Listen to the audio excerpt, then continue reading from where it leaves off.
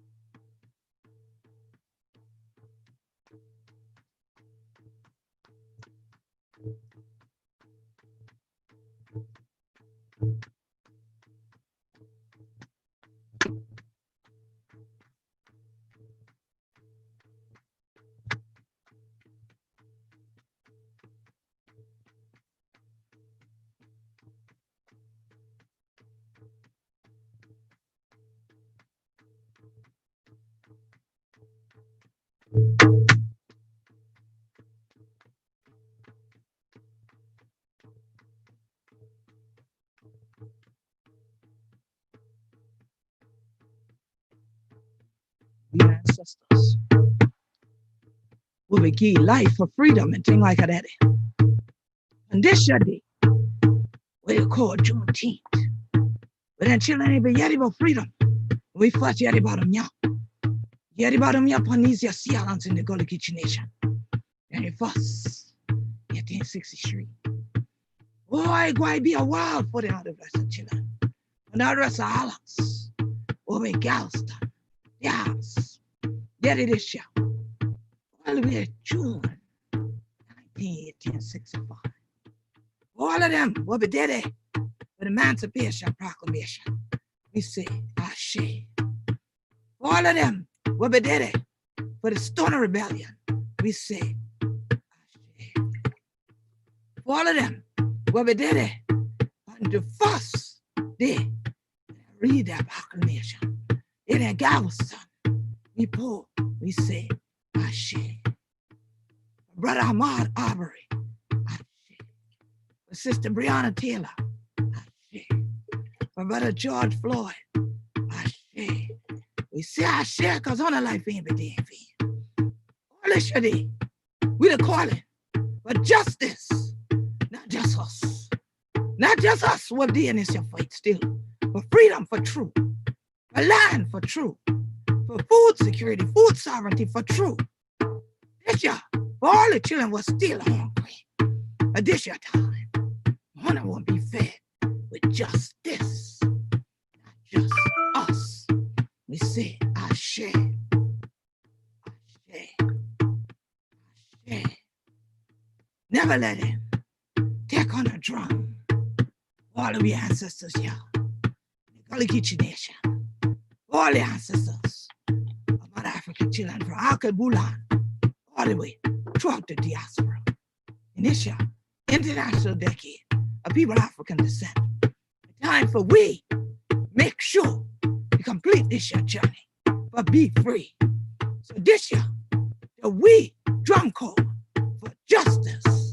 This year, Juneteenth 2020. And for this year, we say, Ashe, Ashe, Ashe, and Harambe.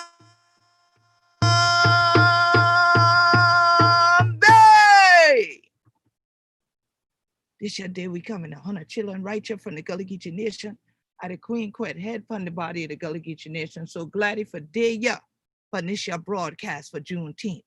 But this year, drum call for justice. Yeah. It didn't call a hunger for justice broadcast. So plenty of 100 children might done tune into them before and things like that, but you never hear the people that cry deep like that is shining. But right here upon these your Sea Island from Jacksonville, North Carolina, down to Jacksonville, Florida, and right of us, 30 to 35 mile inland and things like that to this place called St. John's River. Oh, we're all in river deep. Even the Stoner River, where that Stoner Rebellion would take place. We did it on the AS Basin, right here in the Gullah Geechee Nation. A sounded drum, we then tried for teeth from we. Back in 1739, we killed them, started the Stoner Rebellion, right here in the Gullah Geechee Nation. Left an island called John's Island, just like we river the St. John's River. It left John's Island and it going inland. And it get to this here place and march down what they call the King Highway. So this year did. out of Queen Quet, head upon the body of the Gullah Geechee Nation. And just like that Royal King's Highway, this a royal road leading to freedom. Why the reigning queen? This year the 20th anniversary of the Gullah Geechee Nation. And we're so glad to find other rest of children, the hunger for justice like a we. So the other rest of children when they around the world and things like that, don't scare tall. Make it crack my teeth out the rest of we for all the 100 children on stand. But I had to start in the language of my people, in the language of my ancestors here in the Gullah Geechee Nation. Because when we're talking about a hunger at all, many times the first thing we think about is needing to feed our bodies. But today, we want to feed your mind. We want to feed your heart. We want to feed your soul. We want to refuel you for this fight for freedom. Because when people get hungry, they're either going to fight for what they need to eat and survive and thrive, or they're going to pass out because they're too weak to fight and they're not thriving. So as Black, Indigenous people of color, we've come together this day on a Hunger for Justice Juneteenth broadcast to not only tell you about where we are and what we're doing in terms of the food justice and sovereignty movement, but to also engage you in this opportunity to stand with the children of Mother Africa in the ownership of land. 90% of Black agricultural land was stolen, removed from beneath our feet since a period of time called the Reconstruction era, especially in the South, which is primarily where people of African descent in North America came to be landowners. My people of the Gullah Geechee Nation, that goes from Jacksonville, North Carolina to Jacksonville, Florida, and we live on the Sea Islands, were the inception point. We were the foundation of America. We put the cornerstone here for America. And they call us Black gold, Black cargo, because of the riches that we poured into this land with our blood, sweat, and tears. Our ancestors were sold in one direction as Black cargo. And then the food sources like the Carolina gold rice was sold in the other direction and fed the world. But do you think that is fair to have people that fed the world starve to death? Because others now want to have recreation on the very lands that for agricultural lands, that were for sovereignty, that were for self-sufficiency, that they bring this destructionment to our coastline and then poison the very waters that we harvest from as well. We harvest from the water and the land. The land is our family and the waterways are our bloodline. So today I wear red for the blood of our people, not only the blood of Brother Ahmaud Arbery and Brother George Floyd and Sister Breonna Taylor and so many others who, because of injustice, their blood yet runs warm in streets and roads. And right here in the Gullah Geechee Nation, when Brother Ahmaud Arbery died just a couple of months ago, the shock of witnessing this still going on made us again get out into the streets, get out into the roads to stand up for justice. But at that time, again, it felt like it was just us. So as you noticed in the beginning, this is not my native tongue. This is my native tongue, like this and thing like that. Now and Gullah. This is your first time hearing it. That's the Gullah language you're hearing. Well, English being a second language, I often wonder in the Western world, do they mean what we mean? Are we speaking the same language? Because we also speak through the drum. We speak through the polyrhythm, because that is what draws the people together in the circle. So we wondered why, when we were sounding the drum that yet another one of us had died and the blood was pouring out, how come people didn't come out? But it took 3. And then here came that power, Heka, came forth into the world to say it's time that it's no longer just us, but there's justice on this same land where my ancestors had been enslaved, in this same place that people call the USA today, the United States of America. It's time to actually unite.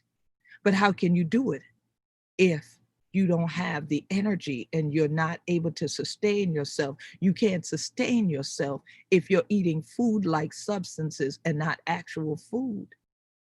There's no balance. So when I thought about the balance in this hour and the significance of this day, Juneteenth, I didn't want you to get the message too late. I didn't want you to spend 2 years after the drum had sounded before someone had to read you a proclamation, or you read a tweet, or you finally decided to read a blog and then realize how old it was. We wanted you to be part of this day on behalf of Mother Africa's children in this international decade of people of African descent. It is time to stand up and unite. So that is why the speakers you will hear throughout the day have come together to do just that. And what's my point today? They asked me to be the one with the key, the keynote. The key opens a door. But where are we going when we get inside? And who's coming with us? Is it just us again? For me, that was unacceptable. So I started thinking about balance. I started thinking about keys, and I started thinking about what did this Western world mean when they say justice? Why don't they show up and be a part of what we're doing? Why don't they stand up with We for True and things like that? Don't they know who we be? Don't they hear the drum? And I remember there was silence that was taken in 1739 and 1740, the slave coast came, and maybe they didn't realize that they took away the drum, they took away reading and writing for African people. They took away land ownership for African people. They said, no, you can't do that. But today we say, oh, yes, we can, we have, and we will continue. And now when we sound the drum, more people hear it and they're coming too. It's a growing culture of us coming together to come back to the land, to take a stand and to remain on the land. But when we're on it, we have to realize that we have to be in balance. We have to have land that is significant enough, that's healthy enough, that's nutritious enough, that it feeds all of we, so that our hunger can be quenched. And so here it is that with all those things going through my mind, all of them coming like a cacophony of rhythm, each hitting and striking a drum head at the same time, but causing a polyrhythm that became part of an endless rhyme, I thought about that balance, and I saw Mother Ma'at. I thought about their definition of justice, and I said, in America, they say she's blind. Well, maybe that's the problem. We need her to see. We need her to see that it's unacceptable, the behavior that's been going on. And when I looked up the definition, they said it was to be reasonable.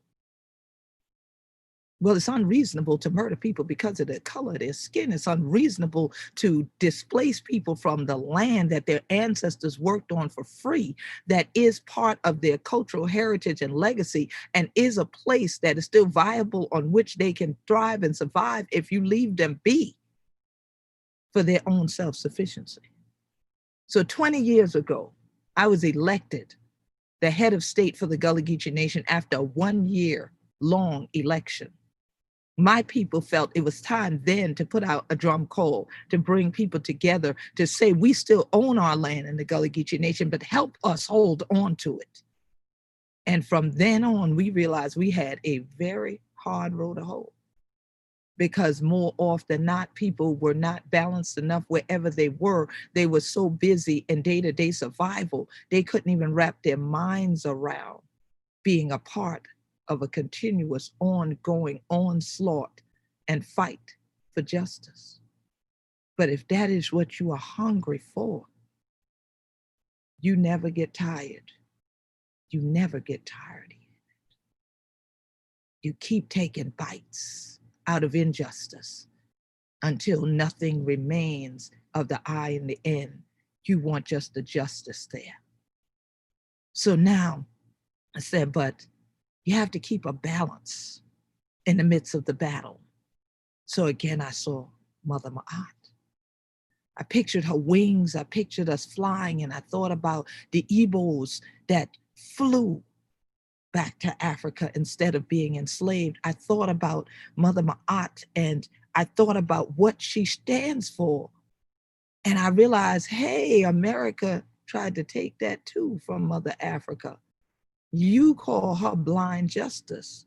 We say she's a woman of truth and harmony and balance and justice. Ma'at. She stands with the scales in her hand and sometimes a sword in another to cut. Another time you see her, she's holding grain, yes, something to feed you with. And most of the time you see her, the scale is there and she has a feather. Because at the end of all of this, we're tried in the hall of justice. And when your heart is placed on the scale, will it balance with the feather or not? The choice is yours. Today is your day to hear the drum call for justice so that you can help to provide balance in this world, but pray you have balance in the afterworld. On behalf of my ancestors who had the drums taken from them, had literacy made illegal, I want to read to you. I want to read to you to honor them on Juneteenth because many of our ancestors could not read deeds. And that is why, with documentation, they got their land stolen legally because they just couldn't read the legalese that was written down. And many today have an opportunity for literacy and you refuse to use it. If it is not a tweet, if it's not a video message, you refuse to hear it, see it, or do anything with it. I refuse to allow this day to go by without honoring our ancestors who died because they read after 1740, when the law said Black people, Negroes, were not to read, you are not to write, you are not to play the drum, and you are not to own land. So donning my glasses to read every word is a revolutionary act. And I wanted to make sure that you understood why I did it. I did it because I wanted to be clear in what I read to you, that our stand is about today. I wanted to be clear that when we talk about Ma'at, we're talking about the being, the entity, one would say the deity, the spiritual power, Heka, that power source that's in one's life that causes the world to act rationally according to purpose was one of the things I read. And I said, well, that must be the purpose for this time. That was the purpose for which people needed to stay at home, regain energy, regain power, to see clearly, hear, and hear, to then go out and protest for justice. And so being a person that has come from a community of Christianity, as soon as I saw the word purpose, I was called to Romans again. The Romans took a lot from Kemet, where Ma'at was, right? And they said, and we know that all things work together for the good to those who love God. Yes. Do you love God? If you don't love God, I know you can't love me. But those who love God, to those who are the called, it's important, that article, who are the called according to his purpose. According to not your purpose as a person, it is according to God's purpose. So I know I was purposed to be here at this hour on this day to bring something to your mind. The word justice. If you write it going downward on a sheet of paper, I want you to thinking about this. Think about it this way. Jump urgently, spiritually, and truthfully into cultural empowerment. Jump urgently, spiritually, truthfully into cultural empowerment. Whatever your culture is as a Black person, an Indigenous person of color, now is the time. If you never thought there was a day to do it before, today is the day for you to join the journey of justice and not let it just be just us that's already out here. The irony of looking up the definition of justice was not only talking about the blindness, but looking at the origin of how they use it in the language I'm speaking to you now. It originates from justice, Justus as one word. It originates from that in Latin. So it's a wonder. Black folks have said for a long time, whoa, it always seems like it's just us fighting for justice. But now there's a growing culture of all people saying enough is enough and it's time to bring balance. So it's our right to have that. It's our right to live in this way. So as I looked through documents and I prepared for the day, I went back to something that I always do, human rights law. In 1999, on April the 1st, I became the first Gullah Geechee in world history to speak before the international body called the United Nations in Geneva, Switzerland, and to speak on behalf of the human rights of our people who be Gullah Geechee. So here it is that I thought about it and I looked up some things and I saw one of the human rights documents that talked about food security. And I wanted to think about that in the context of also food sovereignty because they are not the same thing. So I wanted to see what was the human rights law. When we're talking about justice, we have to deal with different tiers of legalism. So therefore, I decided let's look at the highest level international law in this international decade of people of African descent and see what they're saying. And they said, according to the Food and Agricultural Organization of the United Nations, the FAO, more than 1 billion, that's with a B, more than 1 billion people are undernourished. Over 2 billion suffer from a lack of essential vitamins and minerals in their food. Nearly 6 million children die every year from malnutrition or related diseases. That is about half of all preventable diseases. Now let's compound that with COVID, with the coronavirus epidemic. Wow, right? Let's go on. The majority of those suffering from hunger and malnutrition are smallholders or landless people, mostly women and girls living in rural areas without access to productive resources. Landless people. And there's a continued move to remove Black people around the world from their land.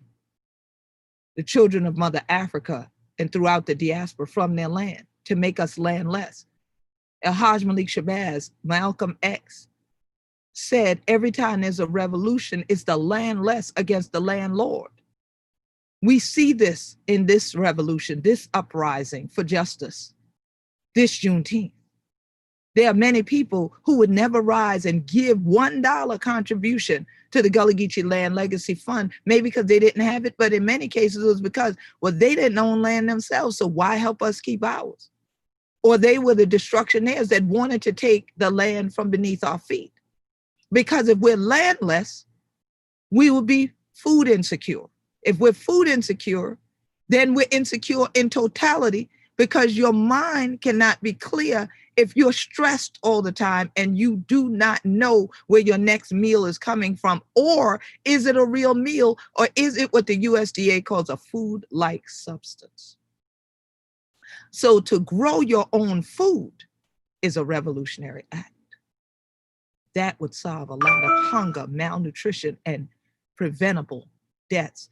That would build up the immune system against the destruction as well as against the diseases, the pandemics, and the economic hardships that come when someone else shuts down. This pandemic didn't just shut things down in the Gullah Geechee Nation. Every year during this time of year is a hurricane season, and stores that are non-Gullah Geechee owned, the first thing they do is board up and get ready to run, and they leave just us here. If we did not rely on the knowledge of our ancestors to preserve our food and traditional indigenous ways on land that we became owners of and continue to hold since 1862 during the US Civil War, not after, not in Reconstruction, but during the US Civil War, Gullah Geechees became the largest group of African people in North America to be landowners. And we are agrarian people. We are sea working people. We are subsistence farmers, and we are subsistence fishing men and women. The Gullah Geechee Fishing Association, the Gullah Geechee Sea Island Coalition, the Gullah Geechee Sustainability Think Tank have continued to fight for the rights of our people to be self-sufficient so that we are not insecure about literally where our next meal is coming from. Because that's the point that others have tried to do, is put us in this group of these rural area people that suffer from hunger and malnutrition. And that would be landless, because then you become a dependent. You're no longer independent.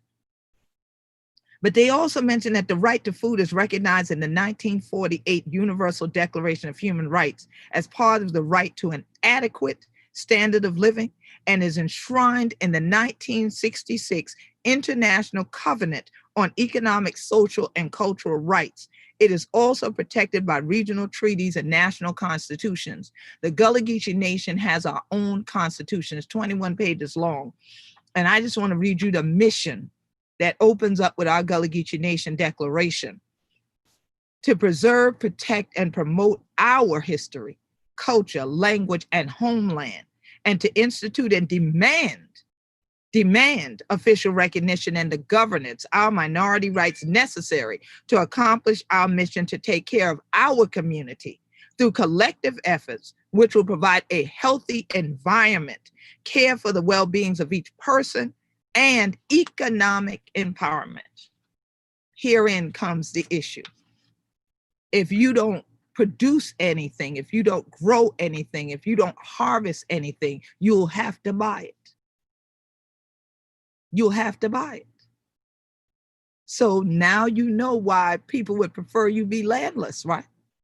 So that you will pay into their system and not have the fight in you to establish and maintain a system of your own. But the Gullah Geechees have been considered a nation within a nation from chattel enslavement to the present time.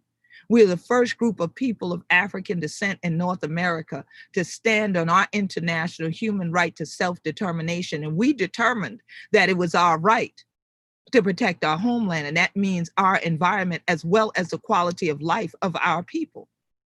And that's why we collaborate with folks that are part of a growing culture.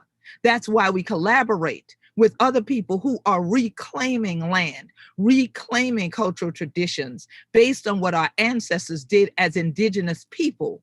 And we continue to escalate the level of justice beyond where she's blind to places where people can see in international human rights arenas. And then we bring it back down to the literal grassroots and continue to fertilize it so it grows, so we can be fed when we have that hunger for justice. But now the right to food in international law was really critical because it is recognized in the Universal Declaration of Human Rights.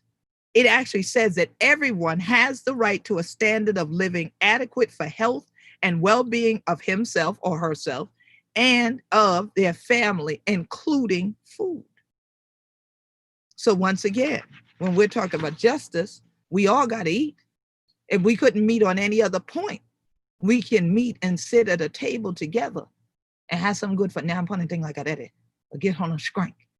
So have something excellent to eat that will fulfill you, that will serve you.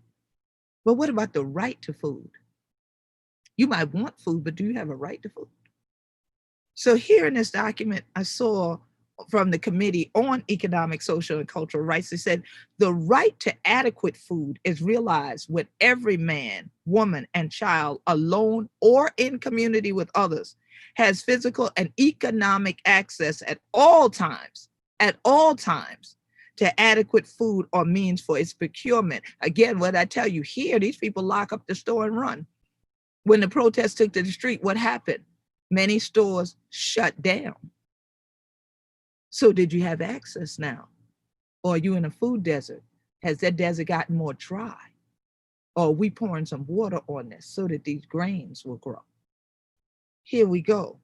That the United States Nations Special Rapporteur on the Right to Food said this: the right to have regular, permanent, and free access, either directly or by means of financial purchases. We're coming back to economics, we're coming back to money, to quantitatively and qualitatively adequate and sufficient food corresponding to the cultural traditions of the people to which the consumer belongs, and which ensures a physical and mental, individual and collective, fulfilling and dignified life, free of fear. Insecurity comes because people are fearful. But what I tell y'all earlier, we the church people, we the prayers those people. So God has not given us a spirit of fear, but of power. Power, love, and a sound mind. But once again, what are we thinking about? Are we keeping our mind stayed on freedom? That's one of our spirituals. These spirituals emerged from the Sea Islands in the Gullah Geechee Nation. These became the movement songs during the previous civil rights era. We are now in not only a U.S. civil rights era again, but we are in a human rights era around the world. The Gullah Geechee Nation has led that charge for 20 years. This is our 20th anniversary, July 2nd, 2020. We will be online again, carrying on this continuing drumming. This is just a drum call. It did not say stop the drums from playing after today. There will not be another slave code that removes this from us. We have a right to think. But how clearly can we if hunger brings weakness instead of strength? Food must be available, accessible, and adequate. Available just means it's there for you to get. Accessible means, well, you see it's there, but can you get to it? Can I actually grab it and take hold of it? And then adequate, is it enough? And is it something that is nurturing you? If it is not, that's when you become malnourished. And many of us have been malnourished on feeding on racism. We've been malnourished by feeding on negativity. We've been malnourished by feeding on ignorance. And we pray that this drum has woke you up out of this stupor that's been brought on from food-like substances and bringing you into a place of food sovereignty, which continues to be an emerging concept. In human rights law, we're looking at the SDGs, the Sustainable Development Goals this year, and the Gullah Geechee Nations work with global partners to achieve these things. And we pray to achieve ours by the end of this International Decade of People of African Descent, especially if all of you will support us with our Gullah Geechee Land Legacy Fund. You can go to GoFundMe and find a video with me on it with the Gullah Geechee Land Legacy Fund, and you can support, and you can follow us at Gullah Geechee Nation on Facebook. Follow at Gullah Geechee on Twitter, GullahGeechee.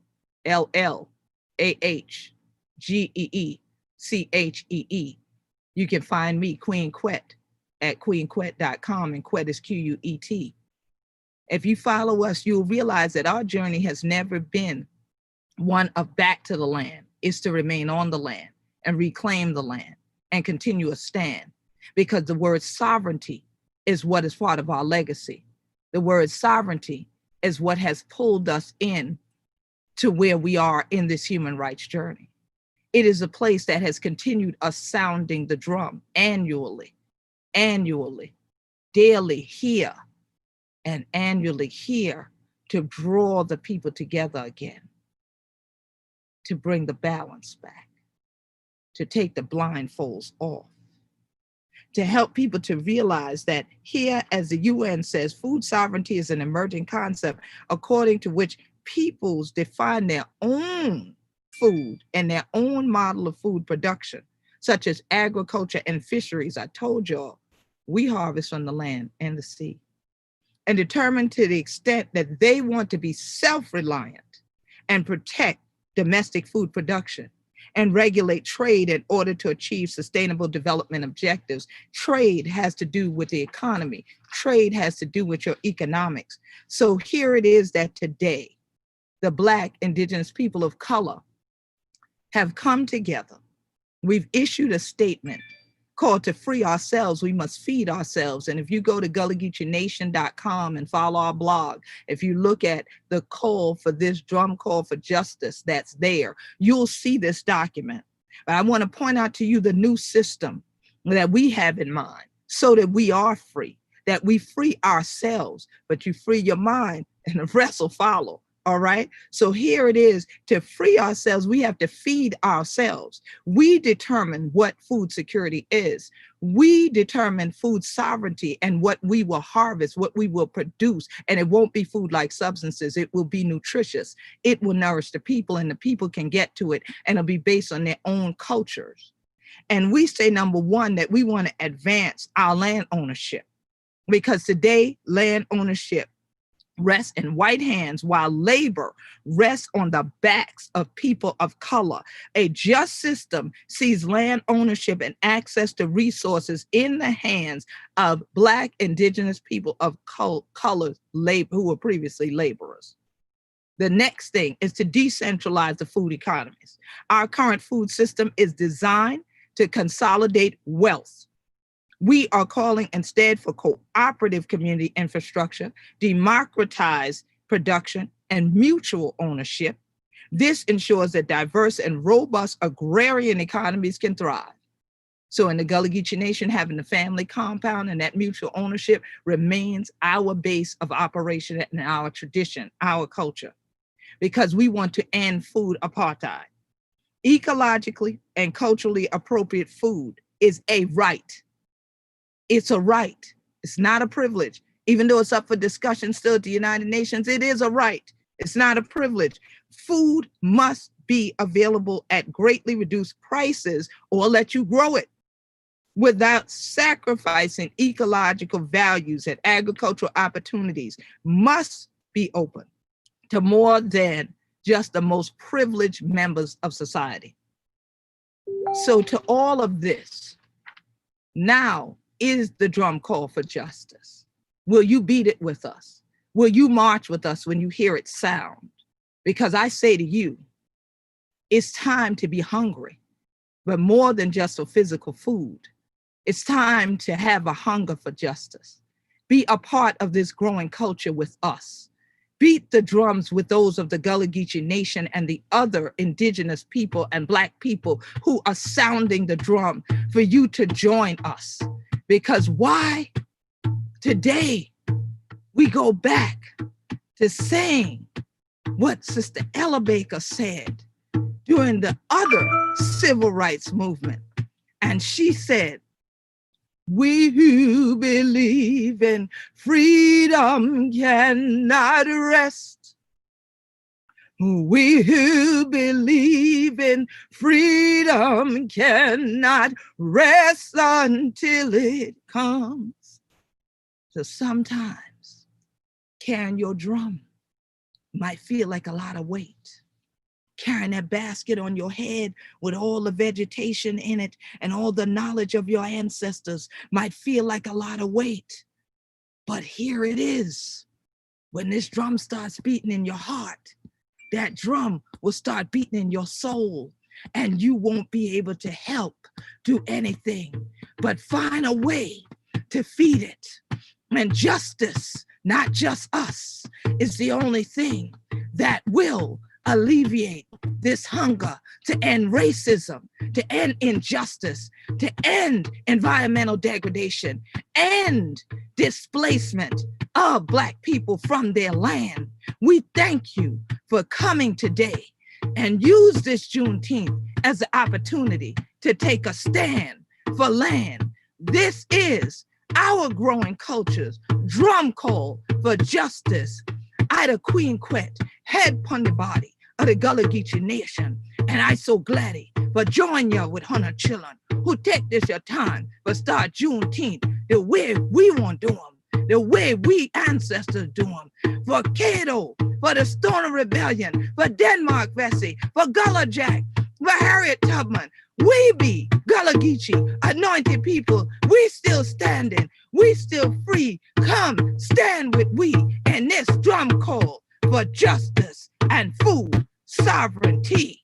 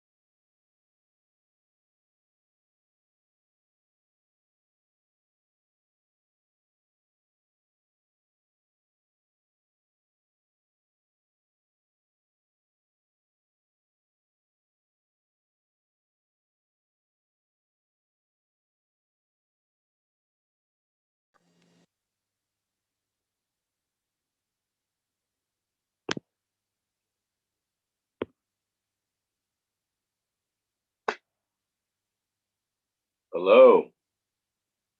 Hello, hello, hello. How's everybody doing? Whew. How about lighting a fire? I wow. I have I had to break out. I just had to.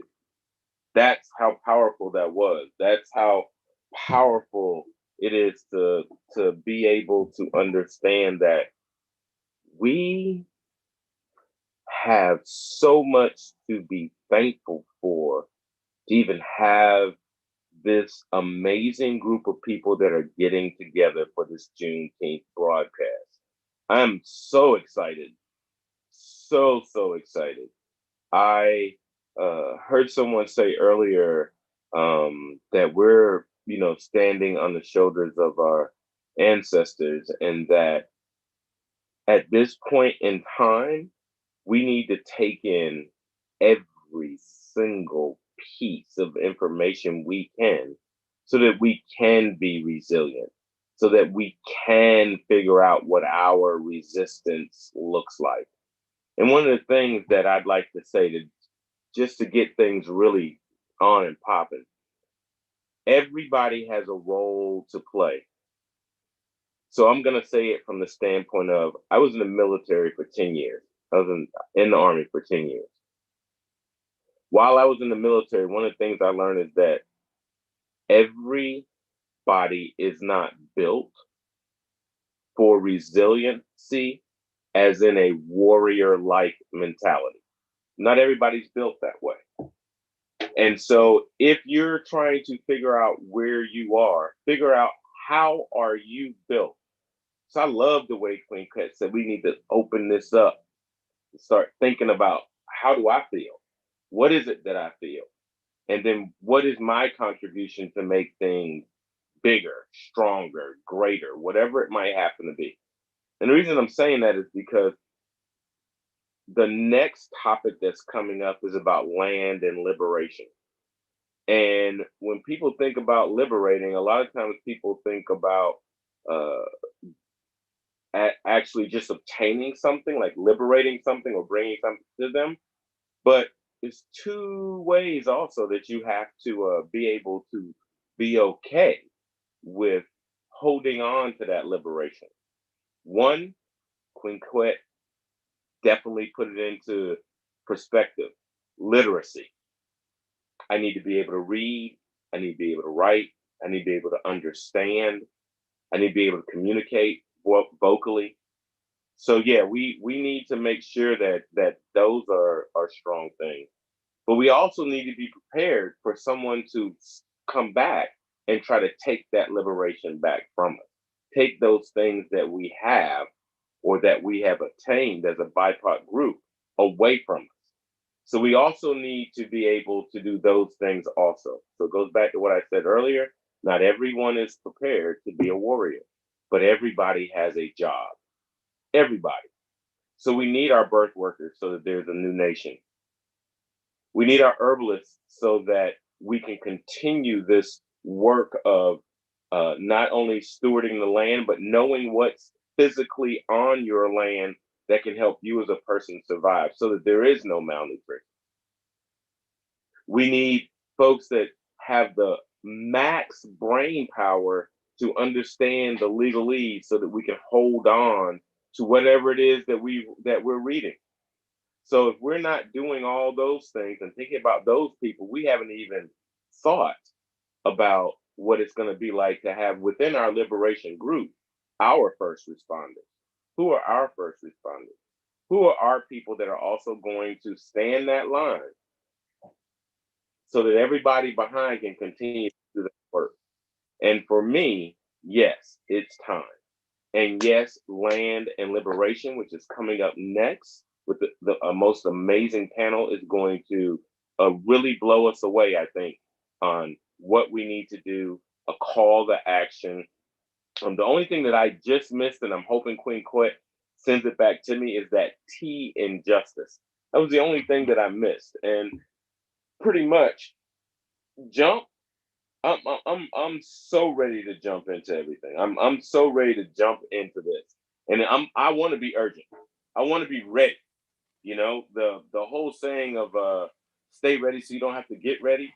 The 3 R's: right time, right place, ready at all times. Like those are the things that we have to really hone in on. And over today, I want everyone to think about what do I have to contribute to making these things happen?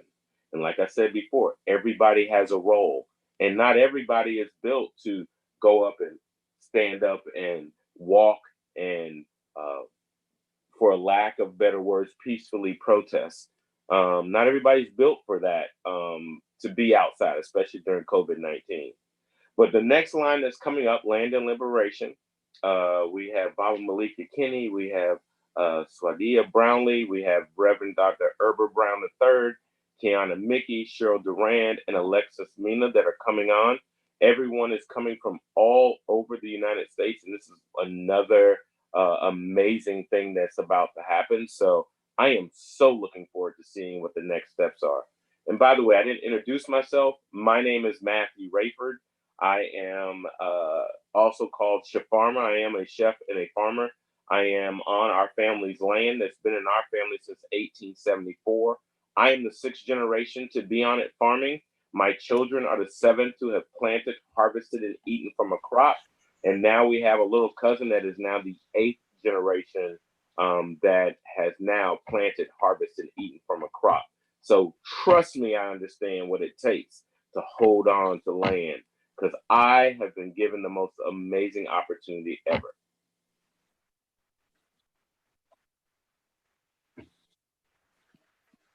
Good afternoon, Chef Farmer. Matthew, thank you so much for that introduction. We are so grateful to be here on this platform, speaking with everyone wherever you are in the world today. I want to wish you a happy Juneteenth, and I'm very filled to be here in this moment talking about the necessity of land to self-determination.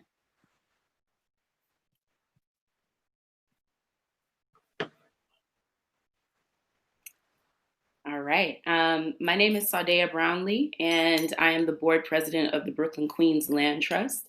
I have been farming and I have been with BQLT for, I've been farming since 2011 as a student, as well as a grower and a producer. And I've been with the organization with BQLT since 2015.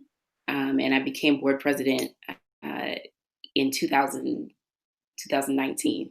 Yes. And so I'm standing here, I'm sitting here with you all as someone who has been a student, a daughter, a recipient of generations of ancestral knowledge of what it means to hold space, what it means to fight for space, and with so many of the people who are on this panel as well. I think we're doing introductions first, and then we'll jump into the Juneteenth grounding.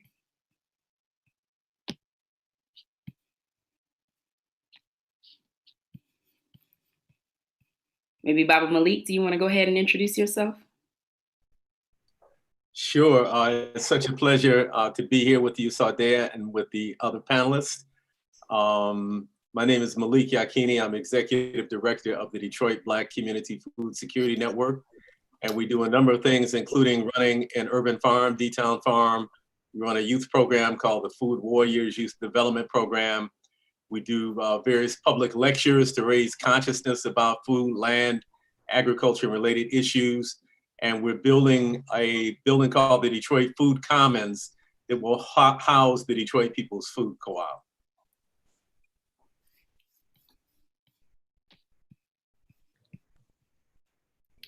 Sister Kiana, do you want to jump in? Sure, thanks. Hi, everybody. I'm Kiana Mickey. Folks might know me from Just Food. I was the executive director for almost 3 years and recently transitioned into a consultant role. So I still engage at Just Food in projects around fostering local supply, amplifying and influencing equitable food and farm policy on the local, state, federal, and international level. Collaborating still with farmers, continuing to find ways that we can work, train, advocate, and amplify folks that have been historically and economically divested from. What the other projects that I'm working on is working with other groups to collaborate to build capital projects and other ways to kind of shift equity from a theory to intention and to straight.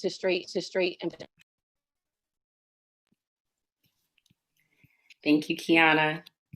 How about Reverend Dr. Haber Brown? Good afternoon, peace, everybody. My name is Heber. I played high school football. I know it don't look like it, but I still remember the day when I got promoted from junior varsity to varsity. And this feels like one of those kind of moments because y'all are just amazing. And I'm grateful just to share the screen with y'all. I'm blessed to serve the Black Church Food Security Network in Baltimore. We work to organize the vast resources of Black churches and mobilize it behind Black food and land sovereignty. We have churches, seminaries, and other partners around the country who are in support of the work. And we're just grateful to contribute our part to the larger pie of Black communal self-determination, as Dr. Monica White says. And last but not least, one of my sisters in farming, Cheryl Durant. Hello, everybody. As Saudea said, I'm Cheryl Durant, and I'm here in the South Bronx of New York City. I've been an urban farmer for 10 or more years. I am the resident garden manager at Kelly Street Garden, which is a community-run project in the South Bronx in an affordable housing complex where we do food security work by growing food and distributing freely to community members who are food insecure. I'm also the food and ag coordinator at New Roots Community Farm, which is a half-acre urban farm also in the South Bronx. We also do community farming and refugee resettlement work. Last but not least, my role as president chair at Just Food. Thank you. Hey, I'm so excited to be in conversation with you all, especially on Juneteenth. And one of the things that we wanted to start our panel with was an authentic recalling of what Juneteenth is. The common narrative is that enslaved Africans in Texas were late to the understanding that they were free, based on the proclamation that was read out by General Granger in somewhere in between June 15th through June 19th, 1865. And I want to counter that understanding or that common knowledge that Black people were not freeing themselves and that we were not aware of the moves that the Union and the Confederacy were making to really just kind of counteract each other. The Civil War was not just a war between the Union and the Confederate States of America. It was also a war that involved Black people who were uprising for our freedom, which is something that never stopped from the moment we were brought to these shores. Uprisings and insurrections have characterized our time during enslavement, and in many other smaller ways we resisted. And so I'd like to recall the story of Juneteenth from one of my sister friends, Ava T. Kinsey, who is someone that I've known for some time now. We went to Howard University together. We studied under many of the same professors. So I'd like to lift up in this moment Baba Greg Kimathi Carr, as well as Baba Haile Garima, who inspired my friend Ava to do this work of restoring the true narrative of Juneteenth. And so in her words, I would like to share the work that she has done. And I also would just like to say that she is also the Associate Director of Education at the Brooklyn Academy of Music, as well as the Associate Editor of a Gathering Together literary journal. And so you can find some of her work there as well. Right. So oftentimes when we think about Juneteenth, we think of the Emancipation Proclamation freeing all of the enslaved Africans in the US. That was not the intention of the Emancipation Proclamation. Lincoln decided to write that. It did not free anyone, actually. It did not free anyone in the Confederate States, as the Union did not have authority over the Confederate States. And it did not free any enslaved folks in the border states either. In fact, the proclamation was written and it was spread to those who could hear it to entice African people to rise up against the Confederacy. And Frederick Douglass is even quoted as saying, if they allow you to have guns, if they allow you to enlist in the Army and in the Navy, which he predicted before the proclamation was signed, do it and free ourselves by any means necessary, which is what our people did. So enslaved folks ran away to join the Union Army and the Navy after 100 years of being banned in serving in those armed forces. And we did not join so that we could be included within the narrative of the United States. Our sole purpose in joining was finding our families, bringing them back together, and fighting against the slaveocracy, which really was promoted by both sides, by the Union and the Confederacy. So we joined the Army and Navy to rebel against white supremacy and have access to artillery to find our families and free them. We see the work of Colonel Garland H. White, of Harriet Tubman, of Henry Highland Garnett, of Martin Robeson Delaney, in their ability to drum up folks who had absconded for their lives or who were freed Africans, who were free Black folks in the North. they created all Black infantries for the sole purpose of going throughout the South to free our families. One such example of that is Martin Robeson Delaney's intent. He was intent on getting to Charleston, South Carolina, and he led the 54th U.S. Colored Infantry and sacked Charleston, right? So while Juneteenth is one of our last dates as Black people in the U.S., where we were officially told that we were free, this journey to create free Black communities throughout the South really began at the beginning of the Civil War, as soon as we found avenues to escape weak spots within the Confederacy in which we could run away, gain materials needed to fight against anyone who wanted to re-enslave us. These people advocated for these all Black units specifically for that goal. And I'm saying it again because that point cannot be overemphasized enough.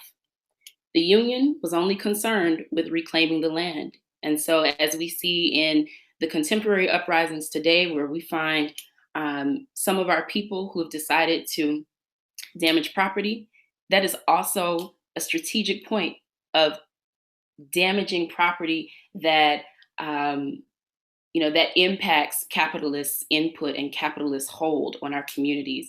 It's, and this is something I know we're going to get into today on our panel. It is very, very difficult with the commodification of land for us to oftentimes own the means of production for our communities. And so if you can get at the industries that are holding those keys by burning down those resources, then that is a strategic move, right? General Granger's proclamation, the other point I just want to drive home here, was really a white flag to Black people who were in rebellion in Texas. Black folks had already heard of the Emancipation Proclamation. We had very strategic, specific channels of communication amongst each other. Many of our rebellions prior to the Civil War were inspired as well as organized with the support of folks in the Caribbean, with the support of folks who were in Mexico. And we were not strangers to this information. And so by the time that the Union arrives to Texas, they are arriving and saying, Black people, please do not take any more of this property. Do not destroy any more of this property, as the Union needed to reintegrate it back into the national economy, right? So while we were rebelling and leaving plantations, it's very important to note that we were doing so that we could reconvene as families, and so that we could really pick up the pieces of where our lives were with the interruption of enslavement, right? One other point that I want to call to our attention is there are two lines within this proclamation that states what the Union is asking for African people to do at that time. They require that Black people stay in their plantations and that they do not take up posts at any military posts. Do not go to any military posts and stay on the plantation. And that's included because that's exactly what we were doing to free ourselves. So I just wanted to ground the space with that as we talk about what are our next steps in self-determination? What are our next steps in liberating Black and Brown communities? Because we have been here before. We've done this before, and we absolutely have the resources. We have the systems to make that happen. And so I'm very glad to now open the space and get into some of these questions and the work that we're doing to continue the work of liberation.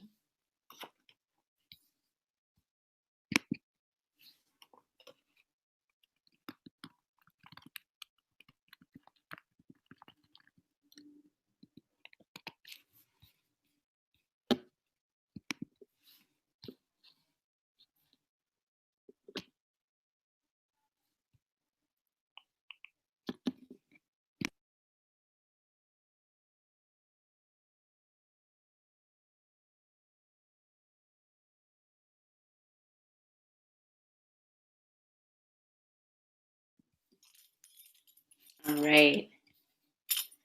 So our first point of conversation, there is this rich history, as we've just recalled, of self-determination through food sovereignty and a vision for social change led by Black and Indigenous people of color communities.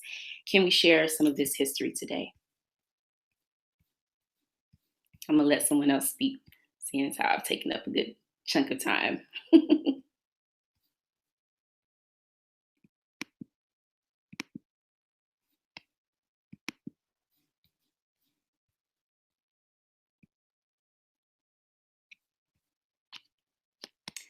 Well, I think that we can we can begin with the growing and the conservation of crops that our people brought over from the various points that we were stolen from. And so when I think about the beginning of that history of self-determination surrounding food, oftentimes for me, that starts with the saving of seeds, the cultivation of crops, the telling of stories of those crops. When would we grow them? What are we using them for? What meals do we prepare with these crops? What medicines do we prepare with these crops? One particular plant for me that is just very integral to my own healing, as well as the community that I come from. My family is Gullah on both sides. My family's from South Carolina, but my dad's lineage is through the Low Country. And the plant that really resonates with me is Life Everlasting. And it is a plant that at one point used to grow wild in fields. My dad would tell me that he would just see this all the time growing up, and it was something that his great aunts and his great aunts and cousins would harvest and make it into medicine. But when I think about the degradation of the land, as Queen Quet mentioned in the intro, it's become a lot harder to find Life Everlasting. And so for us, food sovereignty, the legacy of food sovereignty as well as self-determination is in being able to cultivate those crops and also having that history, making sure that we have that information so that we can use those tools not only for our nourishment, but also for reclaiming space for ourselves. As you're speaking, I'm thinking of what I've learned about even when folks, Black folks who were slaves in America, the way that food was used as a way of keeping them in line and keeping folks in check, and how through resiliency, African Americans learned how to use the scraps or whatever food they could get. And what we have now is what is called soul food. And that makes me think of my own connections to my family in Jamaica. Because when I think about the question, I think about my own history and growing up in Jamaica, and the fact that my mother is a descendant of the Maroons, and how some of the cuisine that we have and some of the cuisine that we have and we share is a direct result of those guerrillas who defeated the British and lived in the mountains and were able to fend for themselves, grow food for themselves, create cuisine based on the foods that were available for them in Jamaica, and how it is still part of our culture. And to today, where we have farmers who live in a region called Cockpit Country, which is a part of Jamaica that is home to sustainable agriculture and small farmers, and is largely untouched and unmined, and how the insidiousness of capitalism and imperialism still wreaks havoc in our region today, despite the fact that we are an independent nation, and how that land is threatened by degradation and the onslaught of mining from multinational corporations.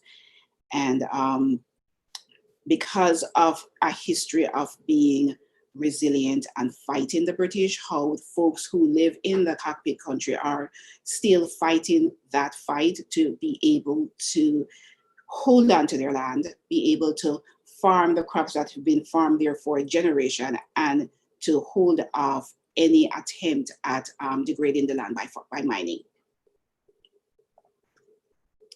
So I'll jump in and say that ever since African people have been in the so-called Western Hemisphere, we have fought for sovereignty on various levels, including food sovereignty. But I want to talk about Detroit specifically over the last 100 years or so. As most of us know, there was a great migration of Black folks from the southern part of the United States to cities like Detroit, Chicago, Gary, Pittsburgh, Cleveland, as part of the development of the automobile industry and other industries that were developing in those cities. And so those Black folks from the South brought their heritage with them, part of which included gardening or farming.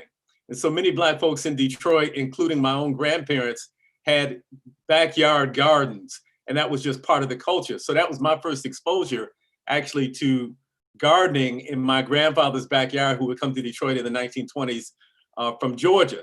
And so that became part of the culture of Black folks in Detroit. In the 1960s, under Detroit's first Black mayor, Coleman Young, he started a program called the Farm-A-Lot program, where the city encouraged residents to grow gardens on vacant lots near their houses. And the city provided access to tractors and compost and topsoil and seeds and transplants. And many Black folks in the city of Detroit created gardens on what were formerly vacant lots throughout the city. And then we have within the religious community, and I'm sure Dr. Brown will speak about this more, the Shrine of the Black Madonna, the Pan-African Orthodox Christian Church, which was founded in Detroit, has always made food sovereignty, or what, we weren't using that terminology at that point in time, but has made the struggle for us to be more self-reliant in terms of food one of their basic platforms. And so the Shrine of the Black Madonna first had a fairly large garden in Inkster, Michigan, which is maybe 20 or 30 miles outside of, well, not even 20 miles, maybe 10 miles outside of Detroit. And then in more recent times, they founded Beulah Land Farm in South Carolina. And then in more contemporary times, over the last 20 years ago, you have a number of Black folks in the city of Detroit who started urban farms because of the huge amount of vacant land that exists in Detroit because of the intentional disinvestment. And so when we talk about land, food sovereignty, and liberation, we're looking at both rural areas as well as urban areas. Yep. I'm happy to jump in. When you first posed the question, one of the things that immediately strikes me is my initial entry point into the work of food and food justice was being a CSA program coordinator and learning about the history and research and connecting local farmers to folks in the city in New York City. And the more I did my research, the more I realized how much of that dominant cultural lens, even in the model of like CSA, kind of spoke or only lifted up origins of white folks and white folks using that model. And it was really kind of taking my own time in research and learning from folks that have been in this work before me to connect what I was learning as I was going around food justice and policy, and connecting to, you know, enterprise growth and cooperation. And it led me to the stories of Dr. Booker T. Whatley. It brought me back to learning more about, you know, Fannie Lou Hamer. And I think what I started to do even early on is, like, I think when we think about history, we can also not have to go that far to really see how much of our roots and our origin stories are minimized or marginalized, and how important it is that we really lift that up and amplify it and share it. And it's something that in the time of doing this work in the city, while I'm not a grower, I very much believe in innovation and in enterprise.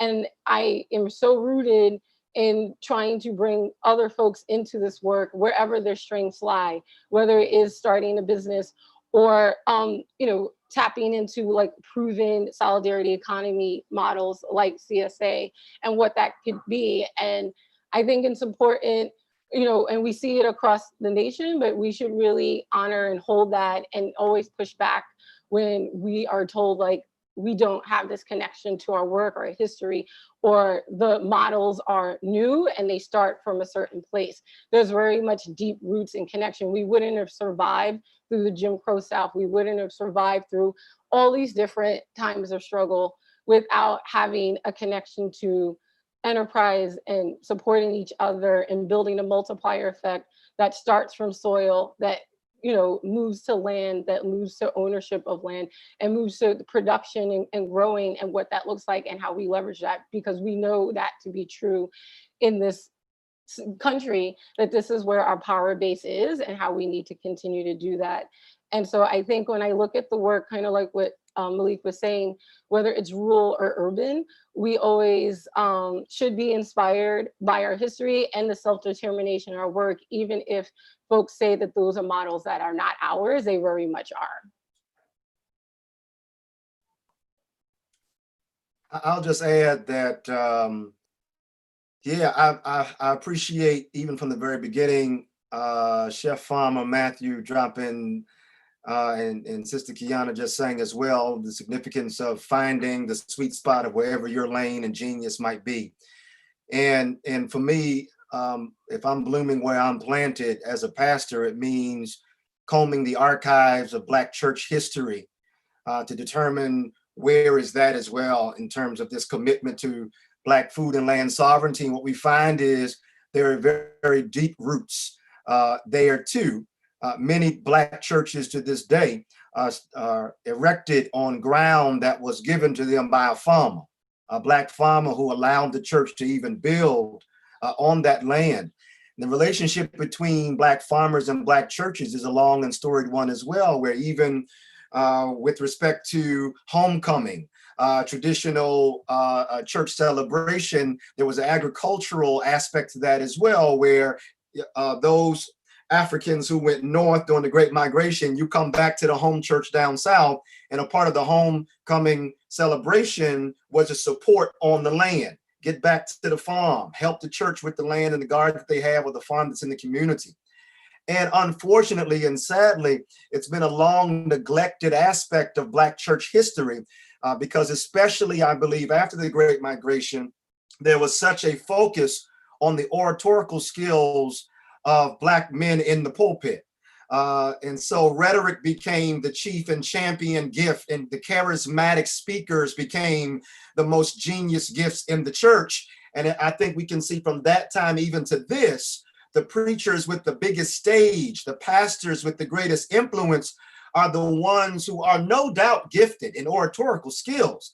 But I think as Baba Malik just shared, what we see in Pastor and Bishop Clegg, and what we see also in people like Pastor Vernon Johns out of Virginia, Darlington Heights, Virginia, about 80 miles southwest of Richmond, we see other models of pastoring and preaching and ministry that I believe, and I think the argument could be made, may be more useful to the moment and time that we're in. Not to discredit or throw away the oratorical skills, but after you speak, Reverend, what we gonna eat? After we gather for worship, how will we care for ourselves when service is over? And so when I think about the question of legacies around Black food and land sovereignty in my little narrow lane, I think about Pastor Vernon Johns with Farm and City Enterprises. I think about him preaching in farm boots and overalls, and then selling watermelon and squash on the front porch of the church of Dexter Avenue after worship. And my grandmama would say that church was a high cotton Black Baptist church. They did not appreciate their pastor selling watermelon on the front porch. And that was a part of what got him kicked out. But I think it's important for anybody in Black church circles and beyond to really round out the fullness, or at least a fuller picture of how we have in every arena and way as African people put energy, focus, resource, time through collective action behind Black food and land sovereignty, including through the lens of the church.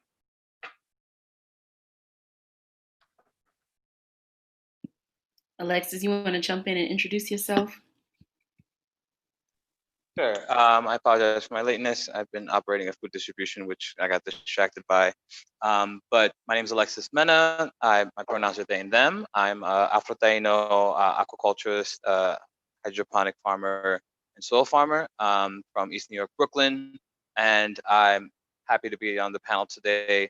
My stake when it comes to food sovereignty and land is I'm a big proponent and an organizer in my community. I help put together 5 community gardens, 4 school gardens, and 2 skate parks. So I'm all about teaching people about city planning and urban planning on how to use eminent domain on their behalf and how to take over land actively in urban areas. I look forward to participating in the panel. Thank you for having me.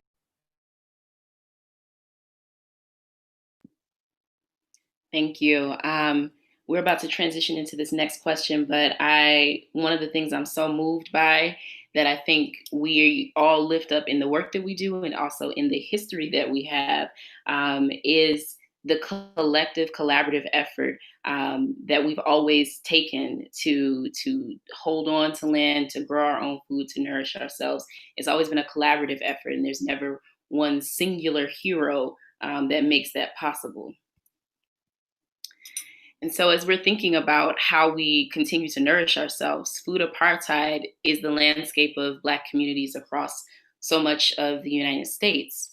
Can we speak about how this engineered structure has placed our communities in vulnerable conditions?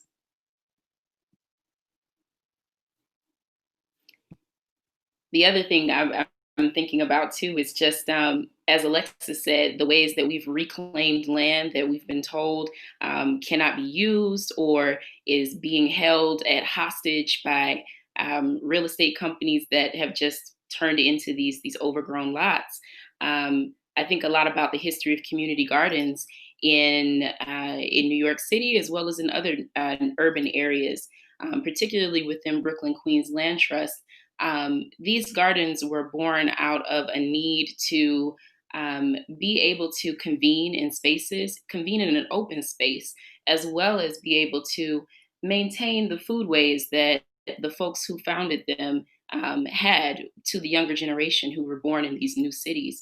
Many of our gardeners come from the South, the Southern United States, and they also come from the Caribbean. And so those rich legacies of growing food, growing medicine, processing those plants for those things, you cannot do that without land. And many of them in the guerrilla style reclaimed those plots in that way.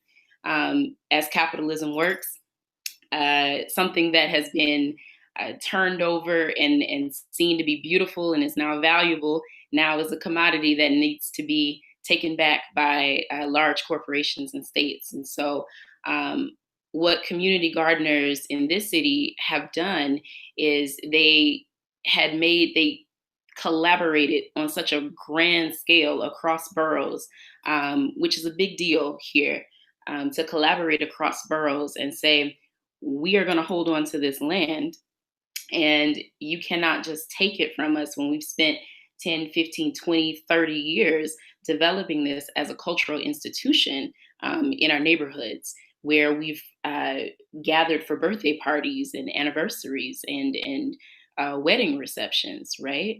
So, the collaborative aspect is the thing that I think is really important to note, as well as understanding that if we are going to hold on to something as precious, as important as land within a capitalist economy, what are the systems and the structures that we can use to support us being able to hold on to that? And that is one of the reasons why the community gardeners from the Bronx to Queens decided to organize themselves into land trusts, because the land trust model allows the community gardeners to hold on to that property in perpetuity as gardens, right? And when I think about that, when I think about the history of redlining Black and brown people out of land ownership, higher interest rates on loans to acquire land, I think that is a model that that made a lot of sense, and in a number of ways still makes sense for Black and Brown people to hold on to land collectively. One of the things that I was so intrigued by when I first joined the organization was that our board of directors is, we were able to cap it at 15, but the majority of the board has to be members of gardeners within the network, which was so stunning to me because it dawned on me then that if the majority of our board has to be garden members, then that means the majority of the people who have controlling power within the organization are people from the community. They should be mostly Black and Brown people, as those are that's our demographic within BQLT. And these are people who either founded those gardens or are descendants of people who founded those gardens or of those neighborhoods, right? So for me, that was just very striking. Being someone that has witnessed the loss of land through internal divisions once heirs property comes into play, as being someone who has seen that, seeing folks work in a collaborative way, in a trusting way, to hold on to land for those purposes, I thought was really just incredible. Yeah. I just want to echo that sentiment. That's exactly my experience as well. Growing up in East New York, Brooklyn, being of Haitian and Dominican descent, having family that came from a lineage of farmers, we very much, we're living in a community that was suffering from a food apartheid. But growing up, I had the privilege of, being part of a family that were property owners and had a backyard and were able to grow food back there and had connections close enough to the people who were importing food to be able to provide our own family with clean nutrition food, while when I was going over to my friend's house, I would be fed chicken nuggets and fries, and I thought that was, I swore that this was what being American was, and how we need to be acclimated. And I saw my mom and my uncles as being old timers, because all they would care about was fruits and vegetables. So I think that there's a psychological gambit that we need to really get over and understand, and how the anti-Blackness inside of Black and Brown communities is what sometimes perpetuates this food apartheid. Being someone of Latinx descent, I think that a lot of the times, there isn't enough reaching across the board to really understand how do we as people start really working together outside of these white supremacist structures and the disenfranchisement that we find our communities in, because even our Asian brothers and sisters have been able to create a strong network to be able to import hundreds and hundreds of pounds of food from China on a weekly basis. What does it mean that we've been here equally as long, if not longer, and we're not building our own system, right? So there's obviously a gap in the way we organize and in the way we are moving, not to mention disenfranchisement that we suffer through. But for us to really be able to pull ourselves out of this, I think that it needs to be working with ourselves first, Black folk first, and then reaching across the other communities of color to understand how do we really build networks far wide and deeply rooted in struggle. I think the term food apartheid, or as we say in Jamaica, food apartheid, is such the right description for what I see happening in my own community, and how it directly relates to the health and wellness of the folks that live in my community and how they integrate with the larger society. I see that in the disproportionate health disparities that we have in our community, and as what we eat affects how we sleep, how we work, how we see ourselves.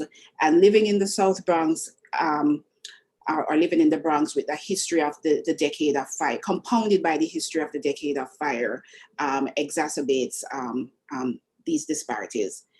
And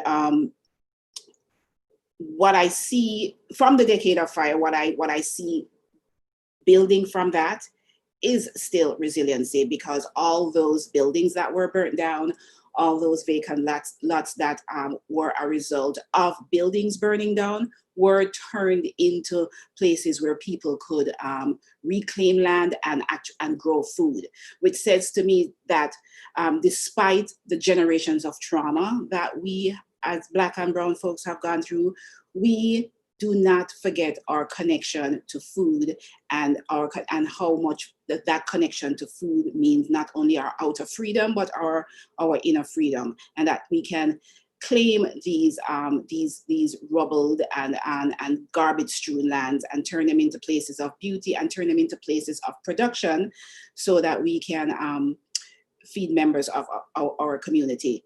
Even though we don't own this land, even though it may be owned by the city or other developers, we make the statement that we are reclaiming this land for our community to grow food.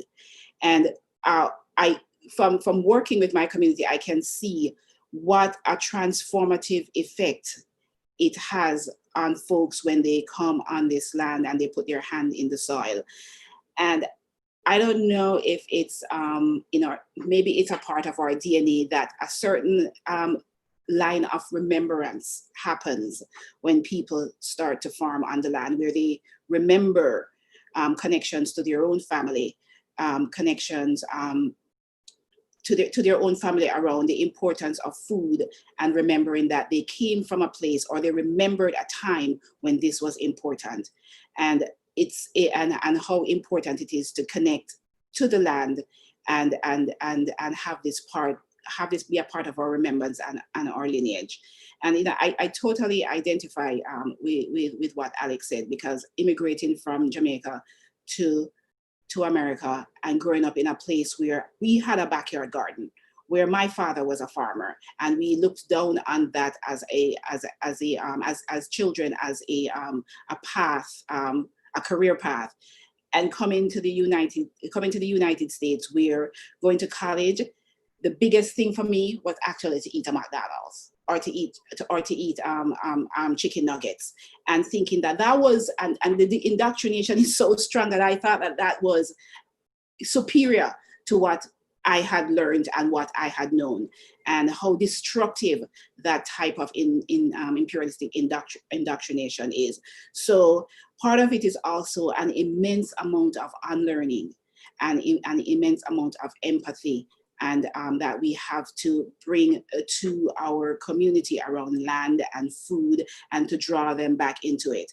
Because it's not only, the trauma is so deep and so embedded that just thinking that we can just do is easy. No, we can't. It is not easy for us to just do and change the paradigm so easily, because it is so deep and it is so entrenched that sometimes it feels like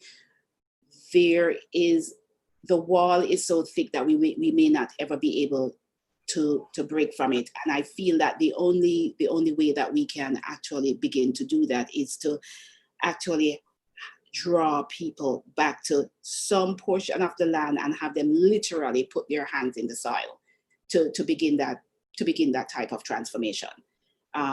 It's not just a question of activism and advocacy. It's also a beginning of developing a spiritual being, because the work that we do is deeply, deeply spiritual. And we must never forget that, because what capitalism and imperialism does is that it separates us from that spirituality, where everything is connected and everything is alive. When I look at capitalism, I see it not only as commodification, but it's a doctrine that believes that everything is dead and everything must be extracted to the last dollar. And nothing is worthwhile. Nothing can be worthwhile, and nothing can have any resonance if our first instinct of our planet and of people and of animals is that we look at it as dead.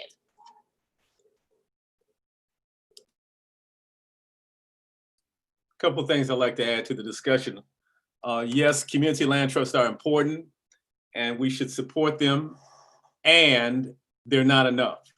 And so it's important that we realize that the situation of food apartheid is the result of systemic causes. It's not the result of just our own lack of initiative. It's a result of an ongoing war on our communities. It's a result of disinvestment. And so the solution, the ultimate solution to the problem is a fundamental shift in power in American society. Back in the day, we used to call it revolution.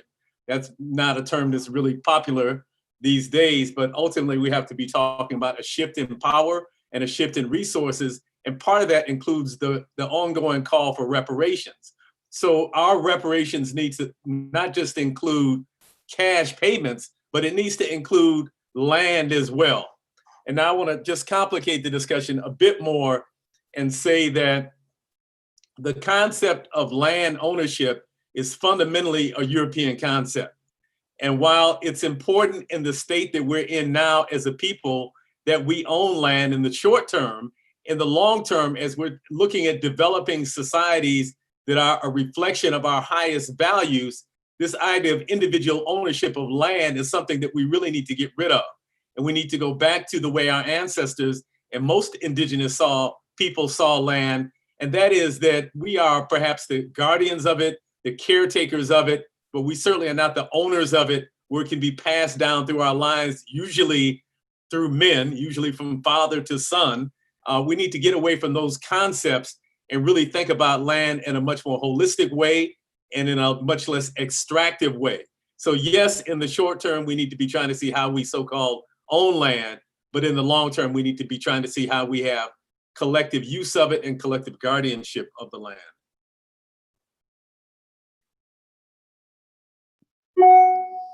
Exactly. I think that is very key to the way in which we interact with land, and it's very key to the overall, or at least for me, and probably most everyone here today, that long-term goal of liberation, right? So we don't want to replicate or continue the systems that we're currently living under.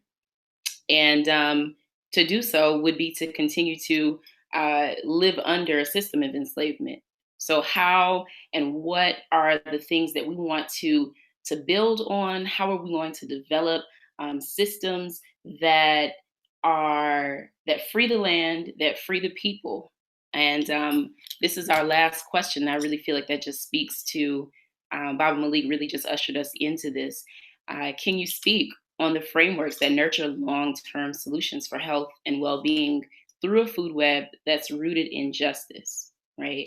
How are we transitioning to this space? And I see it very much as a work in progress where we are slashing and burning what doesn't work, what's not feeding us. We're letting the soil lie fallow. We're allowing it to regenerate. And this is a cumulative process that has to happen over time. It's rooted in relationships. It's rooted in how we bring people back to the soil, as Cheryl said.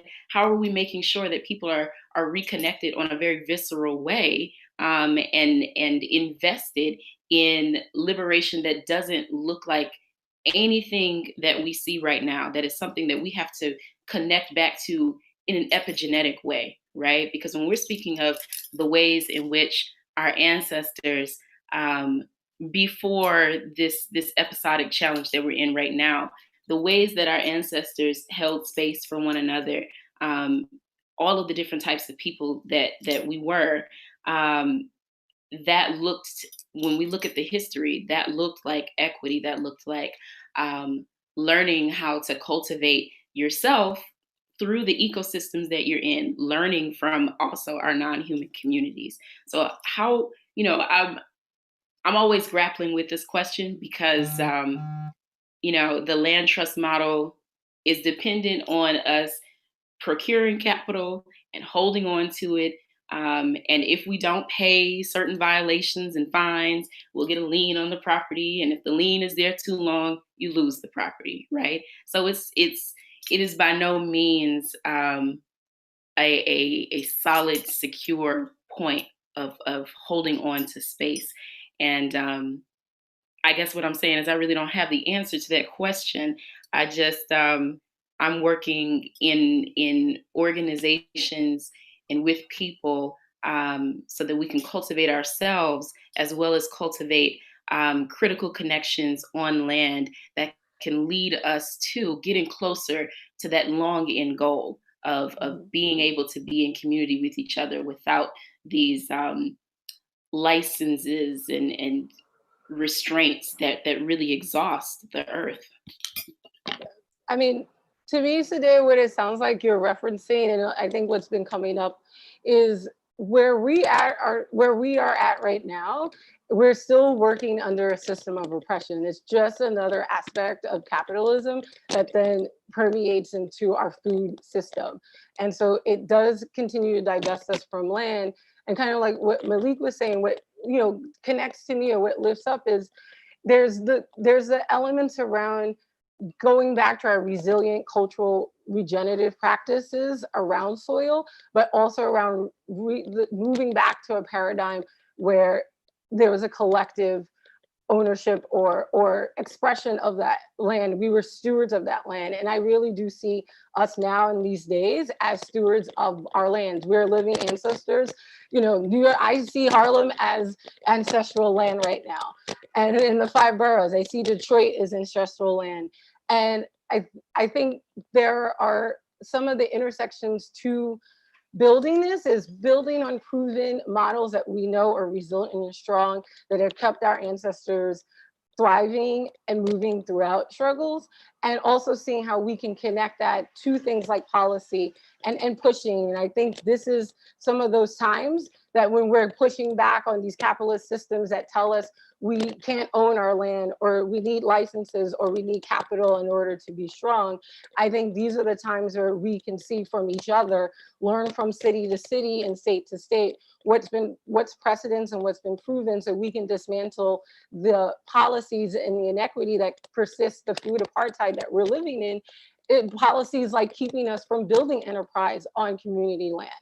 And telling us that we can't build enterprise or sell or figure out ways to build profits that are still good and put people first and land first, because it then takes away from the commons. I think these are the times that we can push back and challenge and really think about how the policies that have been keeping us apart or keeping us from being able to grow and own or find ways to come back to, vibrant collective ownership. These are the times that we can really connect and undo that on the hyper local level and even the federal level. And I think there's opportunities around policy where we've been historically divested from and kept from through violence, through economies that we know the importance of capital, we know the importance of exchange and revenue to support the work that we do and the intersection of that work. And we also know how important or how much we've been pushed out of policy to be decision makers. So we're not there, and then those policies then further oppress. And I think these are the times that we can connect from growers to policymakers to activists and everything in between. And food is that connection and that driver that we're able to influence and build on the policies and connections and make a better bridge to what we know to be true in our practices, and to make sure that those are the policies that support our resilient neighborhoods and communities. And these are the things that we should learn from each other to lift that up from the ground up. And we should continue to push back anytime that we're told like policy isn't an opportunity or part of the solidarity economy that we're building.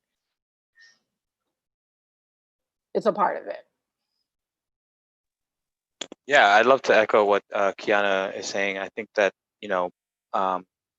if you look at Maslow's hierarchy of needs, at the top is self-actualization, but actually Maslow studied under the Blackfoot people, indigenous folk, and at the top of their pyramid was actually communal actualization, right? So what does it look like for us to take self-actualization to a next level and work towards the communal liberation, spiritual, psychological, and physical liberation of our people, putting indigenous practices first for the regeneration of ourselves and our land, and really be able to understand that these ancient technologies that and knowledge that have been available to us for so long is eventually what we need to be returning to as a blueprint and as a framework for us to really have a clear future, right? So I think that in a lot of ways there needs to be more study and more dedication. I love to see, you know, book clubs dedicated to just indigenous practices and indigenous knowledge, so that we can really start fostering and understanding that, like, these you know, societies and universities we've created are not going to be able to bring together the knowledge, the ideologies that we need to follow, right? Those are deeply rooted in our own cultures and deeply rooted in our own people.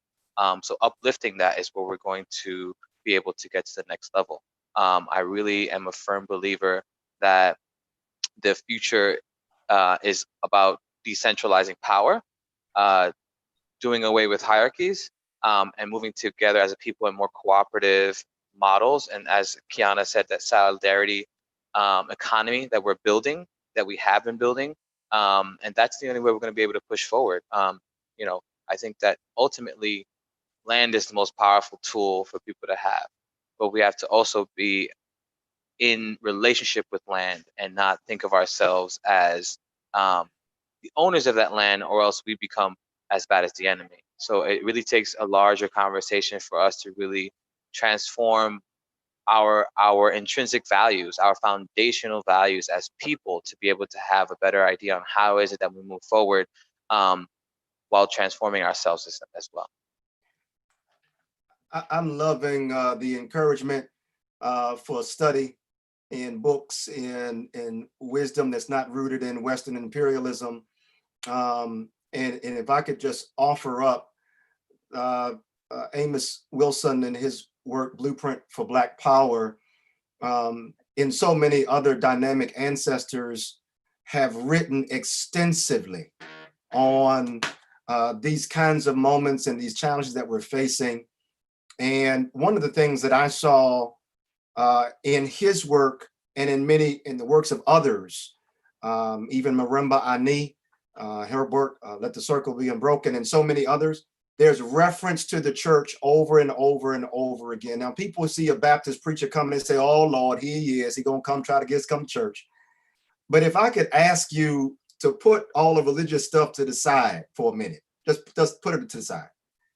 And from the same lens that we're talking about now, from a socio-political revolutionary lens, look at, lift up this idea of collective ownership, this idea of collective guardianship, this idea of organizing resources to meet the everyday needs of the people.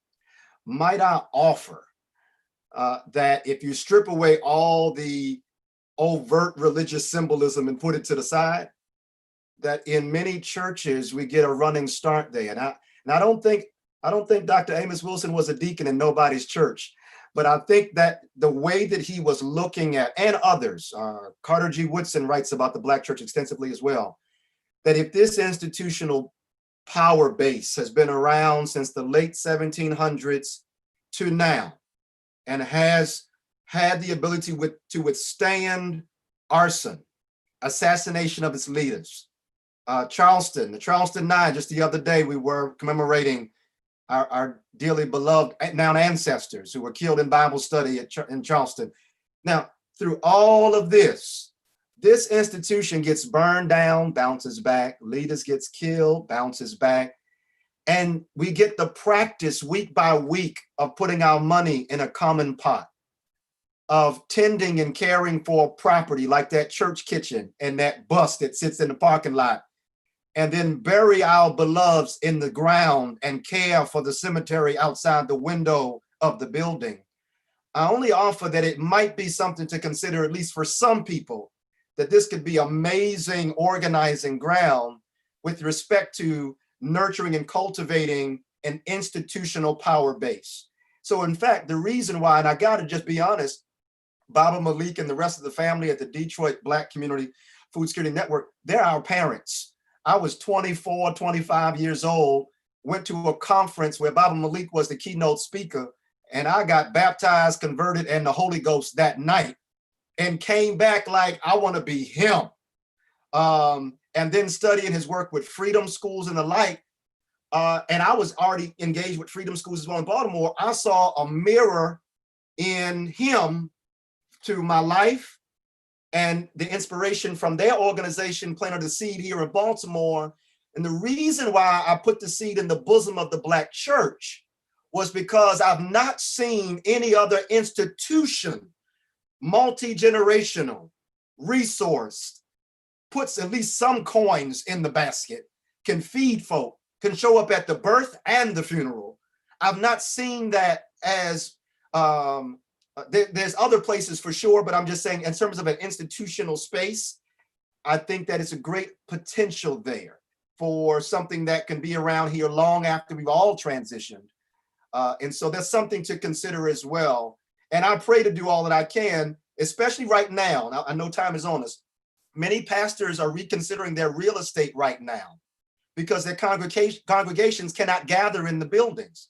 And they're trying to think about, what can I do with this building? What can I do with this land? Family, there is a window of opportunity here right now that if we can just bring these conversations closer together, I think we can check off a number of the boxes. It will not be a panacea by far, but it'll check off a number of the boxes in terms of where we're going to get the money from, where we're going to meet, how we're going to eat, where's the land that's needed. And so I pray to follow in the line of Albert Clegg, Vernon Johns, Fannie Lou Hamer, and so many others as pertains of that spiritual, religious organizing and church space, and hopefully come to you with, hey, y'all got the keys to the bus and the kitchen, let's do it. I just want to say we could go on and hold space and commune for so long because there's so much to talk about. And this issue is so deep, and it's also so nuanced, right? I know we are a little short on time, and I want to make sure that Baba Malik and Cheryl, did you speak? We just have time for some quick closing remarks. But I'm so grateful that we've been able to hold space together. The only thing I have to add to this is that what everybody just said is a great advertisement for solidarity economies and resource-based economies. I mean, we know it. It's come together and to begin to implement these strategies. Nothing else to say. And by encouraging people to stay encouraged. And we're living in a very special time right now. And much of the work that we've been doing for years, now the ears of the people are much more open to this kind of work. Mm-hmm. And so both the COVID pandemic and also the mass protests that we're seeing against police murder are causing people to look at efforts to create Black food sovereignty in a much more favorable light. And so I'm not a Christian preacher like my brother, but I think Reverend Dr. Martin Luther King said something like, the arc of the universe bends towards justice.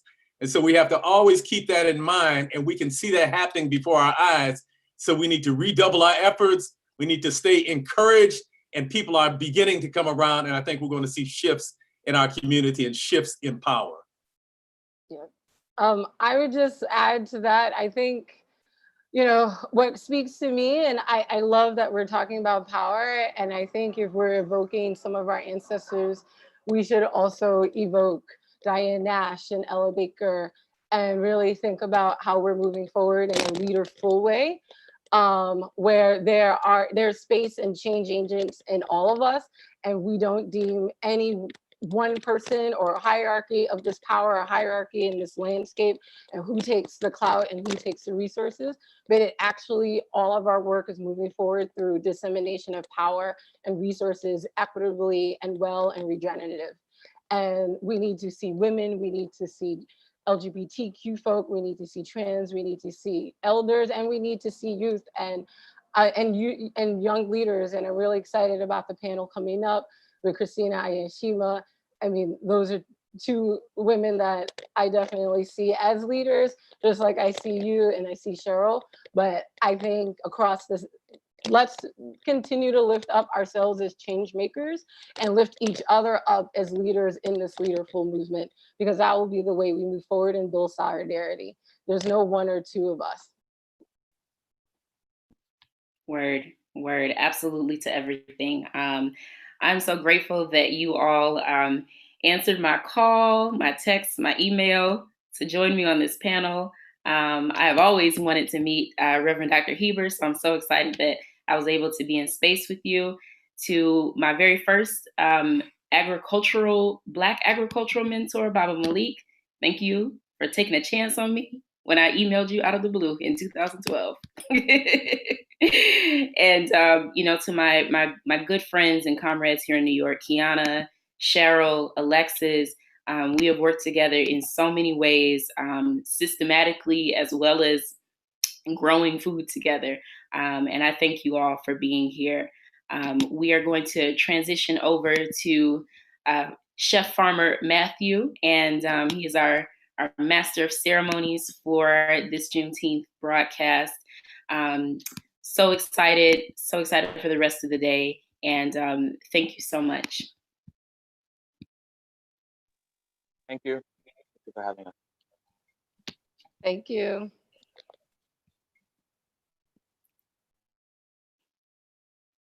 See everybody soon in some way. Hi, Cheryl. You on the land. Peace, family. See you on the land. See you on the land, family. One less Zoom. Yes. Hey, Ayashima. I like your hair, girl. Hi, Shima. Yeah. Hey, how's everybody? Oh man, whew. Y'all keep lighting fires, man. Like, how, like when you said slash and burn, that's just what y'all just did. When you talking about hand and liberation, y'all just slashed and burnt that thing right on up. The amount of agrarian terms that were used within this last hour, I stopped at 150. So just imagine that we have the vocabulary. We have the way to talk and communicate. That was used over 150 times by us using things like fallow, composting, slash and burning, talking about communal liberation and blueprints. Like all that stuff goes back to being agrarian. All of it. You all have done just like, yeah, y'all are the dopest when it comes to this. And I so appreciate listening. I appreciate hearing about unlearning trauma and how the paradigm shift for self-sufficiency and work needs to be done. And also just, Bob Malik, when you said individual ownership to land caretakers, like my sister always reminds me that yes, we own the land, but we're really just the next generation to be caretakers of it. That my children or whoever marries into the family to my children and her children are now the next level of caretakers. It's just an amazing statement within itself, for us to like really like kind of like put our fingers in, kind of like same way we put our fingers into the soil. I will make sure I say this. Everyone had their Cash App and ways to invest into the missions and works that they are doing. Please make sure you go in. Please help all of these people out because they're all doing some amazing work. I am definitely, please follow and support. It just came back up on the screen. If there's somebody that you love, somebody that you want to care about, which should be everybody on there, if you can, please dig and help this work that they're all doing. Our next panel that's coming up about bridging a generational gap in the food movement, Ayashima and Christina, I cannot wait to hear what you all have to say because I kind of fall into that kind of like gray area where I'm like 52 going on 53 and I have a daughter that's 34 and trying to figure out like how do I move from this position of having been, I'm actually the youngest, however, male in my family. And so how the trajectory should be for me to get my children involved and or move towards just the bigger connection of ensuring that not only are there hands in the land during the summer when they're off or spring break or holidays, but also like what's the bigger way to help get that together. So I can't wait to hear about that. I digress for just 1 second. There was a call to action that was just put into land and liberation. And one of the calls to action was that we need to create some sort of collective around where knowledge is housed. And I really like how Reverend Heber said and talked about Amos Wilson and the blueprint for Black Power. One of the reasons that I was so excited to become involved in this was that I knew that there are going to be enough people on this Juneteenth celebration that will know more than me. I don't need to be the smartest person in the room. And that's the other way that we can create land and liberation, is by knowing what we don't know and being open to meeting, connecting, diving in, having conversation. And you know what? Sit at the feet of whoever. Sit at the feet of your elders. Sit at the feet at someone young. Sit at the feet at someone that you just met. And be a sponge. Soak up as much information as possible.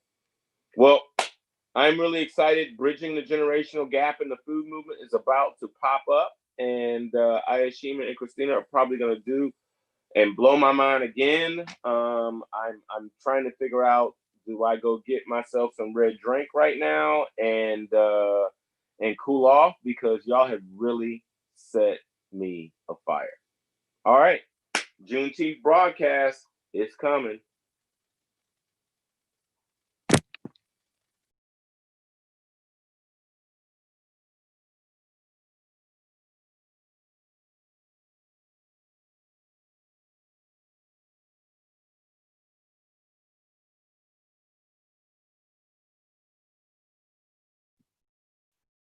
Hi everyone, my name is Aishima Harris and I'm the project director at East New York Farms, and I've invited my friend Christina Erskine to lead a discussion with me today on bridging the gap bridging the intergenerational gap in the food justice movement.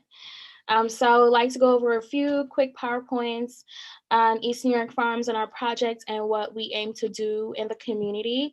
And then in the middle, Christina and I will lead a discussion, open discussion, and at the end, we'll reserve all questions. So feel free to ask any questions in the chat box as we're discussing.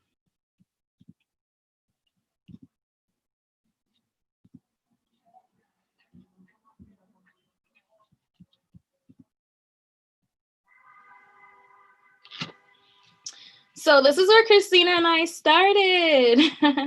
This is our mentor, Maggie. Maggie definitely groomed and trained us in the food justice movement. This photo was taken for the New York Times. I forgot how long ago, probably 2013 or 2012 in high school. We were on our high school campus farm that Christina and I helped started. And yeah, this is what we've done. So East New York Farms. So East New York Farms' mission is to organize youth and adults to address food justice in our community by promoting local sustainable agriculture and community-led economic development. And throughout this PowerPoint presentation, I will definitely explain to you how we've been doing that for the past 22 years.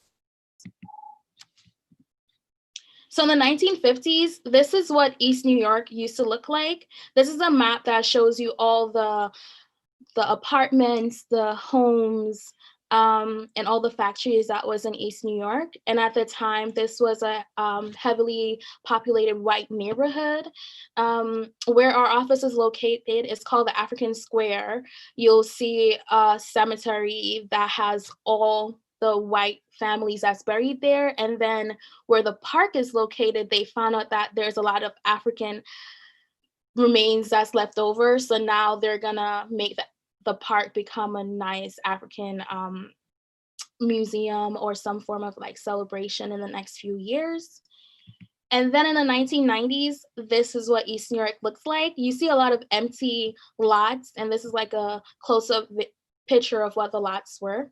A lot of empty lots. So what happened is that we have the white flight era, where white families will purposely burn down their homes so that they could move into suburban areas. And in result of that, you have a lot of abandoned buildings that would then become demolished, that would then leave a lot of empty lots. And out of that become East New York Farms. So the community was really struggling during the time. So a lot of organizations, nonprofit organizations come together and have a community forum and basically ask the community what works in East New York, what doesn't work, and what do they want to see in the community in the next 15 years. So out of this survey result, the three top major areas that the community wanted was community/people resources. They wanted social services program and providers, job economic development programs, which is basically what encompassed East New York Farms. And I skipped over this briefly. East New York Farms is a project of United Community Centers, and our organization is a multi-service organization. We have a daycare, we have PTE, which is Protecting the East. It's a project that focuses on sexual health, and East New York Farms, which focuses on food justice. So this is typically what our community forums look like. Every month, we try to have a discussion with the community just to give them updates on what our program is doing and to offer them and ask them for any advice and where we should be moving forward.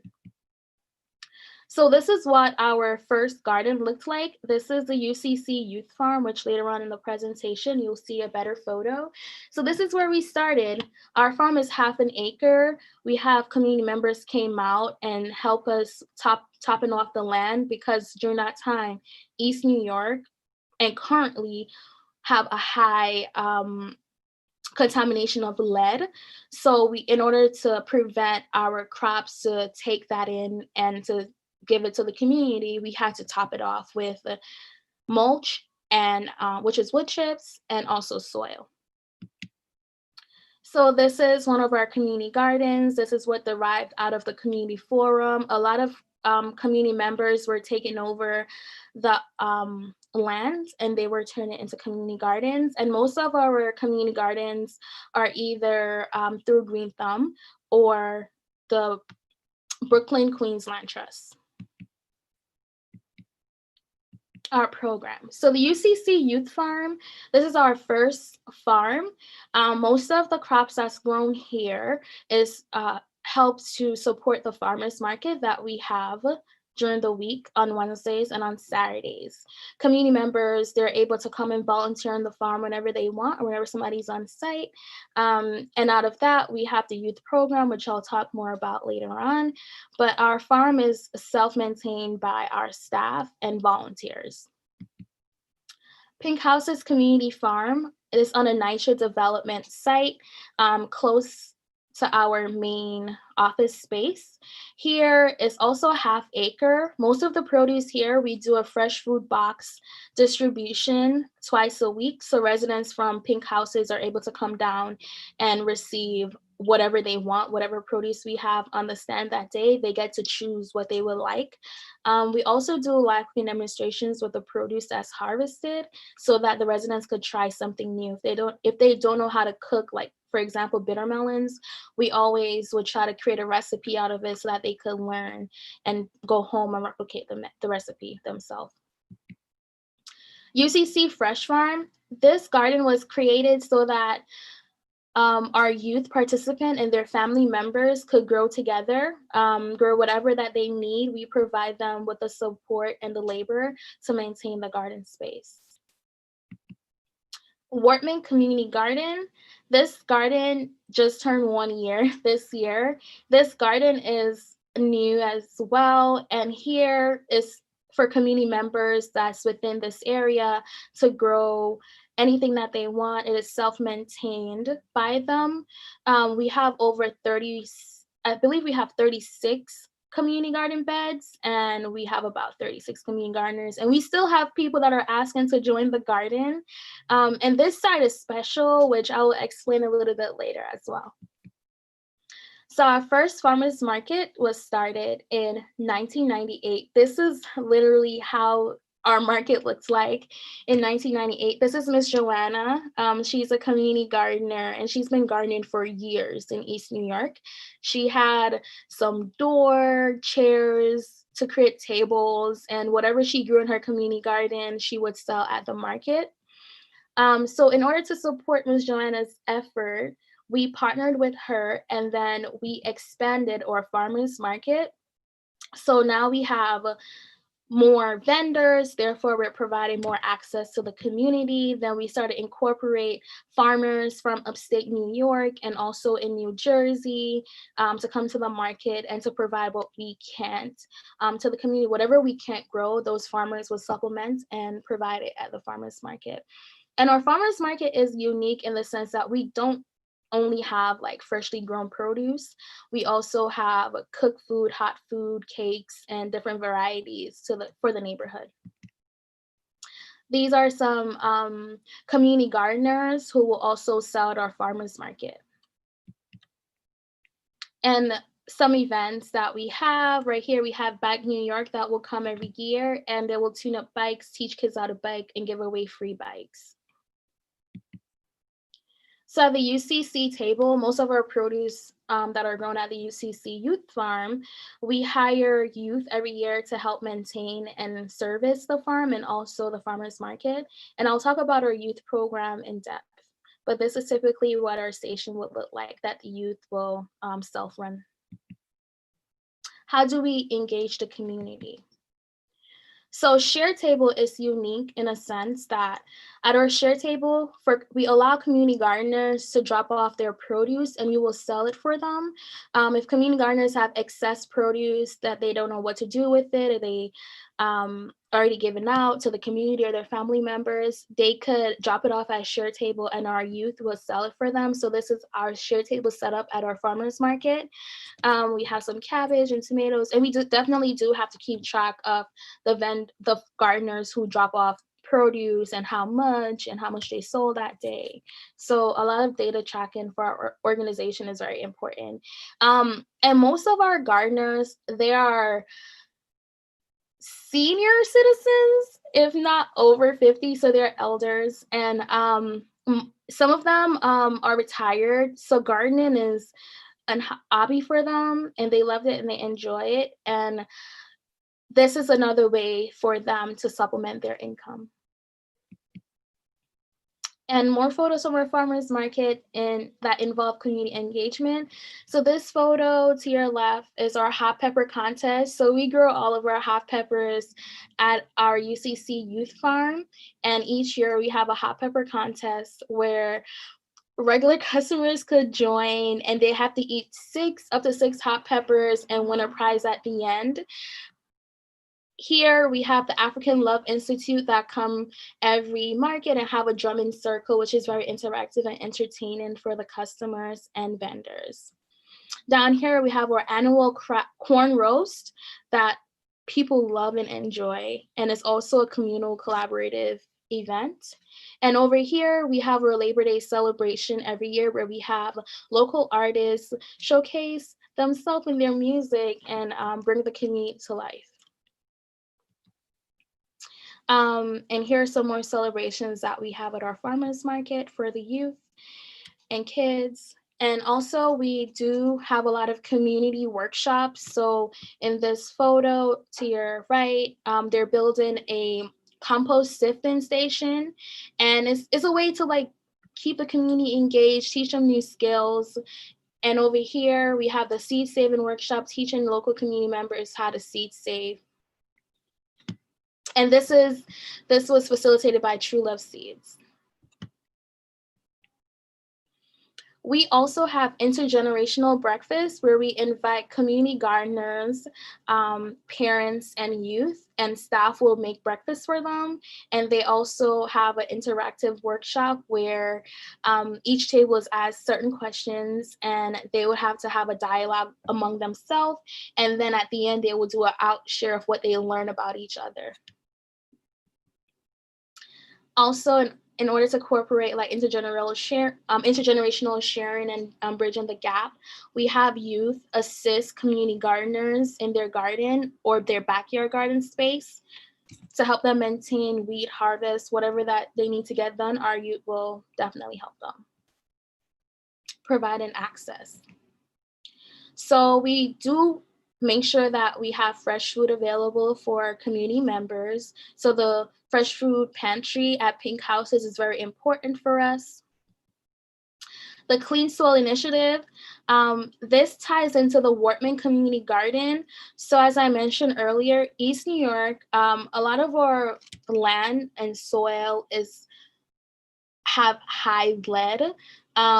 And in order to prevent the community from consuming that lead, we're providing clean soil to them. And the Wortman Community Garden is where we do our clean soil research. So we've partnered with the city through I'm trying to think of the organization, sorry, just slipped my head.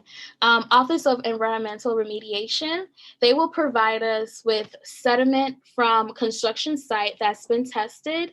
We'll blend that sediment with compost to make clean soil. So then we're able to provide our community gardeners with fresh soil that doesn't have any contaminants.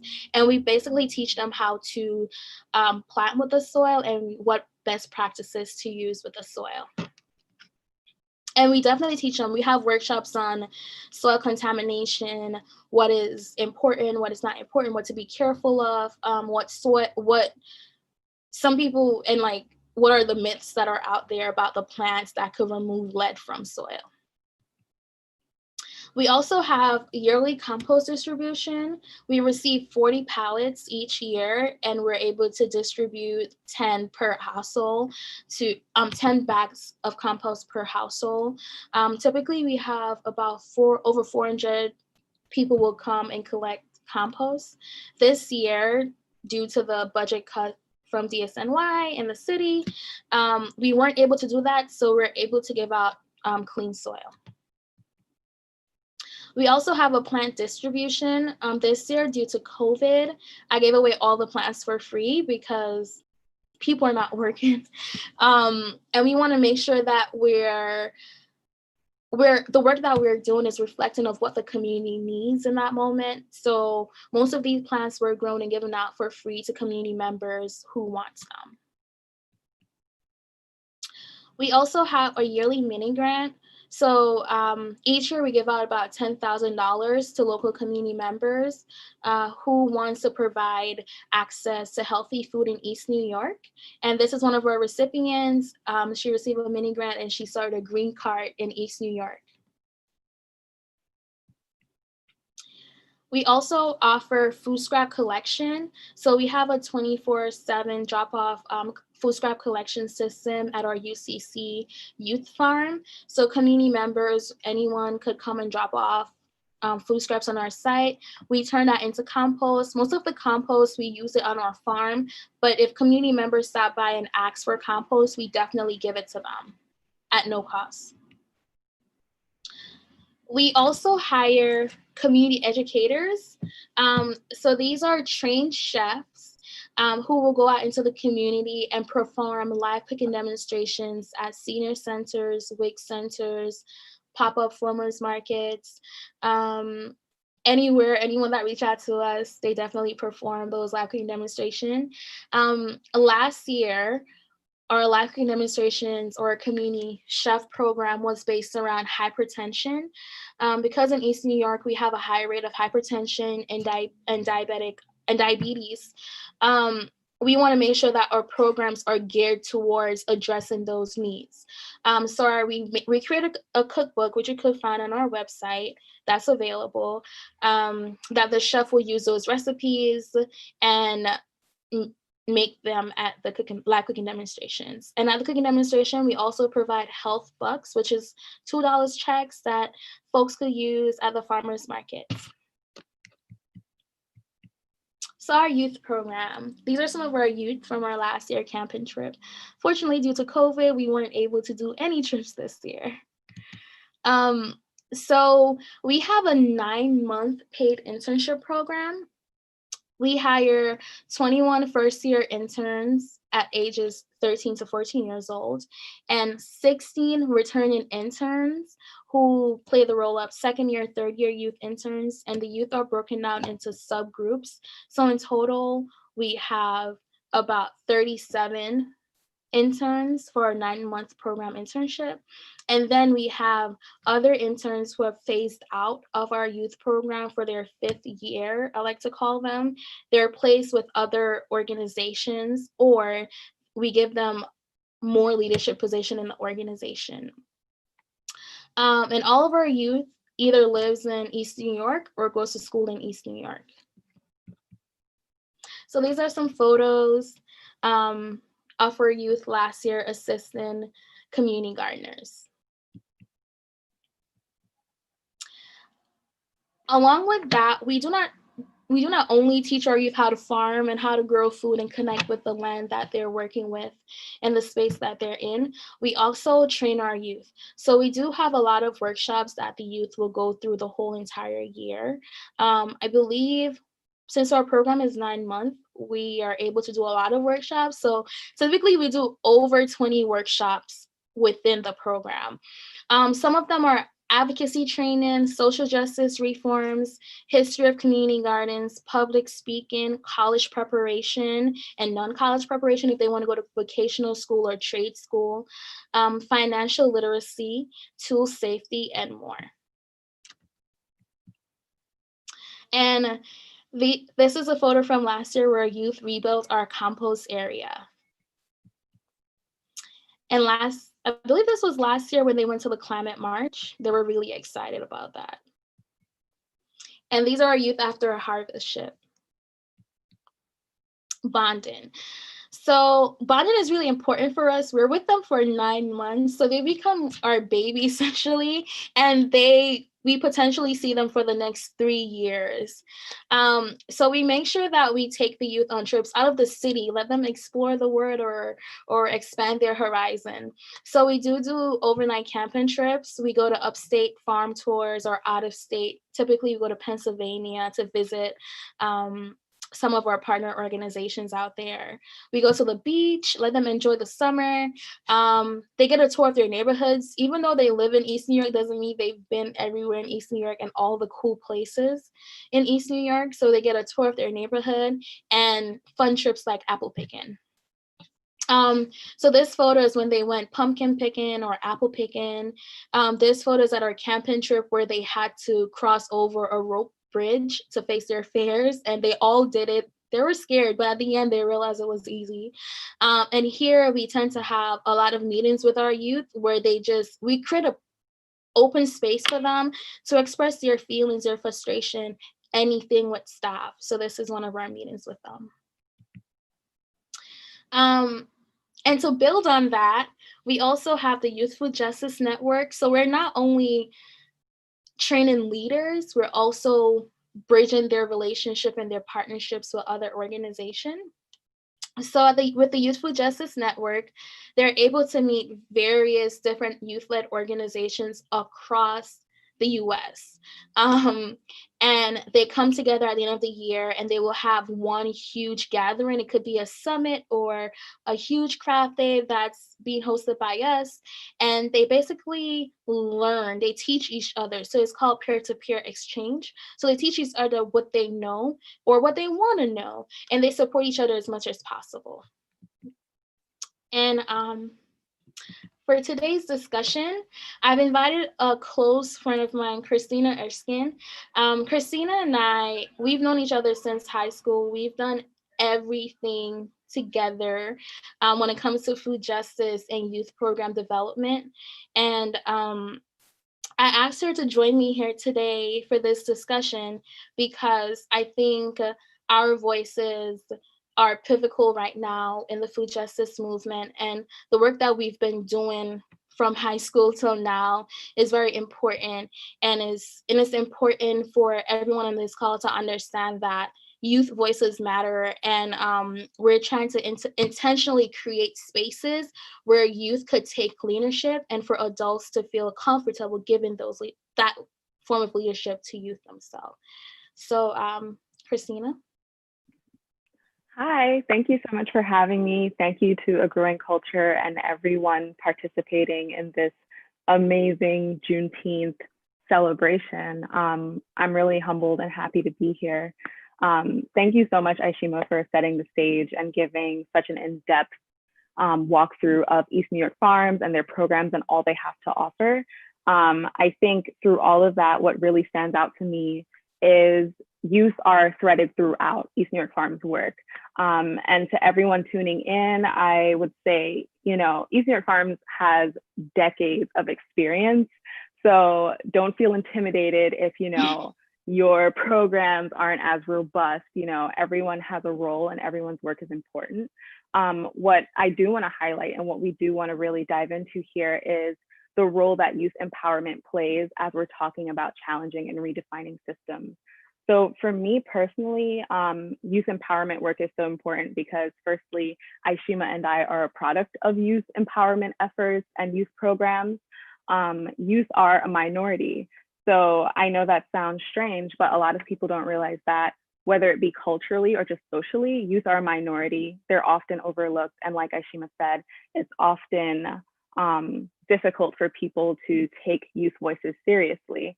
But they're also disproportionately impacted by a lot of different issues that we don't often think about. For young people, they sit at an intersectionality that's very unique, and they participate in a lot of our largest systems, especially here in New York City. Our education system is humongous.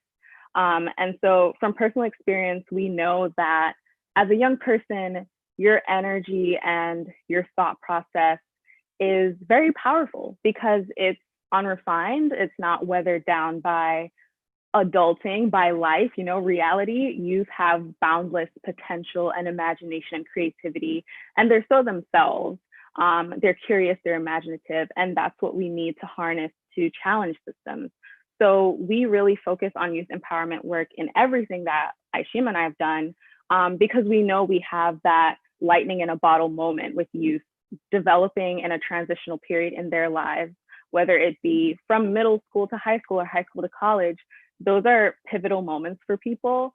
And it's really important to give them the tools they need to navigate and articulate what they're already aware of and what they're already processing. So the youth empowerment work that we do really just aims to give youth the resources they need to navigate the systems that impact them and that they impact so that they can shape the future that is theirs. And I also just want to highlight that for folks thinking about, you know, how can we bring youth into our spaces in just very fundamental ways? I would say it's best to just start by reflecting and really think about what brought you joy as a child. I think so much of finding yourself in life and navigating life is actually returning to that childhood joy and instinct. So it's very, it's super meta, and you know, we really need to be reflecting about how you show up in spaces and how you interact with youth as people. And I also want to highlight, especially navigating coronavirus and the stress that it has put on our systems. And we can see that our systems infrastructures are frail, and youth have gone through, you know, like a high school student going through coronavirus right now. That perspective is very unique and should inform changes in policies and structures that, you know, ultimately don't serve them.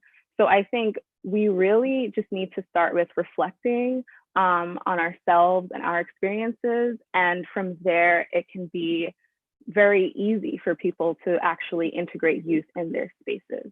I don't know if you want to interject here. Yeah, I definitely agree with you. with our experience, I remember when Christina and I were ninth graders in high school, and Maggie was like, "We're going to a conference," and she drove like 5 hours to take us to a conference, and then we had to lead a workshop. And when we went, it was only adult in the space, and then when we went up and we started speaking, and folks at the end, folks were like, "Wow, how old are you guys? Where are you guys from?" And when we tell them, they're like, "Wow, there's like youth that are taking over and taking charge and leading this discussion." And they were just sitting there and like eating everything up. And then we felt empowered because we were given this opportunity where we had to step up, create our own workshop. We had to design it, however, we had to figure out how to use PowerPoint, how to use an email, send a proper email, and all that as ninth graders. And now when I'm working with my youth, and I'm like, "How do you guys send an email?" And they don't know. And then when they show me an email and the verbiage that they use, I'm like, "Guys, this is so inappropriate. That's not how you do that." But they were never given the opportunity on how to properly construct that. So Christina and I, we want to make sure that we're creating that space and we're being very intentional about how we're training the next generation. Because if we're not doing it now, who is? 1000%. I think when we think about empowerment, when we think about building social capital, when we think about sustainability, if you're not bringing young people into those spaces, ultimately, who are you passing your programs and your knowledge and your ways of being down to? Youth ultimately are people. And I think that's one thing that can be a barrier for a lot of folks is not being comfortable with getting uncomfortable and talking with youth. I know a lot of people that are intimidated by kids and like talking to children. And I think really just thinking of them as people and looking at yourself and feeling open to challenge yourself that, you know, you don't know everything. Even Aishima and I always say this, we don't believe in stale leadership. We are actually actively building young leaders so that we can transition out of this phase of like being youth leaders, because we're aware that we do not know everything. And we need to make sure that we are bridging intergenerational connections to make this movement truly sustainable. And also what Aishima highlighted that is super important is let youth fail, let youth experience things based on their suggestions, let them experience trial and error. And don't be afraid of that. Really, that's what it boils down to when it comes to bringing youth into spaces, because youth can truly be integrated in anything you do. Anything that your organization does, you can hold an event just for youth. Even that, just opening up the space, because I think a lot of people might assume that young people aren't interested in food justice or aren't interested in a lot of these issues, when these issues impact them tremendously. They're aware of them, but giving them that space opens up so many possibilities. I think for Aishima and myself, if we didn't have the youth programs that we did, we wouldn't be here talking to you today. So I think just opening that space up and allowing youth to be in your space to begin with, allowing information to be accessible to youth is super important. And to add on to that as well, at East New York Farms, our youth is a part of almost everything that we do. I remember whenever I'm doing an interview for a job opening, I call on my youth. I train with them. I ask them, "Do you guys have any questions that you want to ask anyone ahead of time?" And I have them read over the resume, the interview questions, the job description, so that they could have an idea of what they're walking into. And the most recent interview that I had with my interns, I had 4 of them on the call, and they asked amazing questions. They were all on time. They all showed up. And I was so excited to see that youth who are in 10th, 11th grade could take leadership like this. And I felt confident in the sense that they could take on more. And what else can they do if we presented them this platform for them to do that? And I think what Christina and I's work is that we're making sure that we create the platform. And there's other youth that are doing similar work, but there's not enough. We were lucky enough to transition from a youth internship program into a leadership position where I'm now like, I'm under 24 and I'm running a nonprofit organization, and 75% of my staff, they are under 24 as well. And I try to make sure that whatever space that I'm in, I'm sharing that with folks my age, so that they could also build on their skill and they could evolve and flourish into something much more just by providing them with that gateway opportunity. 1,000%. I think everyone can think of, you know, a moment in your life where you had a light bulb moment where everything made sense and your mind was blown. Imagine if that moment had happened earlier in your life. Imagine what can happen to this world if youth are given the tools they need and the support they need to process and navigate spaces that impact them tremendously. Honestly, it's endless. There is so much potential in young people when you allow them to rise to the occasion and trust them and trust their journey. I think, do you want to dive into questions now? Yeah. Wait, I want to say one more thing before we dive into questions. I believe we're gonna like go over a little bit. So when it comes to creating a project or a nonprofit organization, I would just say to everyone that's on this call who's going to be inspired after today's lineup is that make sure that whatever you're creating is intentional and is for the community. There's some times where I go in communities and I realize that some organizations are just like there, but it's not reaching to the community. And one thing that UCC was really great with, and being a part of a settlement house and been around for over 60 years, is to be incorporated with the community and get the community voice as much as possible and reflect that. I think it's very important to know your audience and who you're serving. And if you're going into a community, you're hiring from within the community and creating some form of cycle within the community. Because East New York, through COVID, we are kind of, I want to say self-sufficient in a sense, but not really. We're not perfect. But we have the food, we have the land, we have the community gardens, we have the most community gardens in the city. We have over 60, if not over 80 community gardens, and we still have more. And we want to make sure that we're here to serve the neighborhood as much as possible in whatever way we can. And so any other organization that's out there, I would want to say that as well, that as long as you're serving the community and you're intentionally building your network for the community, you will always feel good within yourself and always feel like your mission is valid as much as possible. 100%. We have one question. Ruth asks, what is preventing all NYCHA buildings from having community gardens like the ones at Pink Houses, or what would it take? I know there's another community gardens in a NYCHA facility in Brownsville that's being operated by Green City Force, and we were also in partnership with them with that. I wasn't there when Pink Houses Community Garden started at NYCHA, but from what I've learned, it's a lot of, you need to get the people that want it. So NYCHA only moves when the residents say something. So you would need to get a committee together and go to their city elected to get that process moving. You also need to find the space on NYCHA. We were lucky enough to just find that open field on NYCHA, and we had NYCHA residents who were already gardening, like they had these mini garden plots around the NYCHA sites. And we just reached out, we were like, listen, there's this land that's sitting there. We could help you guys rally to get a community garden here.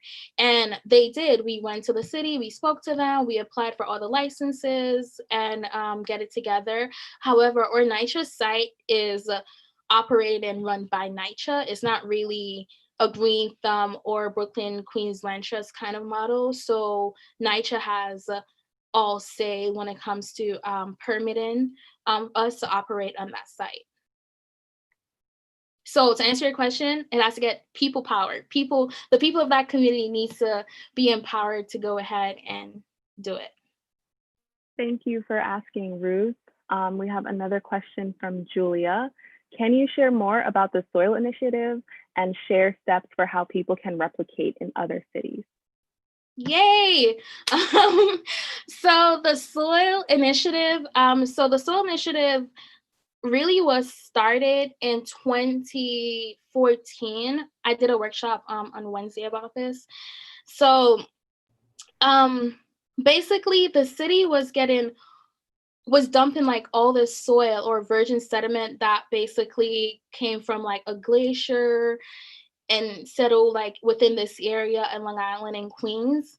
And when they were doing construction, they would basically take all that soil that they dig up / sand that they dig up to landfill.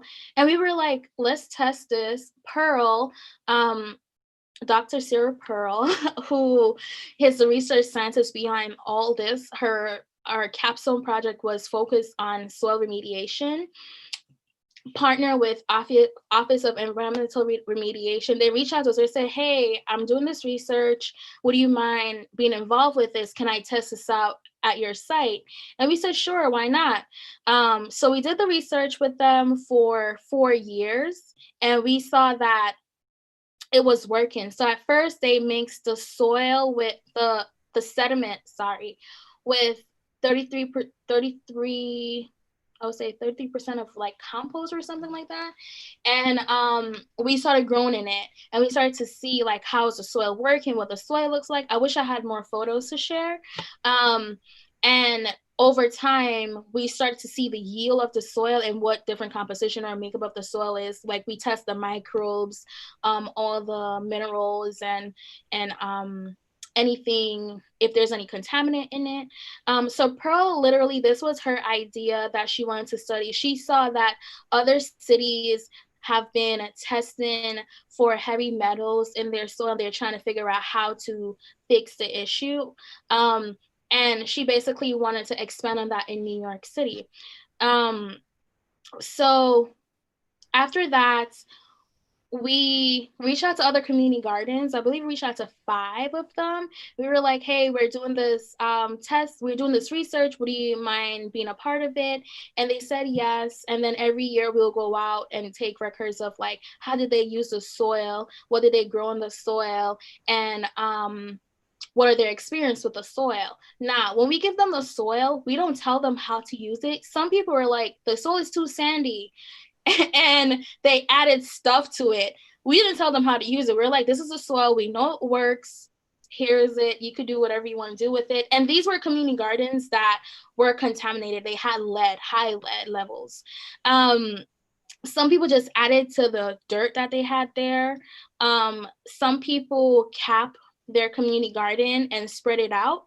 And some people added fertilizers and more compost to it and started growing. So we try to see like what people are doing with their soil. For us, we didn't add anything to it. We just used a 50-50 ratio that we had, and we saw that it was working.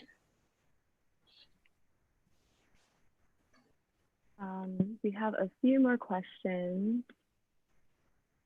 Thank you for asking that question, Julia. Anna Maria asks, how do you recruit or get youth interested? Any tips? My org has great success with young kids through gardening and cooking workshops, but teens seem harder to connect with. What works for you? A stipend. Some youth will really join the program because they're like, my grandparents' gardens and I have experience with gardening. Some you join it because they see that they get paid and it's a 9-month internship and they did the math and they thought it was a solid job opportunity for them. So yeah, our youth are paid. They're not paid like minimum wage. They're paid a stipend. And they work decent amount of hours for the whole year. And then we definitely teach them how to save and how to spend wisely. Some of our youth, they do help their family out when it comes to bills and taking care of the home. So we do understand. And yeah, stipends, that's how we get them engaged. And then when the trips are important, making it fun and light for them, because you don't want to always have youth come on site and just work the land. You want to make sure that they're taking something else from that. So how can you make it fun and interactive? The shifts that our youth work are short. They work 3 to 4 hour shifts. They get their breaks and they go home. And it's not always farm. We split it up with trips so that it could be fun and interactive for them as well. And we give them the space to select the trips that they want. And then they will go back and tell their friends about it. And they will bring their friends, like 10 of their friends in the office, to sign up. And sometimes we're like, you guys are all friends. We can't put you in the same group. Yeah, that's how we get them engaged in the program. I would also say that like recruitment and retention is difficult in general. And particularly for like youth of color in this urban setting. Firstly, you know, you're dealing with, this is healing work. So you're dealing with youth that for many different reasons, there's trauma around farm work and food. So I think you need to be mindful of that in your approach. A lot of folks look down on farm work and, you know, want to be the furthest away from physical labor. So it's very important to think about that. And like Aishima said, keep it fun and engaging. I think the best way to start is to meet them where they're at. So what happened with us actually, we ended up in high school harvesting vegetables throughout the farm, and that we did that for a potluck. So we had like an intergenerational potluck. We got to use ingredients from the farm. And I think that really brought folks together because everyone loves food, everyone needs food, everyone needs to eat. And that was a way for youth to fully connect the farm to what they actually eat. And then yes, absolutely pay your youth.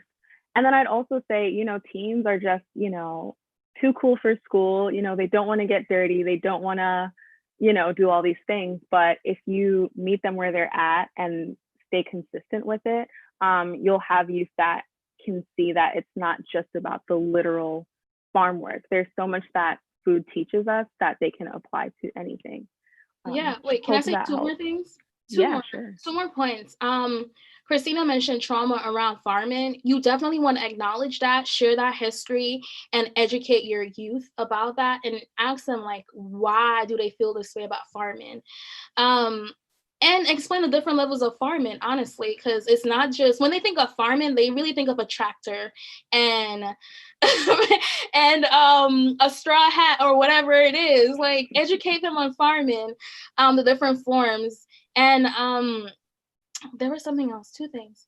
I forgot my second point, but yeah, you want to educate them about oppression and connect them with the land from the start, and not just, hey, we're coming here to farm and grow food for the community, but no, let me understand my history. Oh, the second point, the youth, whenever I do a workshop with them, they're always like, why do school not teach this? Why am I learning more at work than I am at school?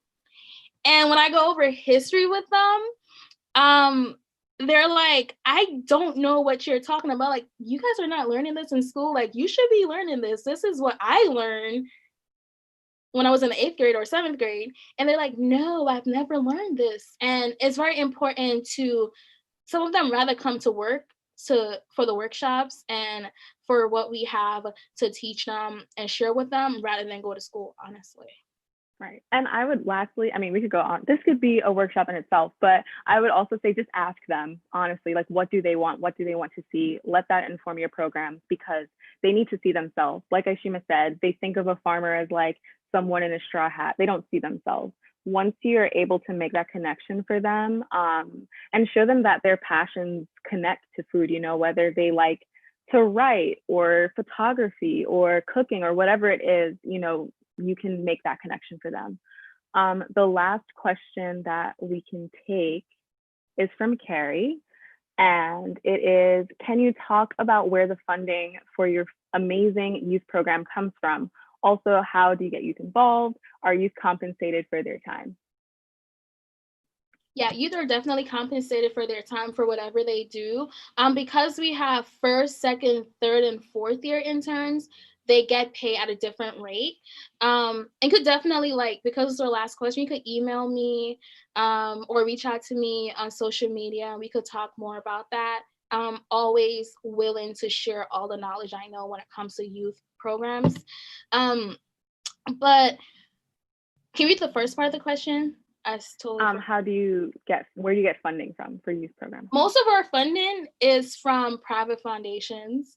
We do get support from the city through through the discretionary funding from the city, but most of our funding do come from private foundations.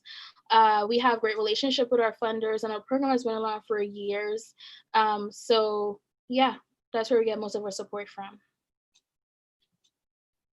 Yeah, okay, well, that is it from us. Again, thank you to A Growing Culture and everyone that's a part of this amazing lineup. We hope you learned something, and we hope that this was helpful for you. Yeah, thank you guys so much for joining our workshop today. And please feel free to reach out to me or Christina directly in the future if you need any suggestion or any follow-ups.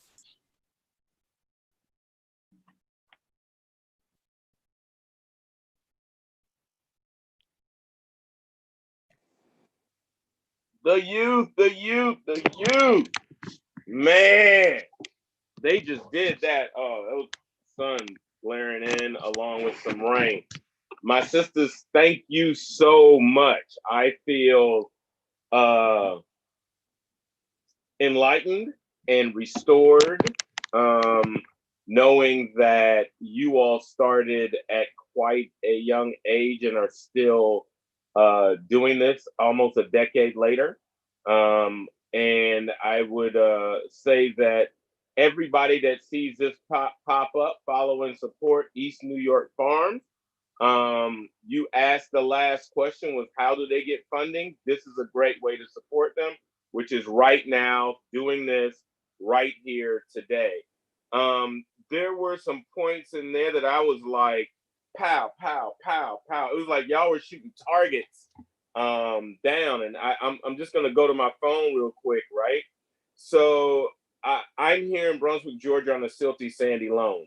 So I get what you all are saying about this muckety muck and trying to get soil fertility out of it. I am, and my hat's off to you all on your bioremediation, using compost, and that's so effing dope. I don't know if I can cuss on here and it not be a problem later, but that is so dope. I also love the point that you all made about, and Cheryl made that point in Land and Liberation about the trauma and being able to be open and having a conversation about it is super, super over the top. And I'm gonna use my own experience here just so that you all know. And like I said, I'm 52 years old. So when I decided over a decade ago to come back to our family land, the first thing that people said to me was, why you want to go back to the South and do that slave work? And then the second thing that people said was, you ain't built to do no slave work. And then the third thing I heard was, the only kind of Black people that farm are slaves. Those are three slave-driven conversations that they were saying to a man that was grown. I had already lived a life. I was on a third career at that point. So I can only imagine the magnitude of the conversation with our youth today, especially with all the things that are going on, right? So we have all these deaths. Not deaths. We have all these murders.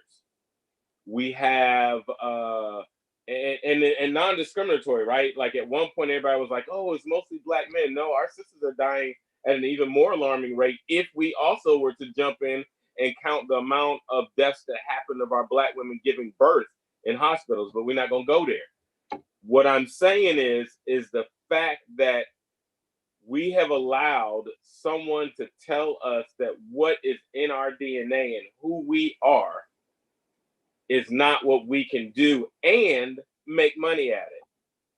And it's not about the capitalist thought of making money.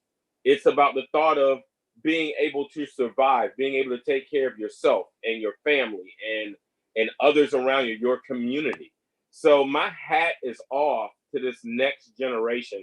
And I learned some little things that I can tweak with my own kids.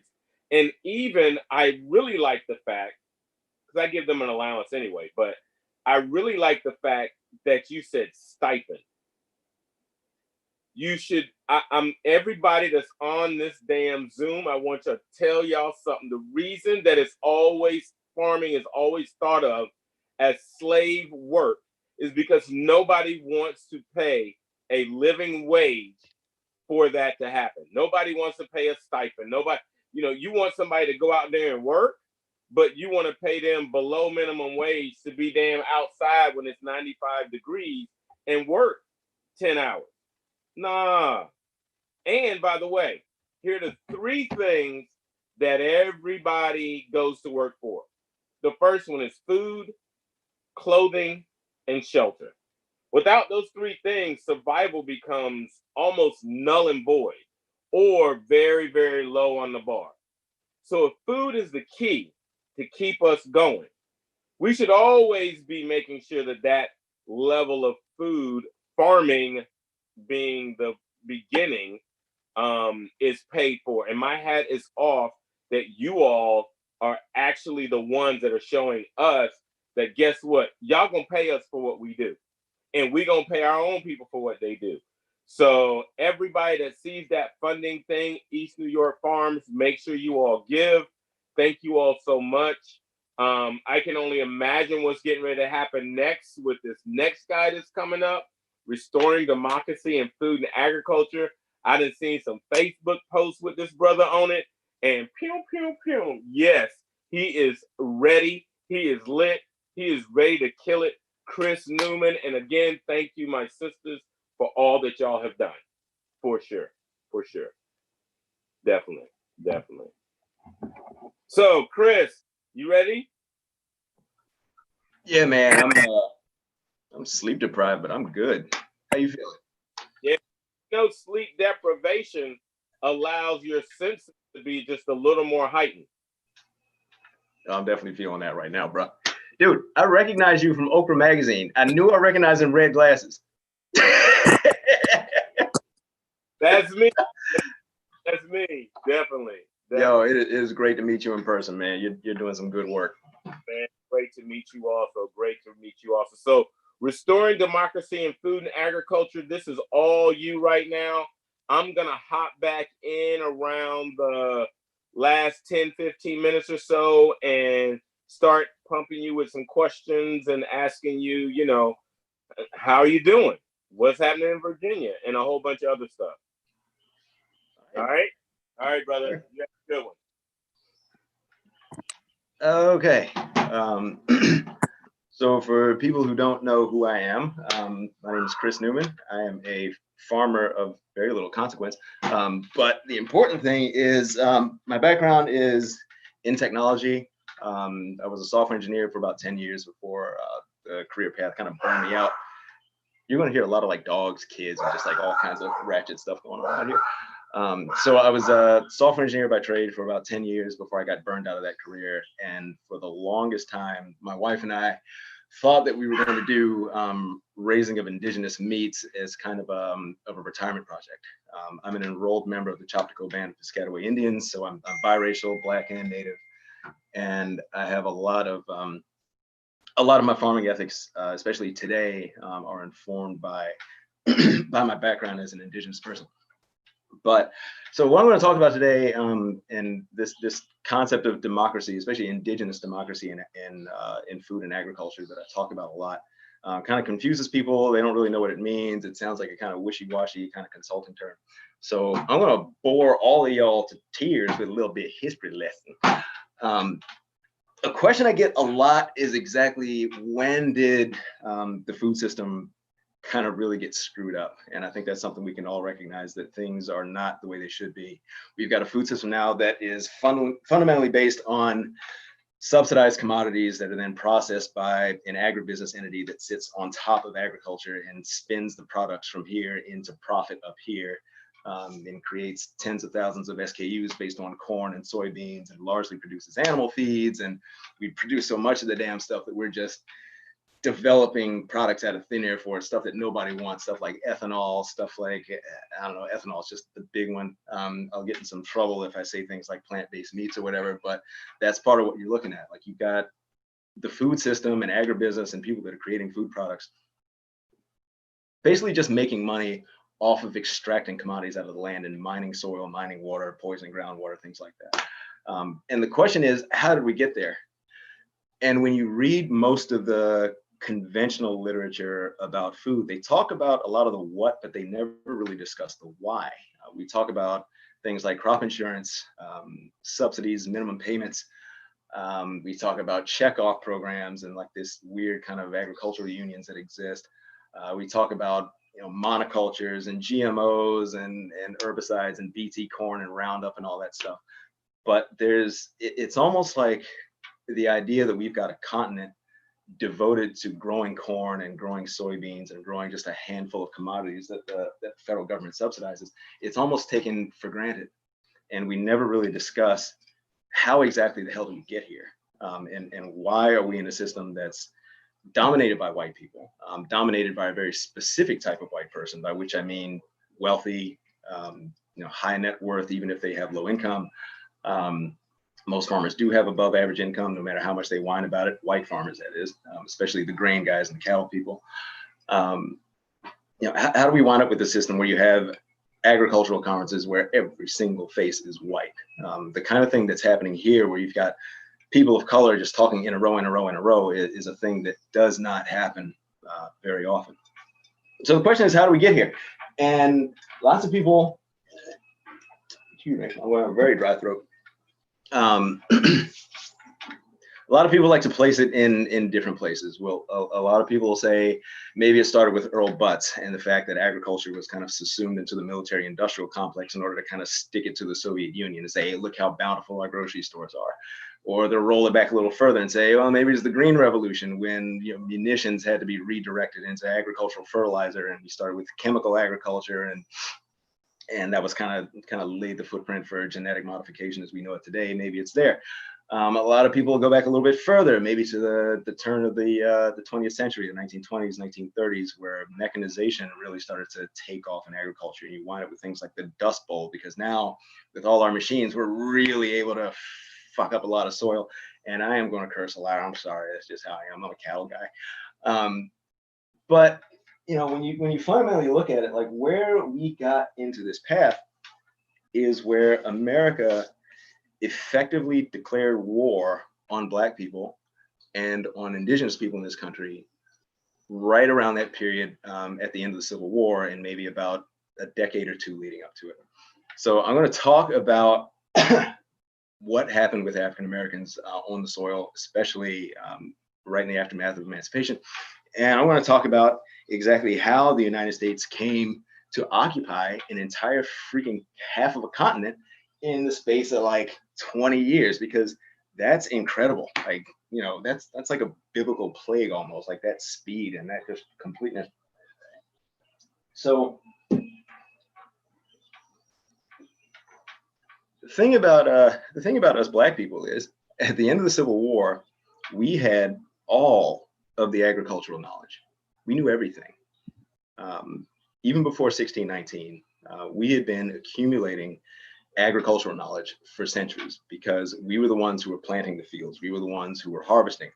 You talk about, like, you know, the Gullah Geechee people down south and in the low country in those areas, they basically invented the rice industry down there. White folks did not invent that. And we were not just hard labor. We were the brains behind that stuff.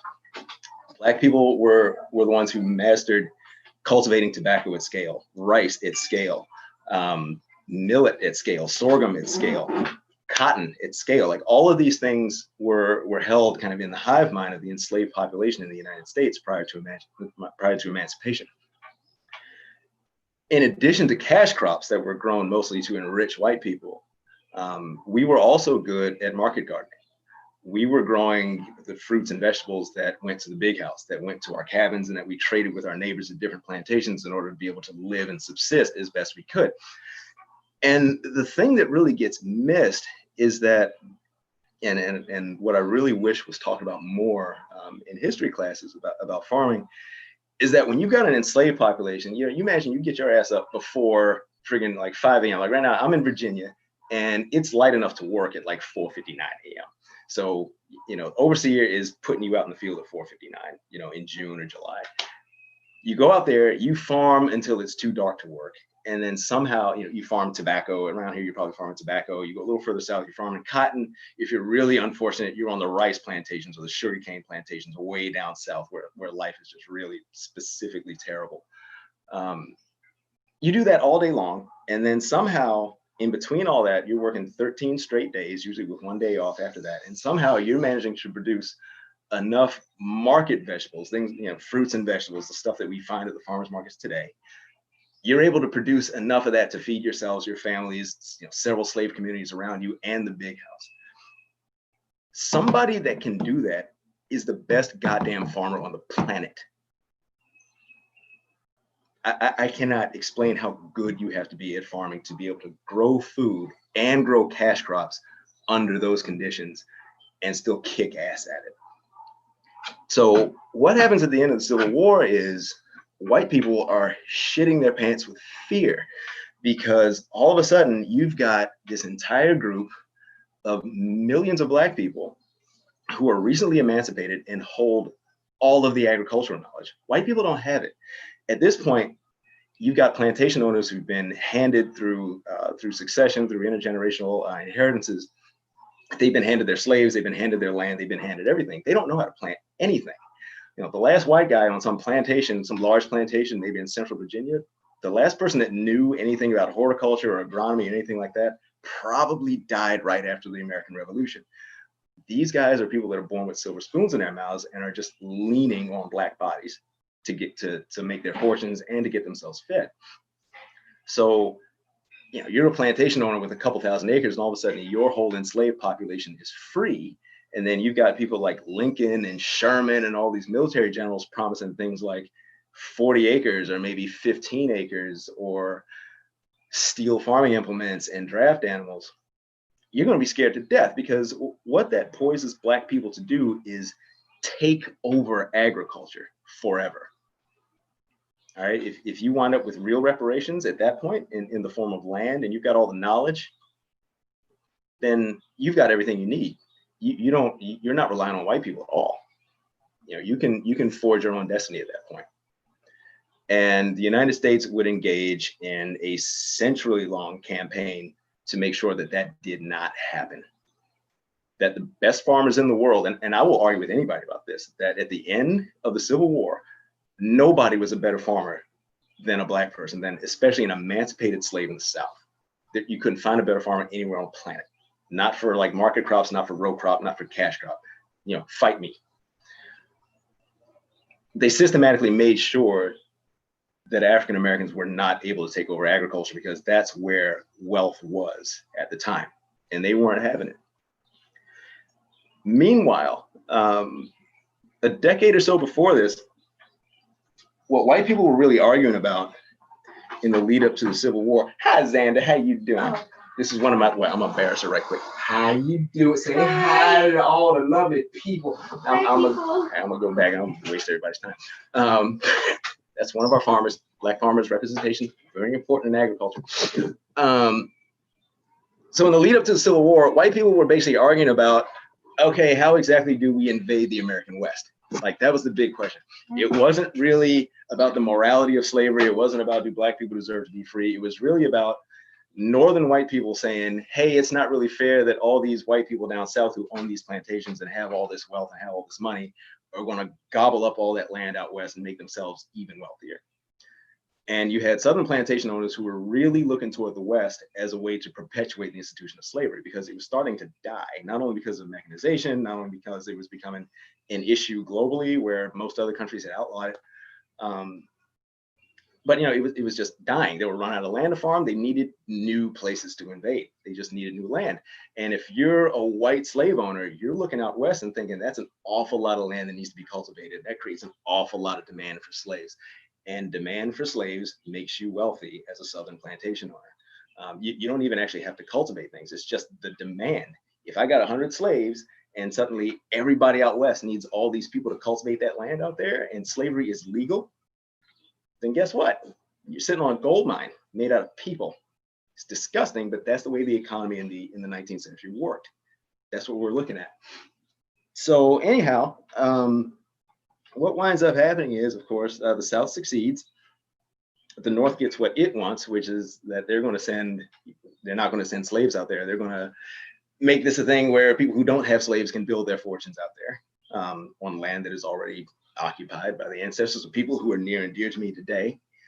So the question then becomes, though, again, from the perspective of a white person, if you're looking out west, it's not exactly a pretty sight out there. It's gross. Like, how do you invade and occupy an entire half of a continent that is, it's biblical out there, dude. Like, you're white, you're looking out there, there's Indians out there, there's grizzly bears, wolves, lightning, fire, floods. The sod is like a foot thick and like breaks iron implements in the middle of it. Like, it sucks out there. It's like it's a nightmare for people who are used to the temperate East, where they've got established plantations, they've got established cities, and effectively an established civilization.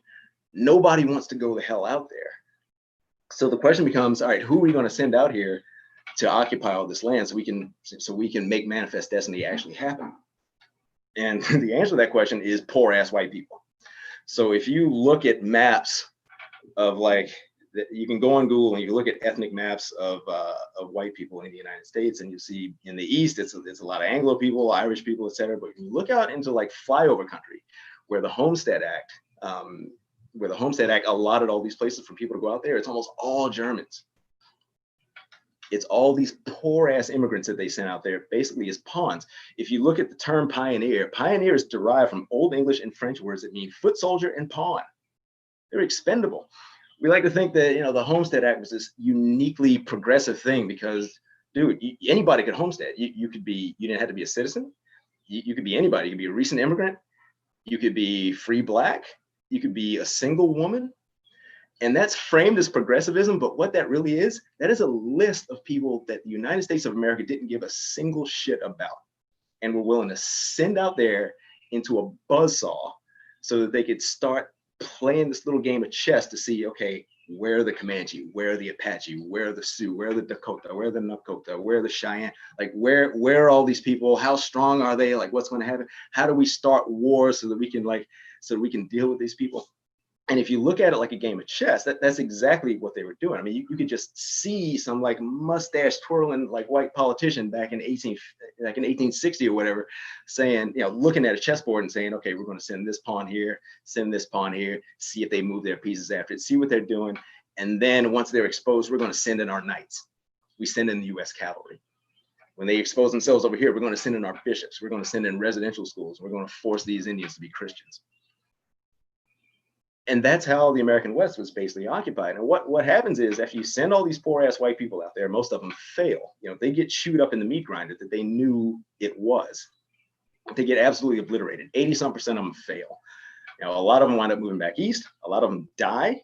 They wind up in conflicts with Native people. They freeze to death. They starve to death. They get eaten by wolves and freaking grizzly bears. Like it's crazy out there.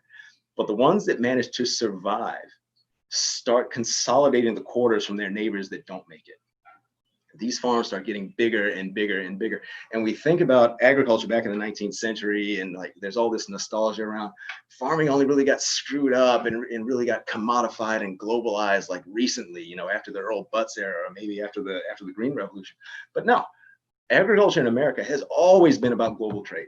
Ever since they started bringing Black people over here to grow sugarcane, to grow tobacco, to grow cotton, stuff you don't, you eat sugar, of course, but this was all about sending products somewhere where there was a market and making people rich. And that didn't magically stop in the 19th century. That absolutely continued as the invasion of the American West proceeded. So you've got farms that are getting bigger and bigger and bigger. And this is happening like 1870, 1880. Railroads come in, you start seeing things like grain elevators. You know, we're made to think that silos and grain elevators and you know, the Chicago Board of Trade being involved in commodity trade is all like this relatively like post-depression kind of thing. No, it was happening during the invasion of the American West. Railroads brought grain elevators with them. This was absolutely about a global trade, a national trade. Some corn, you know, was turned into corn flour and sent south and gave a bunch of white people and black people and Indians pellagra and all that stuff because they milled the germ out of it. So nixtamalization didn't work. Something that anybody could have told me who'd ever talked to an Indian, but we were in residential schools at that point. And it was a lot of it is, you know, it's so reminiscent of agriculture today. We have this nostalgia about, you know, it was okay then, but it's not okay now. But back then, they were growing grains on these increasingly large homesteads in order to feed livestock, in order to ship the stuff overseas. You know, corn is great. It lasts forever. It's fungible. It transports easy. It's easy to store. It's not all that bulky. It's always been a trade of corn, and it's always been exploited. So this is kind of the situation that you get, like, you know, when mechanization comes along, like, you know, during kind of before the Depression era, and especially after World War II, fertilizers come in, GMOs come in, you know, the Earl Butz plant fence row kind of thing comes in. All that is just a logical extension of what started at the end of the Civil War, when Europeans decided that they were going to make a fortune out of the American West and start mining the soil and mining the water out there. That was always the idea. And what's interesting about all of that is, whereas you have African Americans who are really good, at cash crop, and really good at market gardening, really good at taking care of soil in order to grow food that people actually want to eat.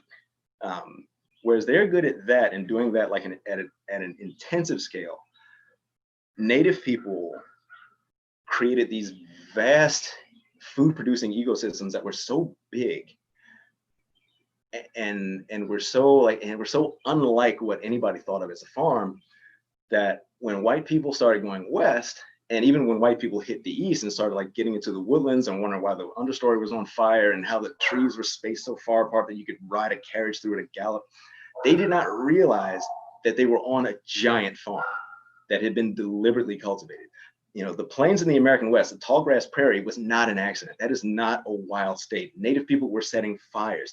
They were deliberately running herds of bison from one place to the next. They were using, they were leveraging other predators to do it, which is why Native Americans didn't go around killing every wolf they could, because wolves are useful for moving herds.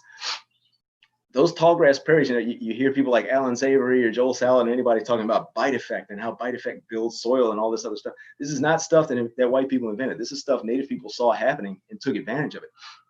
You had an indigenous agricultural ethic where Indian sees tall grass prairie, Indian sees the dance that's done by wolf and bison and pronghorn and says, okay, how do we maximize this? How do we get there to be as many bison as possible so that it's always providing for us? You know, it's like we move like water with the contours of the natural environment, whereas that white ethic that came out west said, nah, I can't commodify a wild animal. So let's go ahead and take our plows and bust the hell out of this sod. And then 200 years later, you go from having, you know, several yards or whatever of topsoil under the American tallgrass prairie to having like nothing, to having a freaking dust bowl.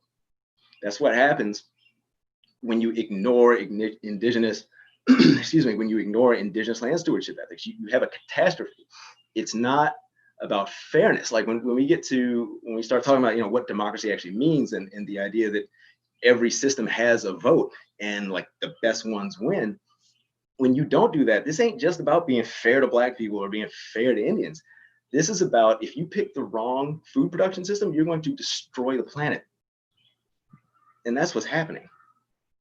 This ain't wah, it's unfair. You know, this is how we live on this planet for the rest of our lives. And the thing is, when you got three, let's call it three groups of people. This is an oversimplification. Let's call it three. You got one group of people who have centuries of agricultural knowledge about growing crops sustainably for an eating market, as well as growing cash crops. You got another group that creates these giant ecosystem level food systems that are so big that you don't even realize you're standing in the middle of them. All right. That have just existed for centuries and centuries and are very deliberately managed on an extensive scale. And then you got a third group of people who are able to grow grains and beans, animal feed, and livestock, but they can't do it without destroying the planet in the process. And it's just real damn odd that it's that third group that somehow is dominating the agricultural conversation. It's that third group that has control of the most land.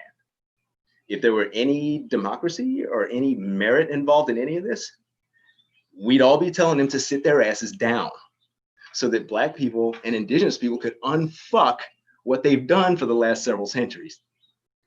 Okay? So what winds up happening is you have a discussion of how exactly do you restore Black people and Indigenous people and our farming ethics to the agricultural system, given all that's happened. And it becomes a tough thing because I know, in my own experience, I'm not going to talk for everybody, but in my own experience, a lot of people are really in love with the whole ethic of small farming, farming oriented around nuclear families, the whole small family farm, Jeffersonian kind of ethic. That has really captured the imagination across the board. It's white people, Black people, a lot of Latino people, Indigenous people, like a lot of us, including me, fell prey to that notion that this is the way agriculture should be. It should be these little teeny tiny farms that are like these closed ecological loops, and they're all run by their own entrepreneurs, and they're oriented around a nuclear family and good old fashioned wholesome American bullshit. Turns out it doesn't really work that way.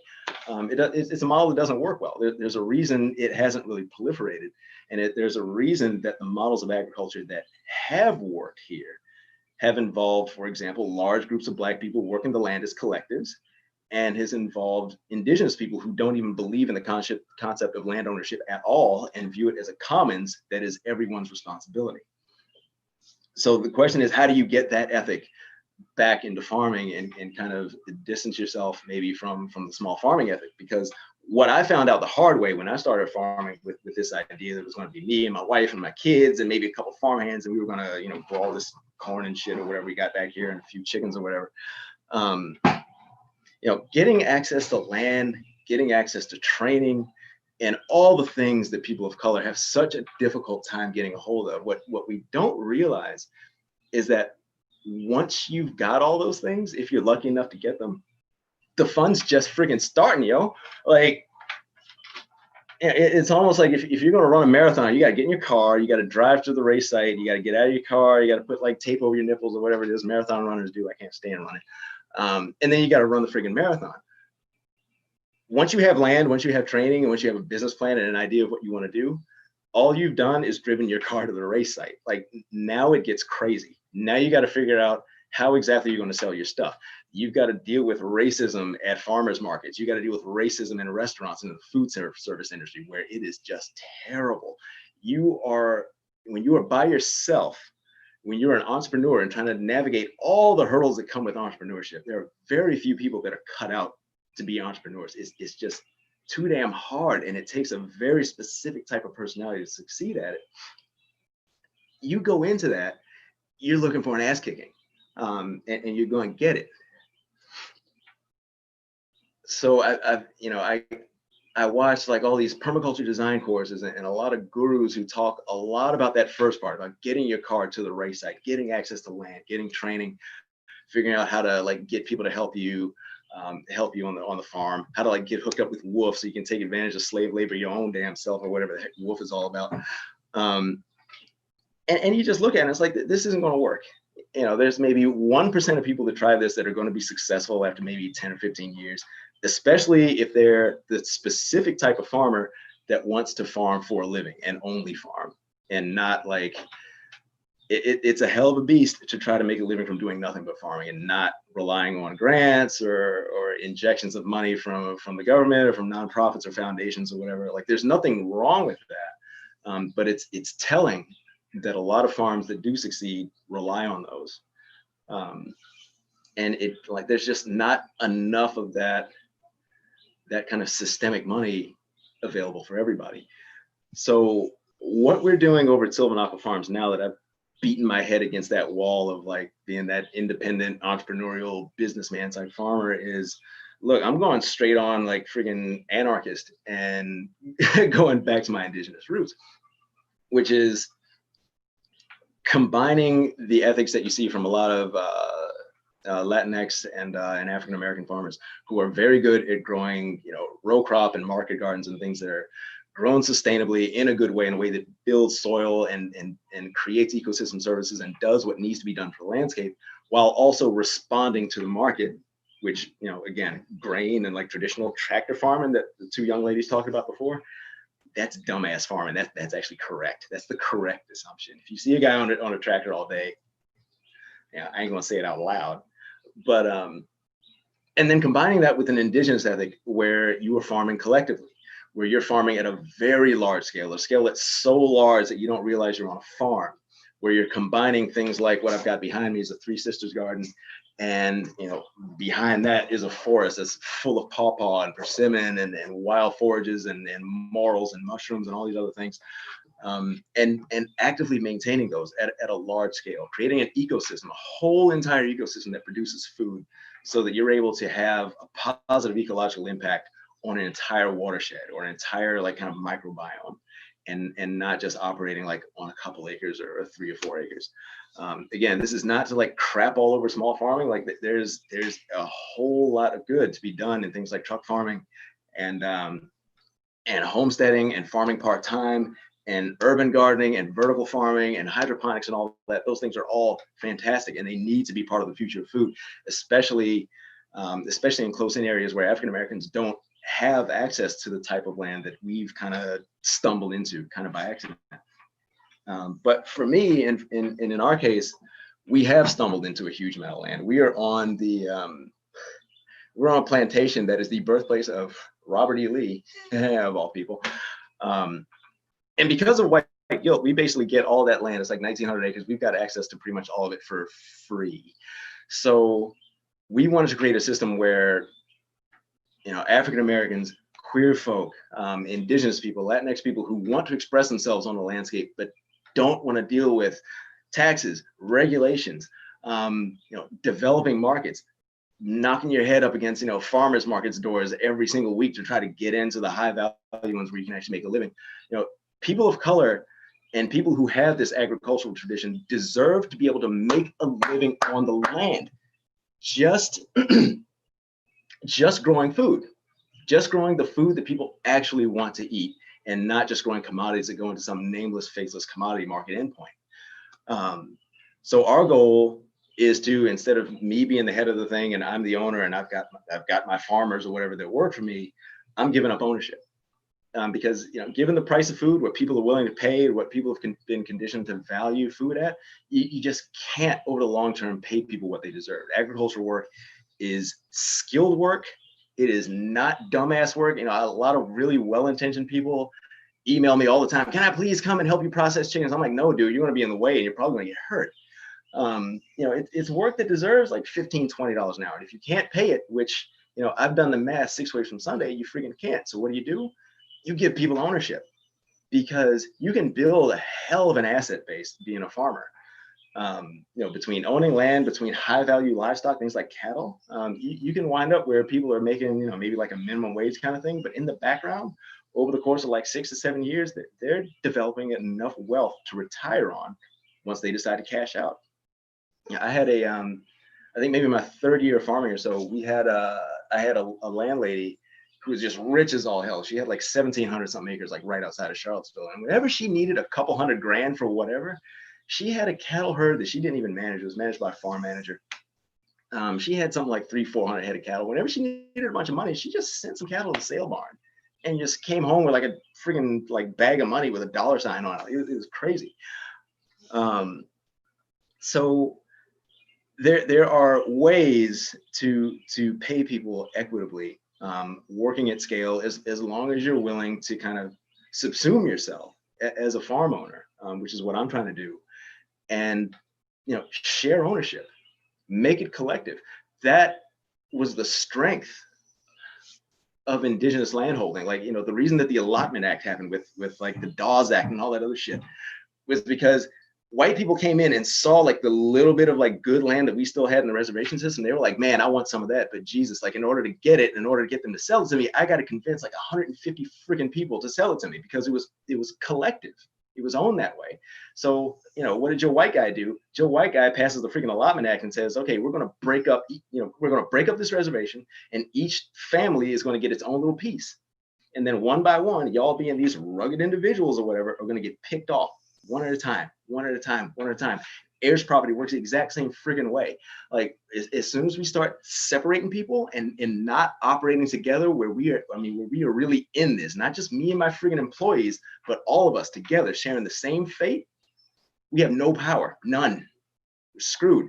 And that is like the biggest thing that we have got to unfuck about agriculture, especially when we're talking about restoring whole ecosystems and you know, going beyond food sovereignty, because food sovereignty, I think that's where it starts. But beyond that, Black people, Indigenous people, we have absolutely got to get our hands on more land. It has to be managed by us, because I'm telling y'all, we're the only ones who give a shit. We're the only ones who have that intergenerational knowledge that knows actually how to restore these places properly. We're the only ones that can stop thinking about things in terms of global markets and commodities and just scaling up individual products instead of scaling up our land management ethics and things like that. It is really up to us. So I'm not going to ramble on too much longer because honestly, I actually did not prepare this talk. I'm just running my mouth. But I will say that there's a much more coherent version of what I'm talking about in an essay that I've written called Food and Empire. If you haven't read it, I highly suggest that you do. It talks about what America's original farming sins really are, which is basically the fact that we stole too much land, and America's food system is a result of 2 centuries spent justifying stealing more land than we needed to and killing more people than were necessary and enslaving an entire continent of people. And the other thing is, if you want to learn more about our cooperative and how we're kind of transitioning away from the traditional farming model to a more indigenous focused system where everybody's an owner, where we operate on thousands of acres, where we're doing extensive agriculture and we're blending intensive market-oriented agriculture with agroforestry and extensive like food forests and things that have been co-opted under the permaculture movement, which I could also talk for hours about. You can read all that on our website. We are taking donations for our phase one raise to get our first bit of owned land together. And that is all I have to say about that. Does anyone have any questions?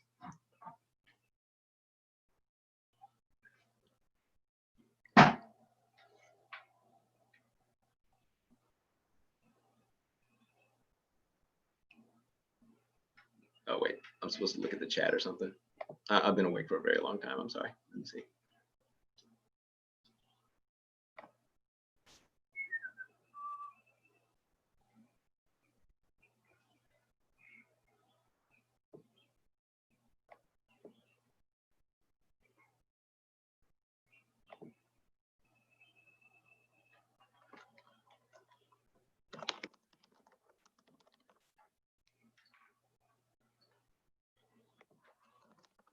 Audience question: how do you envision agroforestry, food forest playing into food sovereignty? And any recommendations on the indigenous agroforestry practices that we can use for guidance? Yeah, that's a big one. So in the food sovereignty movement, there's a lot of talk about culturally appropriate diets and restoring diets that are not only nutritious but that are culturally relevant. And I think agroforestry has a lot to do, especially with that intersection with food sovereignty. One of the biggest things that's led to poor health, especially among indigenous people, has been our removal from our traditional diets. Native people would be removed from their traditional homelands and they'd be forced onto a reservation, forced onto a farm. And it's interesting where the parallels are between, African Americans being forced to farm and us having this cultural aversion to the idea of farming because like it's slavery. For Native people, there's a parallel where farming is almost like a form of surrender. Our equivalent term for Uncle Tom is hanging around the Fort Indian, and that's somebody who would seek safety, from white people by being with white people and adopting their ways, including intensive farming, the way that they farm. Native people get removed to the reservation system. All of a sudden, the things that we're relying on, wild foods, wild stocks, in addition to, depending on what part of the dividing line between nomadic hunting cultures and more agricultural cultures, depending on which side of that line you're on, you're trading for various things. You're trading for meat, you're trading for corn, you're trading for hominy and things like that. That was removed, and your ass is on the reservation, and now you've got pork and sugar and flour, and next thing you know, yada yada, and there's like 80% diabetes on certain reservations today in the United States. So blending agroforestry and being able to reestablish game trails, organized hunts, deliberate management of wild stocks, restoration of things like wild pawpaw and persimmon and the various native flora that are in this area are very much a part of undoing what was a very deliberate attempt to basically just poison us with food that was alien to us. And any recommendations on there's a book called Food Sovereignty, Indigenous Food Sovereignty in the United States that I could recommend reading, but honestly, there's a whole lot of racism in the publishing world, and you're not going to find like a lot of easily available resources on this. People ask me all the time, like, can you recommend this book, that book, that book? I'm like, dude, I can't, because they're not there. You got to know people. You got to actually, you got to go find some Indians and follow them on their social media and get them to trust you, because we tend not to want to give up a whole lot sometimes for pretty obvious reasons. So it's a lot of work. To get that knowledge, but it's worth trying to get. Question 2, how do you go, what happened there?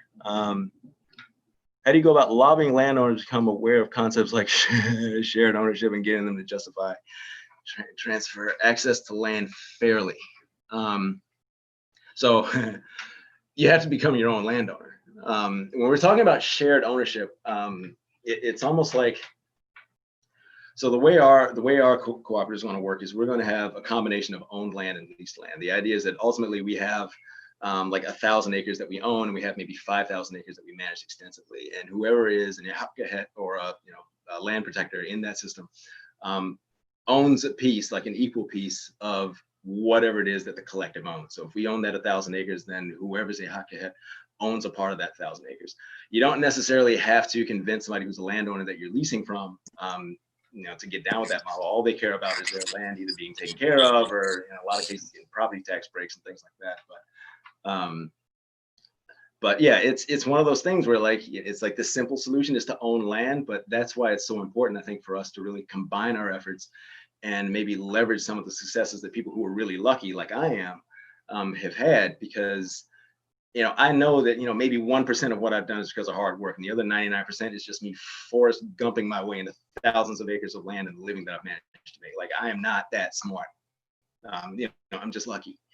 So it's my responsibility, at least in this area, to share that with everybody else. But in terms of convincing people to get down with the concept of shared ownership, I don't see that being too much of a practical obstacle, really.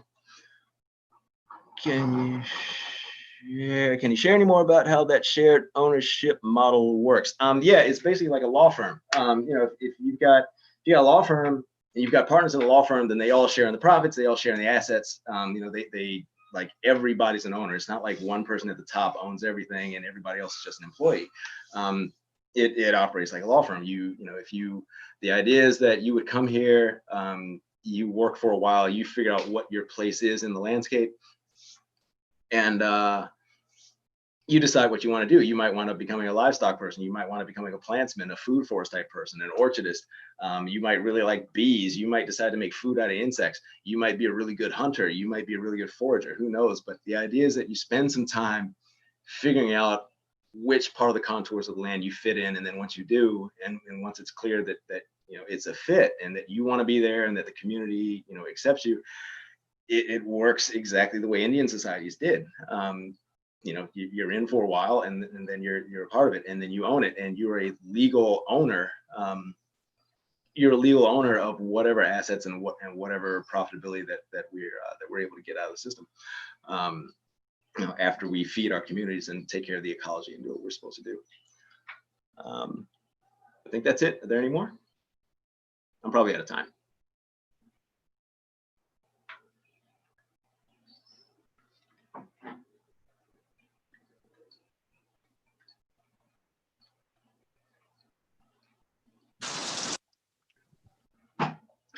Hey, what's going on, man?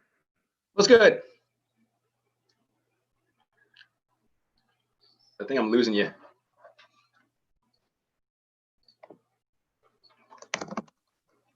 Anybody else can hear me? You hear me? Yeah, it's raining here, so I think I might be losing my signal. Hello? Right now, as you can see in the background, power just got.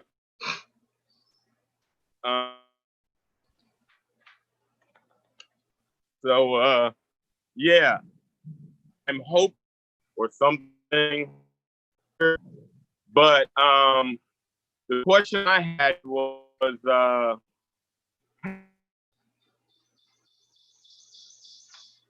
oh man, I'm not hearing you.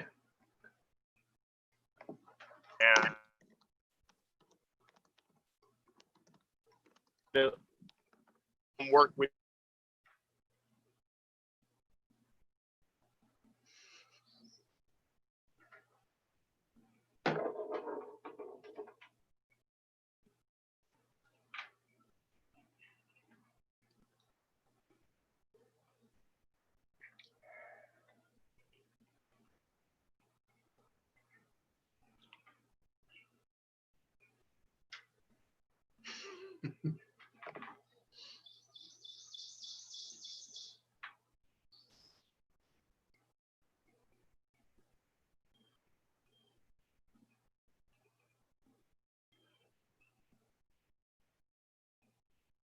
Well, I can't hear Matt, and I don't know if anyone can hear me.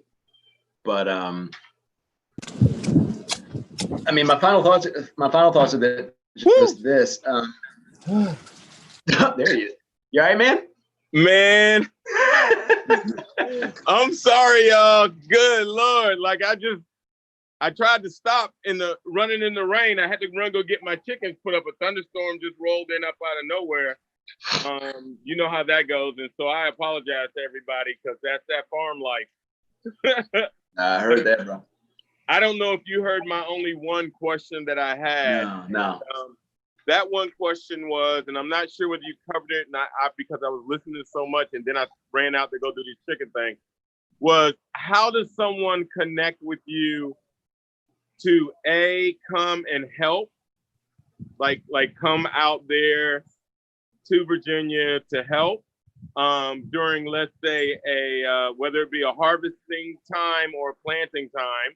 And if you are open to that kind of, and I know with COVID-19, we're always going to be cautious, but I'm saying, like, how does someone connect with you to do those kinds of things? Because 1,000 acres is a lot of land.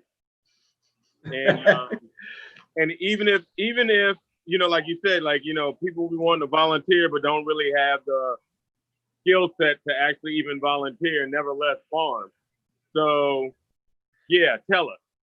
Yeah, look, I mean, if you're a person of color who's really looking to express themselves on the land and like learn what this life is all about, I'm more than open to teaching you. I ain't going to charge you. Like, if you can get yourself here, just hit me up on email, chris@sylvanaqua.com, or hit me on Instagram.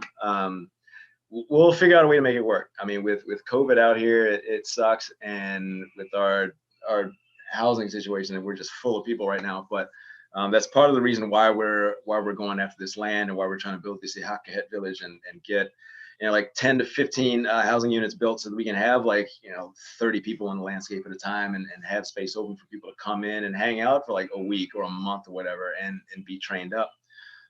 So yeah, if you want to be a part of that, yeah, just email me and we'll figure something out. It might not be immediate, but we'll get it together. Well, consider me to be coming there. I love putting in work at other people's place. Plus, I'm able to learn things because this farm has institutional knowledge. I need you to teach me, man. Well, we'll get it together then. How about that? Yes, sir. Yes, sir. Yes, sir. I really appreciate your time today, too, my friend. Never expected to catch up this way, you know what I'm saying? But I'm glad that we're able to see each other live. We're able to holler at each other live. Yeah, if you had one statement that you wanted to put out there as a pin in it for today, what would that be?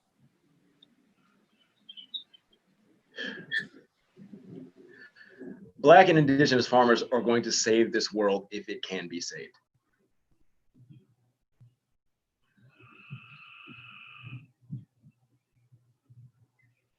Ashe on that one. Well, peace and blessings. Safe travels. Yeah, thanks. I think I got cows out somewhere. So I'm gonna have an interesting night. Yeah. And I'm looking forward to, like I said, us catching up at some point. Take care of your family and be safe. I will, man. Wanishi to everyone. Thank you.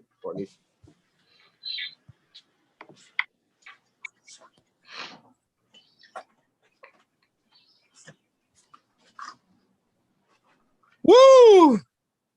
Good Lord. Okay. Are we ready for this next dynamic duo that's getting ready to come up? This sister duo of Leah and Naima Penniman. Ask a Sister Farmer, the Plants of Black Freedom. Oh my God. I am a fanboy of Leah Penniman. I have been a fan of Soulfire for so long.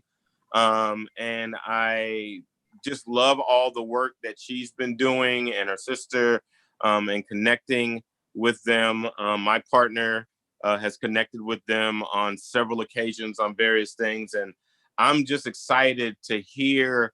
I'm actually also, I want to say this out loud, the amount of women that are on this panel, the amount of BIPOC women that are on this panel is fucking amazing. And you know, that is where the real seed nurturers come from anyway.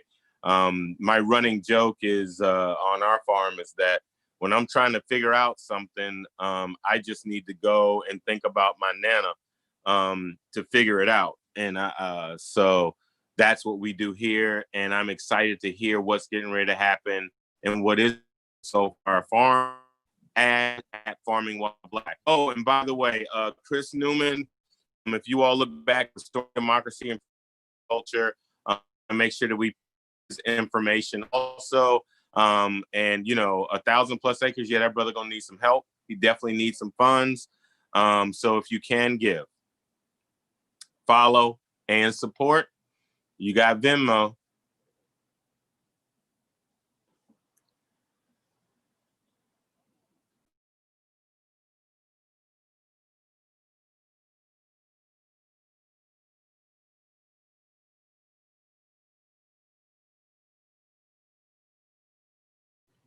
Need a good cup of coffee after that run. Woo!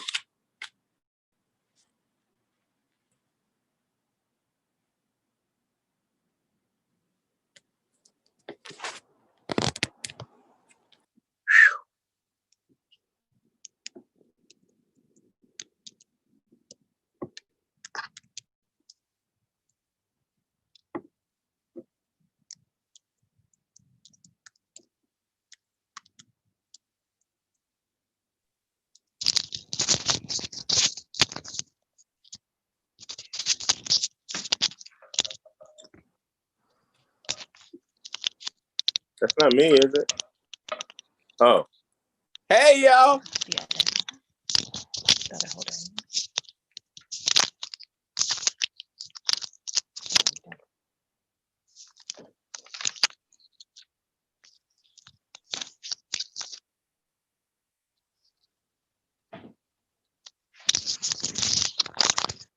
All right, mic check, peace and blessings, everyone. Can y'all give me some thumbs up if you can hear me okay? Boom. Good. All right, welcome to Ask a Sister Farmer, the special Juneteenth edition, episode number 12. And for those of you who've been with us, you know that we are all about to free ourselves. We must feed ourselves. We are building on the legacy of our ancestral grandmothers who braided seeds and promise into their hair before being forced to board transatlantic slave ships, believing against odds in a future of tilling and reaping on the land, and believing that we, their descendants, would exist to inherit that seed, to carry that forward. so honored and excited to be collaborating with the Hunger for Justice series all day today. We had some amazing, badass Black presenters all day and more coming up, so definitely stay tuned. And the theme of today's Ask a Sister Farmer is the plants of Black freedom. So I am joined today by my most wonderful, dynamic, beautiful womb sister, Naima Penniman, right here. And together, we are going to collaborate to tell you some wonderful stories about the plants of Black freedom. We are broadcasting today from Soulfire Farm, Mohican Territory, Rensselaer County. I'm Leah Penniman. My pronouns are Lee, she, ya, and eye. And I'm going to hand it over to the wonderful Naima to introduce themselves as well. Greetings, fam, and celebrations to all the freedom fighters out there. My name is Naima Penniman. I use all pronouns, and I'm proud to serve as program director here at Soulfire Farm and be a steward of Wild Sea Community Farm, and here representing Black freedom and queer liberation. All right, family. So today, for my tip, I want to talk to you a little bit about a couple of plants that are part of our Black freedom struggle. And for this, we need to go back before Juneteenth to one of the older freedom struggles, which took place on the island of our ancestral mothers, which is Haiti, Haiti, the lands of mountains, right? And so for folks who don't know, slavery in Haiti was of a particularly brutal archetype, let's just say. They had figured out, the French enslavers had figured out that it was actually more profitable to kidnap and import new bodies from Africa than it was to allow people the conditions to live long enough to have children. So the life expectancy on average in Haiti was 21 years old. Just when you think about that, 21 years old was the life expectancy. So these are the conditions that one of our ancestors found himself in as one of the 12.5 million people who was kidnapped and forced to work. And this ancestor's name was Makandal. Now, Makandal was just a powerful being. I mean, by the time he came to Haiti, was already fluent in Arabic, had deep botanical knowledge. And he got, onto the plantation in Hispaniola and was resisting from jump, was doing work stoppages, was organizing protests, had escaped many times out into the mountains to join the Maroon community. And many times he was caught. And one time they even attempted to, and he escaped from that. And in the escape, actually lost an arm. So he was living his life with one arm, going back and forth between escape and bondage. He managed to amass an army together with his comrade, partner in crime, Mama Brigitte. They amassed an army of 50,000 warriors, people who were resisting slavery. And they didn't have any weapons. They tried to get some guns, from the higher class, what they called mulats, and they refused to get them guns. So they didn't have anything. All they had was their knowledge of plants, right? And what they organized, and so we're talking about the plants of Black freedom, right? What they organized was essentially a mass poisoning in order to win their liberation. And some of the plants that were involved in the compound, right, included the ackee fruit, because the unripened ackee fruit causes what was sometimes called Jamaican vomiting sicknesses, which can lead to coma and death. They used the velvet bean, they used the black nightshade, they used the sasswood or moivi. And they went against these people who had been, and trigger warning, because this is torture we're talking about, like these enslaved people had been subject to being drowned in sacks, they've been subject to being rolled down hills in barrels studded with spikes, they've been subject to being boiled alive in cane syrup. I mean, these are the conditions. And they coordinated on one night an attack of thousands. And it so upended the system, it so upended the structure, this powerful resistance based on plant power, that the enslavers were trying to put out laws banning folk medicine. They were trying to put out laws banning night gatherings, but this just continued. And eventually, after many years of this, the enslavers did manage to capture Mama Brigitte and Makandal and burn them at the stake. And witnesses say that when those flames reached up towards our ancestors, Makandel turned into a mosquito and escaped, pledging revenge, saying, I'm going to come back in 1 generation and I'm going to finish this fight. Mama Brigitte became a Lua, or like an Orisha, right? And so she lives with us in our worship today. And true to his word, Makandel, 1 generation later, 1791, is showing up, bringing some yellow fever. And I will tell you why that matters, because August 1791, right, our ancestors get together at Bois Caïma to start to plan for the revolution. They said, enough is enough. We would rather die than continue in these conditions. They called on all their gods from all their regions, from all their lineages. They made their offerings, their sacrifices, their prayers, and they pledged a pact, like, we are going to fight until we are free, or until we have transitioned to the ancestor realm. And there was another plant that helped them out. And this is what I brought with me today. So this plant is called basil. It is the king of herbs.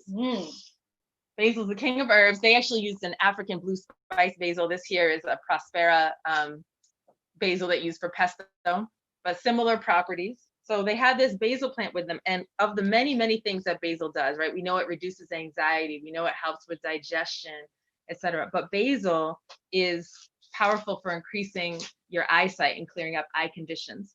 So both a tea taken of the basil, as well as a tea that washes the eyes, will help you to see better at night.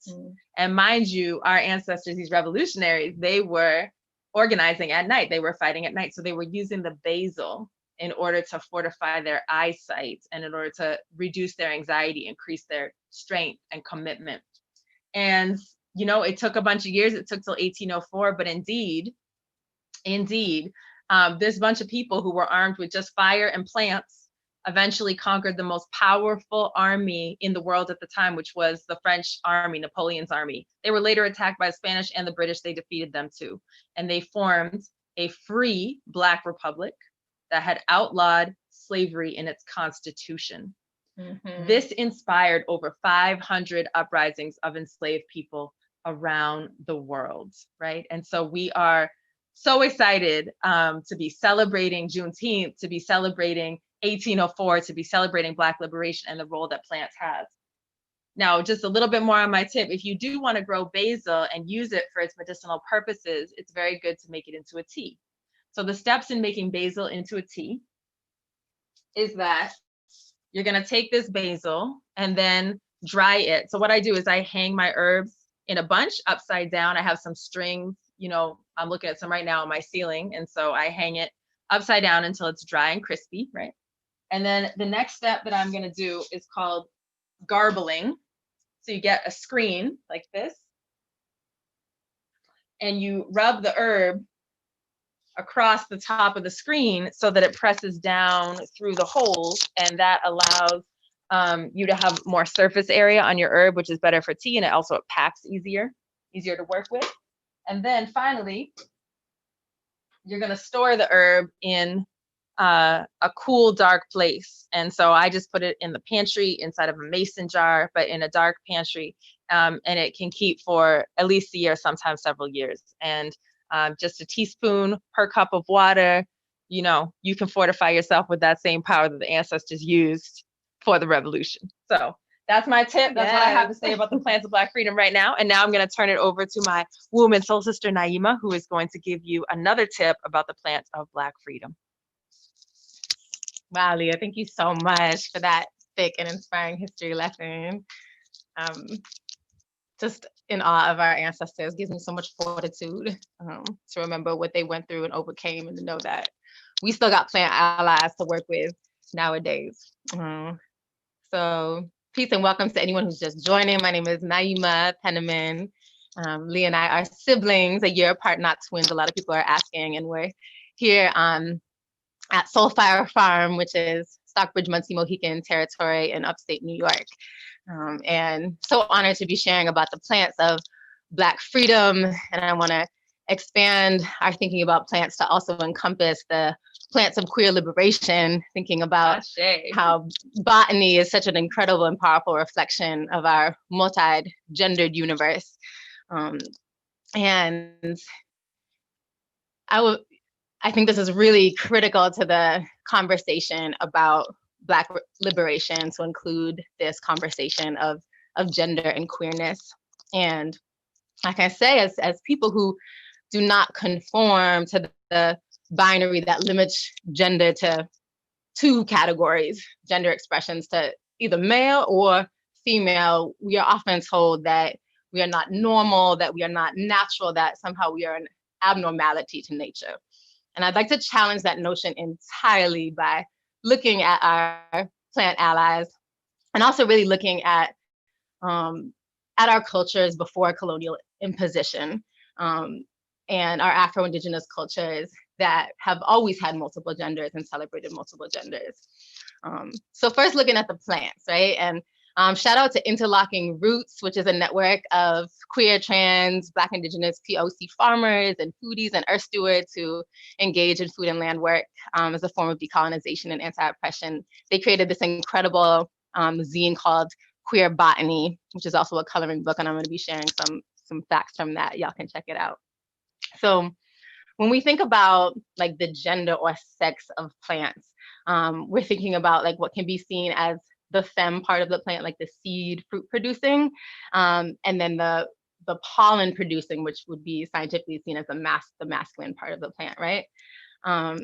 So 75%, the vast majority of all plants hold both these femme and masculine parts, right? There's these two terms, dioecious and monoecious, that refer to plant reproduction. And dioecious describes a plant that includes distinct male and female parts, whereas monoecious would be a single plant that bears both the male flower and the female flower, right?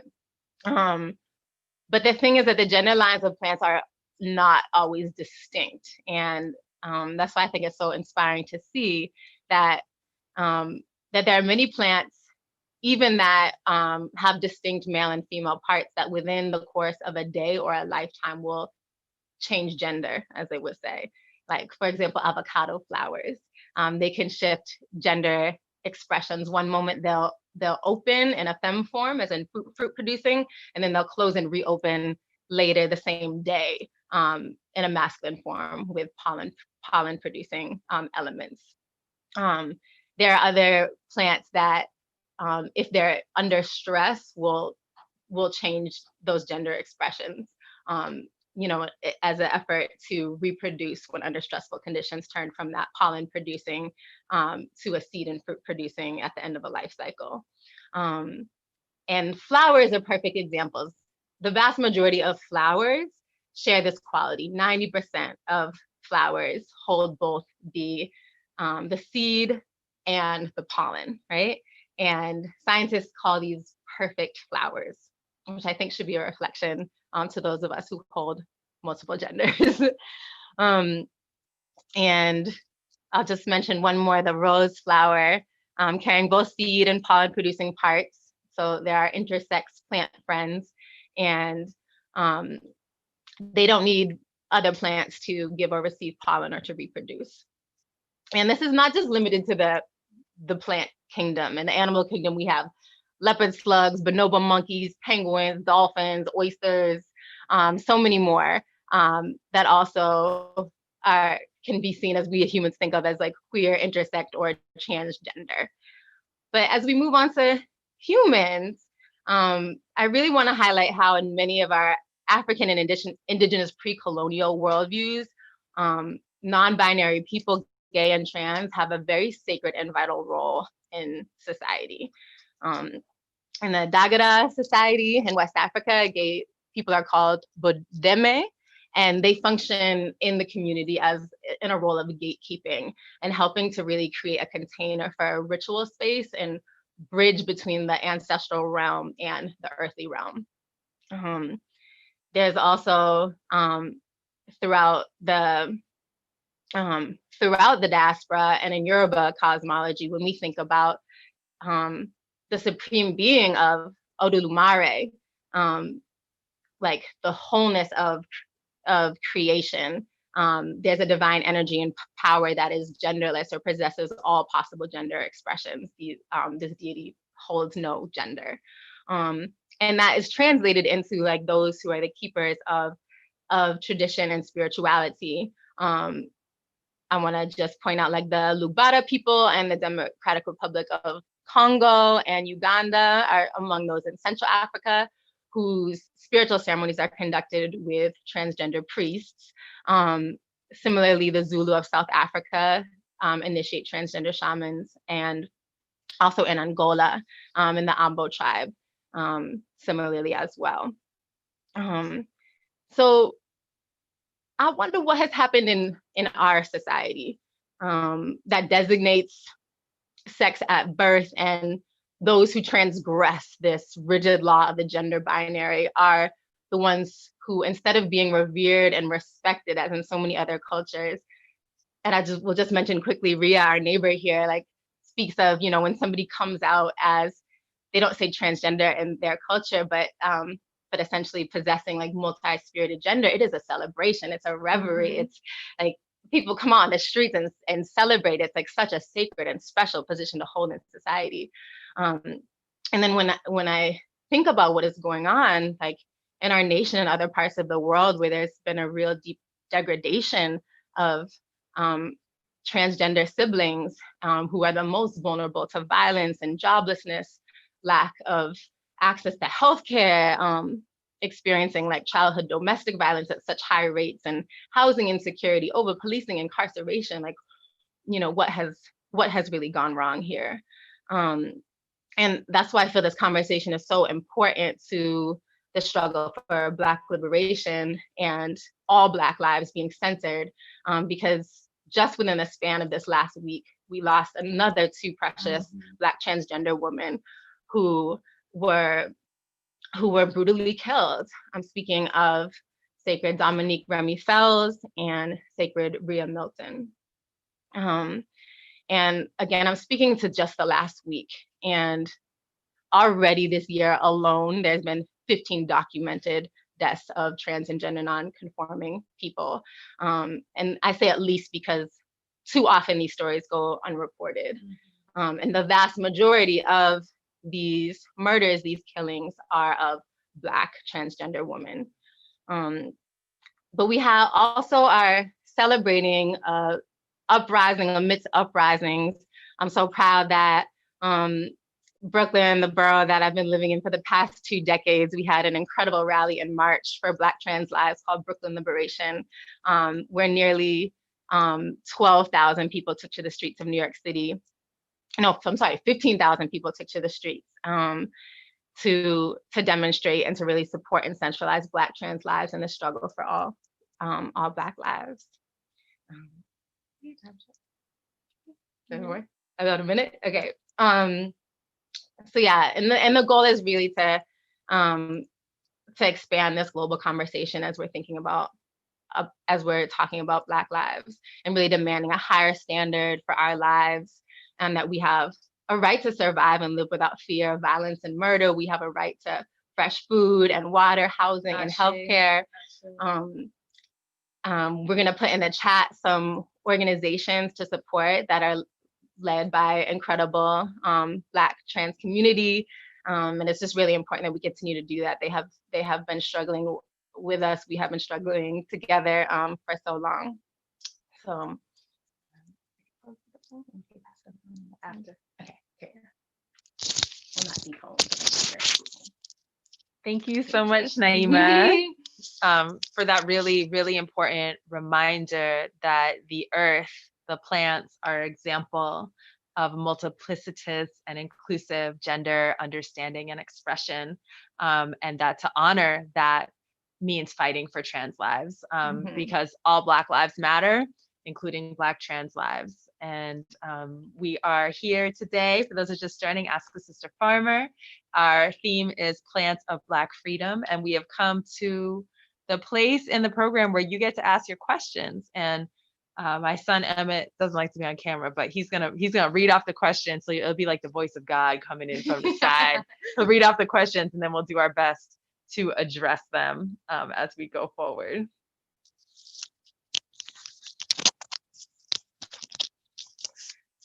The first question is, were there other plants that helped with Black freedom? where there are other plants that help with Black freedom. So many plants. I will tell you one quick story about one plant, and it is the cowpea or black-eyed pea. And among its many wonderful properties, the black-eyed pea has the magical ability to make friends across biological kingdoms. So the black-eyed pea's best friend is named rhizobial bacteria. And it basically works like this. Black-eyed pea's like, hey, bacteria, you want to be homies? And bacteria's like, yes, but on the condition that you make a little home for me in your roots. You fill it up with sugars, you make it real nice and cozy, and then I'll move in. And as an exchange, I can actually inhale nitrogen from the air in its elemental form and just put it into an organic form for you to nourish you. And that is why the soils have nitrogen, right? So what does that do with Black freedom? Well, Dr. George Washington Carver, in blessed memory, who is arguably the founder, great granddad of regenerative agriculture in modern times. He's back in the late 1800s trying to build up Tuskegee University, Black educational institution. Shout out to Tuskegee for so much.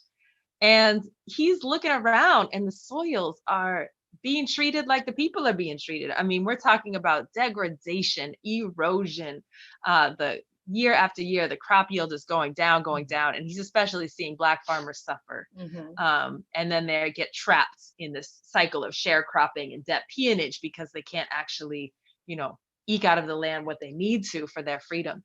And he has this wild idea, he's like, instead of just planting cotton year after year, what if we start rotating in some black-eyed peas and some other legumes to replenish the soil? And people are like, Dr. Carver, you're telling me that instead of planting a crop that is going to give me a return, I should plant a crop and then just plow it down under the soil? This makes no sense. So Dr. Carver had to start, quoting the Bible. He was like, God says, whatever you do unto the least of these, you do unto me. And God was talking about the earthworms, right? So he's preaching, he's getting people converted to soil stewardship. He's getting people converted to composting, to cover cropping, to, mulching, to going in the wintertime and mucking out the wetlands and laying it on top of the farms. And in this way, right, he was actually able to support a whole bunch of Black farmers in getting enough crop from their restored soils to be able to get land for themselves, right? And so that little pea, that little black-eyed pea, in healing the soil became instrumental in the freedom for many Black people. So that is one example of another plant. And there's many, many more, but I'll leave it at that.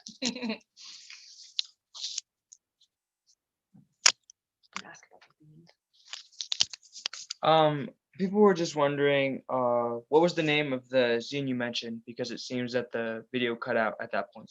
Maybe a little bit about it. Yeah, so I was talking about the queer botany zine and coloring book called Perfect Flowers. And it was compiled by a collaborative called Interlocking Roots, which is a network of cutie BIPOC farmers and earth stewards. Yeah, definitely check it out. And Naima is going to throw that link up in the chat if you haven't already seen it. So definitely check it out, as well as the Black trans-led organizations that you can support in this time as we are celebrating Queer Black Liberation Today.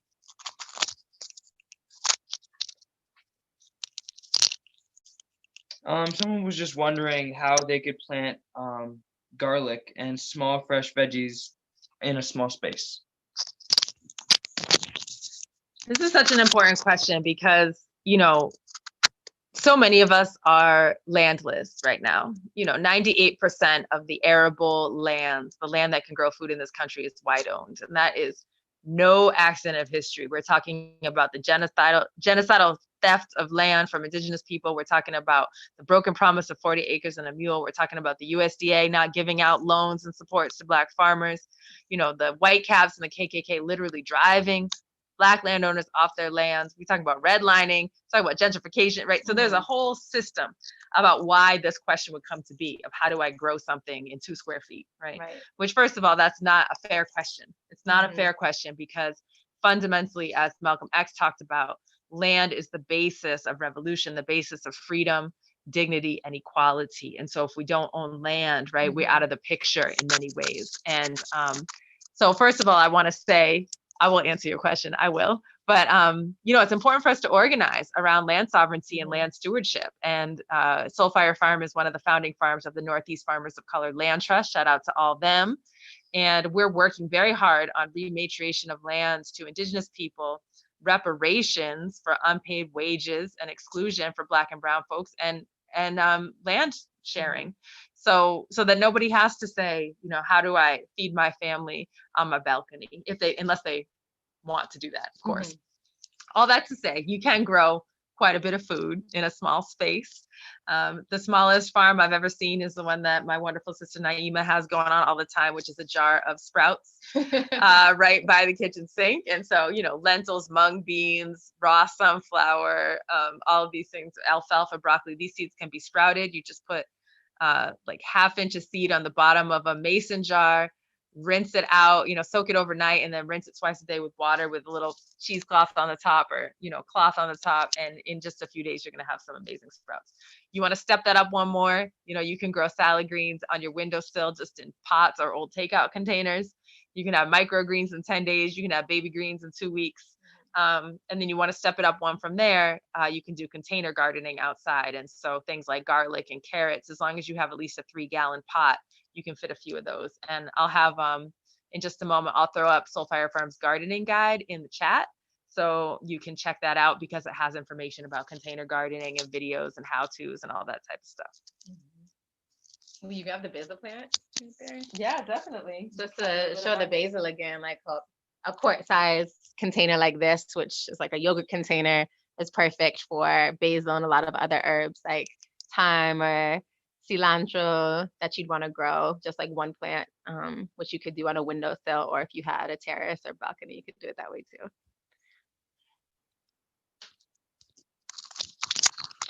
Another question? Our next question says, should GMO seeds and crops be avoided as part of the journey to Black liberation on land? And can you speak to the importance of ancestral seeds? You want to talk about that? You can say I have a hard time with the word should, because I'm not trying to define anyone's path to liberation, but I will talk about my choices. And my choice is not to use genetically modified seed. And, I am a biology major.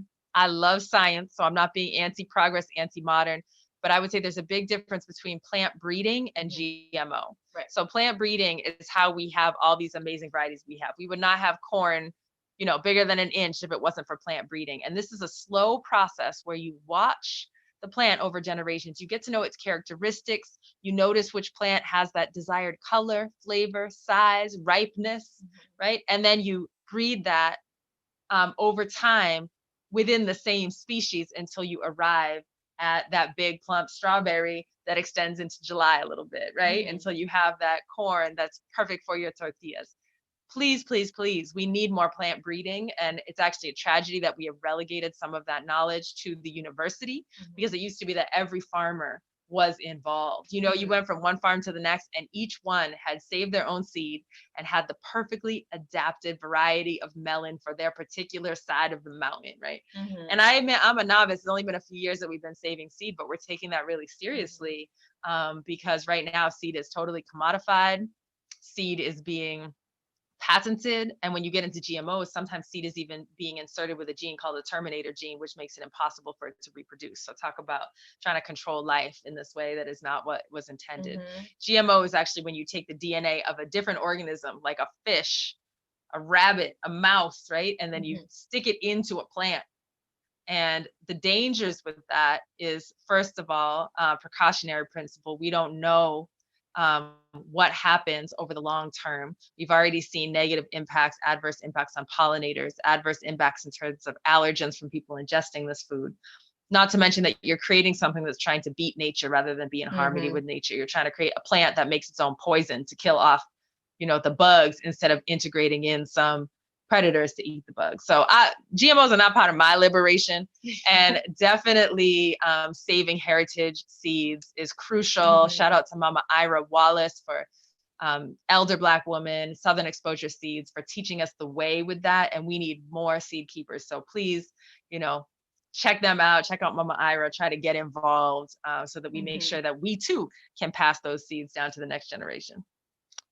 And shout out also to our family in Haiti who said no to GMO seed and GMO rice in a really incredible act of resistance and rebellion to some of these seeds. Like, I want to say Monsanto has been responsible for a lot of manipulation of seeds so that they terminate after one generation or need a lot of chemical inputs as a way to create dependency on their products. And in the guise of paternalistic aid, donated a lot of GMO seed to the port of Haiti. But our fam knew better and burned that at the port and said no to such a disgusting gift, you know, recognizing that the true power and sovereignty came from the rice seed grown by the paysan and the farmers movement throughout Haiti.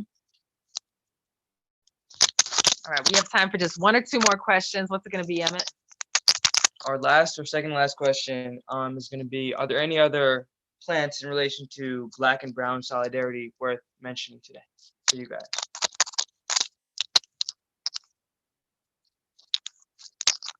Well, there's many. I'm thinking right now about the relationship that we have with maize across Black and Brown communities. So for folks who don't know, maize is at least 10,000 years old. There's a lot of different legends about its origin, but most connect to it being a gift from the divine mother, from sky woman to indigenous people in what is now central Mexico. It, from a scientific perspective, you know, Teosinte is its ancestor, and it was painstakingly cultivated into the maize we have today. I think it's important to note that there's a lot of evidence that maize actually made it to the continent of Africa before European contact. And so I've been studying this. I'm a practitioner of the Yoruba religion as well as Vodou, and I've been studying with my teacher some of the ancient scripture about maize. And the words for maize predate contact. Wow. They're in the language that is not compatible with the Portuguese having arrived or the English or anything. And maize has become a very central spirit being in our cosmology as African people and diasporic people. And so I think of that as this plant ancestor connection, transcontinental, that helps remind us of the sacred. Maize is considered the mother of life. She is the oldest of the three sisters in the corn beans squash sisterhood of mutual interdependence. Right now, I'm looking out the window over our milpa or maize fields, which we received instructions from the Stockbridge Muncie Mohican about particularly which varieties to grow and how to grow them, because they wanted it done a certain way on their ancestral homelands. And so we have the hills, we have the Mohican black maize and the Mohican yellow maize, and the squash around and the beans around all interacting together. And it's actually part of my what's called ita. So during initiation, you receive a particular reading about your destiny. And my ita is that I must plant maize every single year for as long as I'm able in my life. So shout out to the maize. You want to add anything to that? That's okay. All right, I think we are going to move into some poetry. So before I turn it over to the wonderful Naima to close us out, I just want to say to everyone, thank you so much for joining us on Ask a Sister Farmer, Plants of Black Freedom. We are here every Friday at 4 p.m. Eastern Time on Soulfire Farms Facebook Live. Every week we have different Black women, trans, and non-binary farmers telling you about our projects and, more importantly, sharing tips for how you can grow your own food and build up your own food sovereignty. We are always also accepting more co-hosts. So if you are a Black woman, trans, non-binary farmer and you want to get on here and tell us some of your wisdom, we would be so, so, so grateful. The show is free. We just ask if you're able, please donate to the organizations of the co-hosts, because y'all know it's a struggle out there and we got to support our growers. We got to support our farmers so we can keep feeding the community. Right. So thank you. And we're going to go out with some poetry. Yeah. Every patch of earth unencumbered by concrete, where soil and atmosphere meet, be a portal to presence, a terrain of remembrance, a vote for survival in an unpromised future. These gardens are blueprints of interdependent destiny, intergenerational memory, saving seeds for food as remedy. See, my people know what it's like to eat and still be starving. So we turn in hardship into harvest, lawns and schoolyards into gardens, homegrown bounty in our palms. We come from soil and stardust. And so we conjure, giving props to hood magicians who grow provisions for our kitchens. We smuggle spinach into prisons, transform the places that we live in, trade psychosis for symbiosis, and stay focused. Sprout sunflowers that tower on neighborhood blocks, harvest raindrops on rooftops that water our crops, propagate plant medicine for the metropolis, guarding our plots, because our gardens are not for profit or loss. Cross-pollinate the promise, fam. We got this. Take a deep breath, restore calmness. With lemon balm bounty in our palms, sun gold cherry tomatoes in our pockets, sugar snap peas, climate a chain link fence in this oasis of reclamation. We tend havens for justice and sustenance amid glaring disparity. Every seed saved will set us free. In an age of opulence and scarcity, every seed saved will set us free.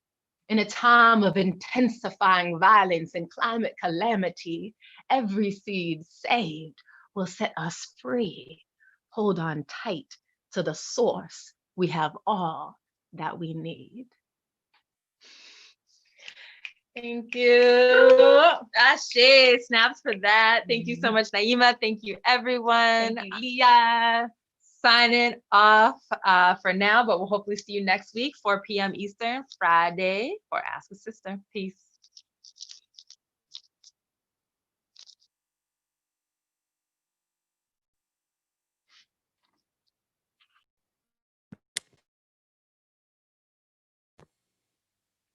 Wow, that was bomb. Follow and support these two powerful sisters, Soulfire Farms, Wild Seed Community. Please, I mean, they touched on 1,001 things, especially with that resiliency part and talking about how plants can be part of and are and always should be part of our work that we're doing, along with the fact that, you know, there was a write-up in 2011 that said that if women farmers had the same access to resources as men, the number of hungry in the world would be reduced by up to 150 million. Wow, that's a huge number, a very, very huge number. Well, right now, once again, thank you, Leah and Naima, from Soulfire and Wild City Community. So I've been listening for the last couple of hours, and I have a part that I want to talk about, and that is food security is national security.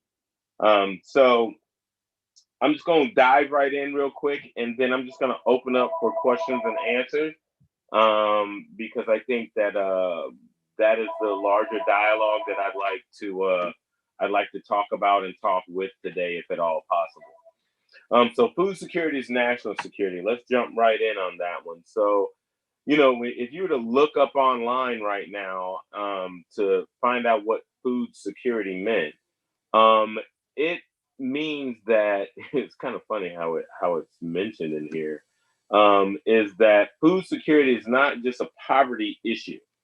Far from focusing on the needs of the poor in developing countries, they are saying that, here we go, food security exists when all people at all times have physical and economic access to sufficient, safe, and nutritious food to meet their dietary needs and food preferences for an active and healthy lifestyle. Now, what I like about this is that it's saying out loud, that when we're talking about food security, we're not talking about every community should have kale in it. Y'all ready for this? Not every not everybody wants to eat those things. That we should be farming culturally appropriate food. Leah, I love the fact that you brought up the fact that maize was in Africa way before anybody ever started thinking about it. Because us as a people, we've traveled the world. We've always traveled the world. We knew more about the science of the sea and that the world wasn't flat way before anybody else. So, you know, it's crazy that to think that when we talk and we say, you know, good, clean, and fair food for all, and that we need to be concerned with food apartheid, that there's actually laws out there that state that in the United States, we should have food security. Food security for a household means access by all members at all times for enough food. So when we have these conversations about building our BIPOC community, when we're talking about the resiliency of doing this actual action, we're talking about food stability. We're talking about sitting down and saying, you know, nobody is going to come and take this from me, and I have a right to have this. Now, it's already a law. It's in there. We now have to act upon it and do the work that's necessary to move to the next level. And one of the things I like to talk about with that is when I say food security is national security, COVID-19 has come in and just done some damage, along with all the murders that have happened, along with all the things that as of right now, a lot of the world is acting as though, ooh, all this hard work and a lot of this is brand new. No, it's not. All the things that we have been getting on our devices for the longest have all been happening since I was a kid. Racism, since I was a kid. It's not brand new. Being stopped by the police for any reason, it's not brand new. It's just that now it can pop up on your device the minute that it happens. But our Black lives have always mattered. Always mattered. Our BIPOC lives have always mattered. So here on our farm, what we've decided to do is we've limited the access of people that can come onto our farm. We've limited the access of people that have access to us as individuals. And a lot of that has to do with one, I'm not trying to roll up and not have any taste buds because I like mangoes. And I want to always be able to taste mangoes for the rest of my life. So getting COVID-19 is not something I'm trying to do. So I'm limiting my access to people coming to my farm. The other thing is yeah, places like, and I live in Georgia, are just like opening back up all of a sudden. And now we're trying to get the hospitality dollars. And you have places like LA that are opening up to big giant events that are getting ready to happen. If we're going to be smart, part of our food security needs to be that we understand that we have to do the right thing to protect ourselves, to protect our farms, to protect our families. We have to do that or there will be no food. We don't have to worry about land. So we have to be cautious on every single thing we do. So here's the next level. I said earlier on when I first did my opening conversation was not everybody is built to be a warrior. But there are ways to be aggressive, and there are ways to protect, and there are ways to help and heal. So wherever your lovingness lies, wherever your strengths lie, wherever your heart work pulls you into, that's where you should go over to. That's where you should put energy into. Listening to Soulfire just a little while ago and talking about things like the cowpea, having the conversation with bacteria, and that's hard work right there, right? But then the flip to that is early on to talk about basil and night vision, or to talk about what plants we need to put together if someone's trying to do some harm to us. So these are not new things. It's also time for us to talk to more of our elders and have real hard conversations like, hey, tell me what you know. Tell me what the next thing is I need to be doing, and being open to it. Like that needs to happen in a very, very big way. I am going to, because I only have maybe about 10, 15 minutes, I'm going to open this all up to questions. If people have any questions or would like to ask questions of me, I am here. And I am here not really to just talk about Gilliard Farms. I'm here to talk about what our food security and national security is supposed to look like, and how we're supposed to be able to do it. So yeah, let's go for it.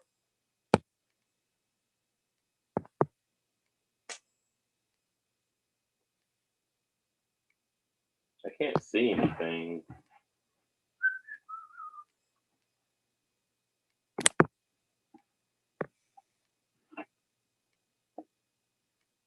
No questions from the audience for this 20 minutes. Okay, I apologize. Thank you, Julia. Well, here we go.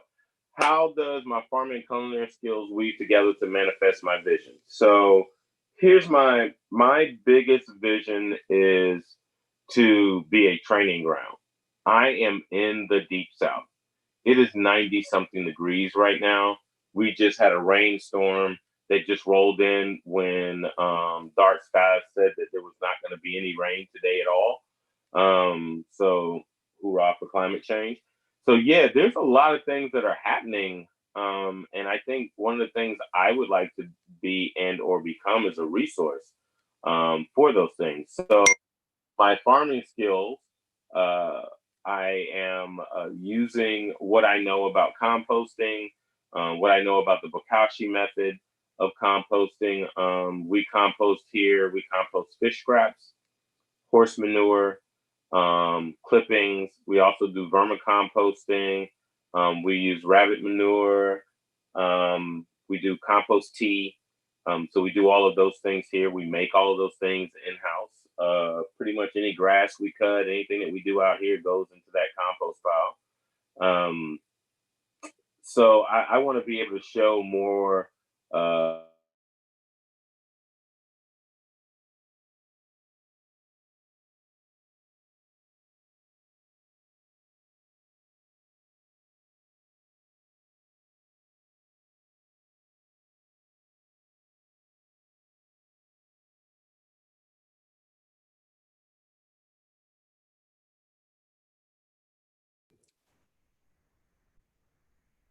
Hi, everyone. Looks like we might have had some connectivity issues. Just stay with us.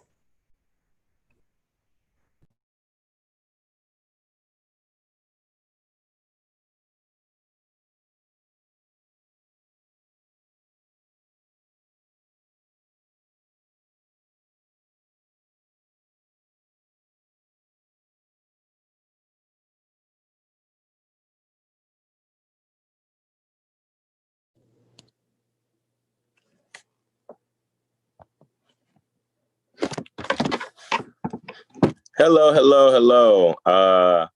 Have no idea what just happened. Computer just decided that it wanted to do its own thing. But back to the farming portion.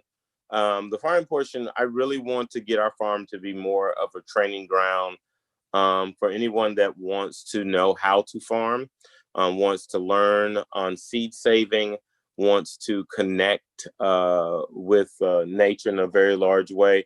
I have about 40 plus acres here. My sister and I have it here. We have the opportunity here on this farm. We have a lot of wild crafting that goes on too. We have wild staghorn sumac that is called Indian lemonade. And we use the sumac and everything from our zatar, which we grow 95% of everything that goes into that, short of the pink Himalayan salt or the sea salt that we use. I mean, we have flower essences that are made by Sage's Larder and Javon Sage, who is our womb alchemist, my partner, all that love. So there's a lot that we're willing to teach and we want to pass on.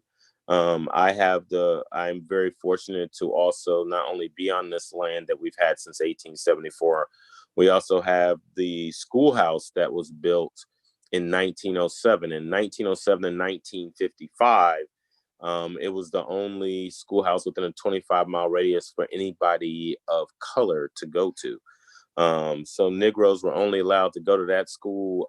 My family had to give up 1 acre of land for this 900 square foot schoolhouse. Well, actually, it's a 750 square foot schoolhouse. The other 150 square feet were added on after 1955. Hurricane Matthew and Hurricane Irma have did their damage here on the farm. And at one point I was like, I don't see how the ancestors did it. Like 2 major hurricanes and 2 major tropical storms coming through here. Like, we lost the roof on the schoolhouse, which we just were able to put on, but now we've had to tear down the interior to make sure we had no mold issues. Had to put a new tin roof on the top of this house. So there's just been like those kinds of things. Like, how do you stay on top of those things? And so that's also part of biosecurity, right? Like, how do we manage also, like, who comes on our farm to help us repair things? So we kind of have a short list of people that come out and do everything from our well work to our electrical work, any kind of work that's being done out here. We really try to like dial it in pretty daggum tight. And I think one of the main reasons that we end up dialing it in so tight is a lot of it has to do with the fact that being careful is important, and it's very important to us here. Yeah, I mean, this is work. This is work.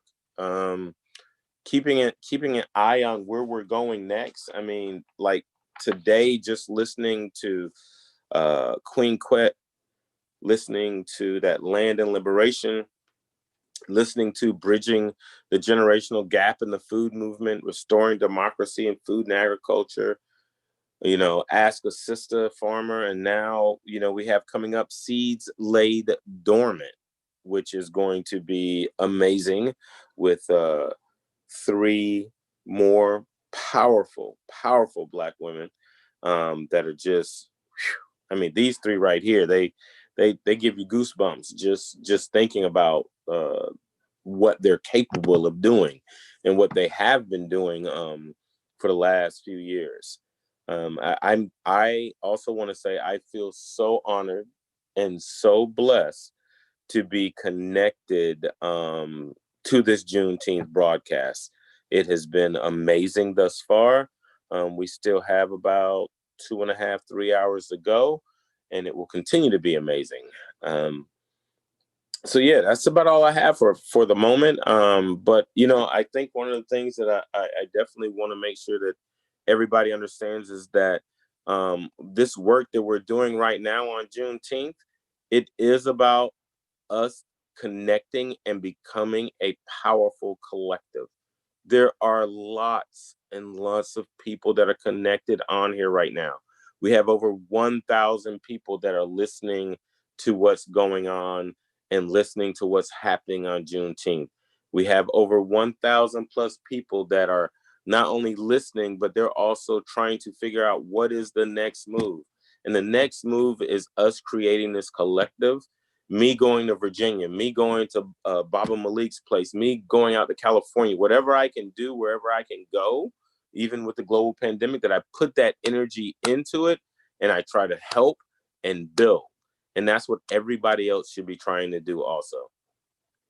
So I had a question, audience question coming in. How can white people support and enter into the space of food justice respectfully and helpfully? What I believe is that folks need to really understand that I believe that white people need to understand that right now we got enough goddamn allies. What we need now are accomplices. We need people that are willing to create that white line and step in front of a bullet. We need to have more people that are willing to say, you know what, this is wrong.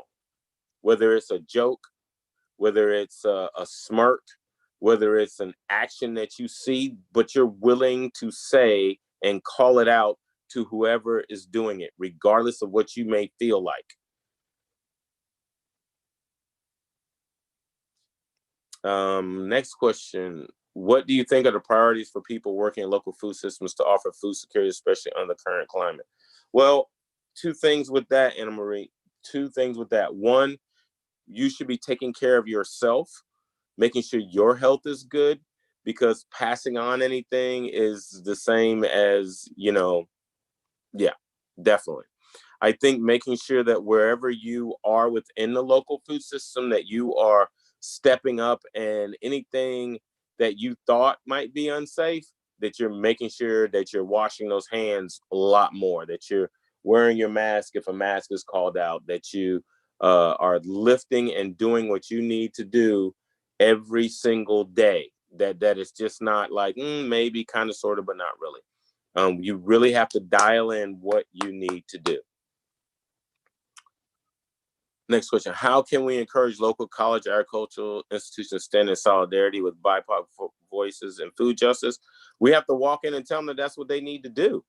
Like, we need to stop asking kind of like, please, maybe. We need to say, no, you have this land grant university based on our backs. What's your favorite action you've witnessed from a non-BIPOC ally for the food justice movement? Chelsea. You know what? The biggest thing I've had is I have a really good relationship with a chef named Vincent Natras. He lives on Whidbey Island in Washington State. And he reaches out to me and consistently has conversations about what he can do, and how he can do those things to the next level. And he is one of those folks that's more of an accomplice than an ally. Like, he's willing to get out there and create a white line and take a bullet. He knows that this is serious. He believes that this is serious, that Black lives matter, that all lives matter. And that to make that happen, he has to be willing to also raise his children that way also, and not allow anything that happens to kind of creep in at school and all that stuff to ever creep into the house, or even creep into the mind of their children.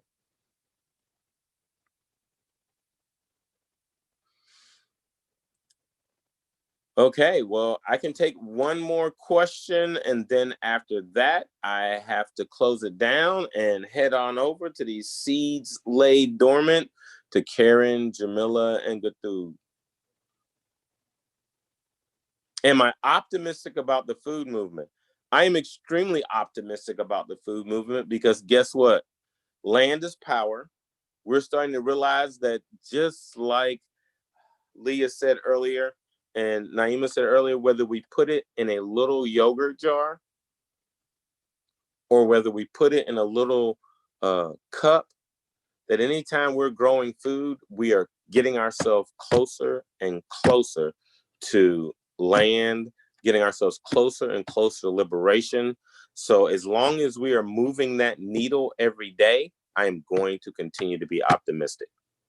And that's all for me. Food security is national security. We need to make sure that everyone has the food they need. Next up, Seeds Laid Dormant by Jamila, Gathud, and Karen. I'm probably butchering your name, sister, and I do apologize. Charge it to my head and not to my heart. Looking forward to hearing what all of you have to say, and what's next at Patchwork and Urban Ham and Atlanta, and then what's happening at Rise and Root Farm. Can't wait to hear it.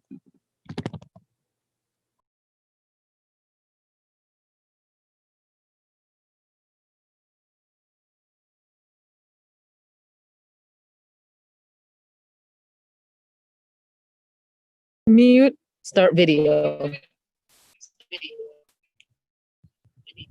Hello? Hi. Hi. No, it's a delay.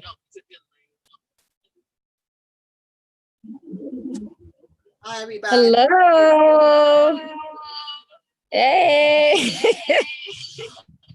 It's been a long day. Okay. I think I need to turn this way. Okay, yeah. Yeah.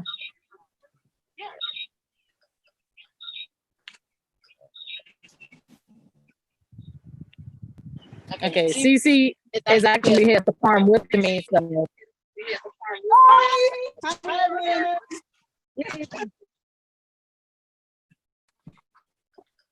See where you can see me. Actually, you gotta turn that way. That's not, the light is this way. Oh my God, okay. I'm pretty good. You got a view of the farm, Catholic City Farm. So we have like a kind of delayed. Hi, I'm Farmer Kathegu, Katogo. Okay. Thank you, Matthew Rayford. It's me, Cece. I'm going by Kathegu now. And my farm is Urban Shamba ATL. Matthew Rayford, Chef Rayford, he and I are friends. And I haven't formally informed him that I'm going by my Kenyan name, Kathegu. So now you know. So that's Gabego, Katongo, and Urban Shamba ATL, not Urban Ham ATL. So I'm happy to be here. Hi, Karen Washington. What's up?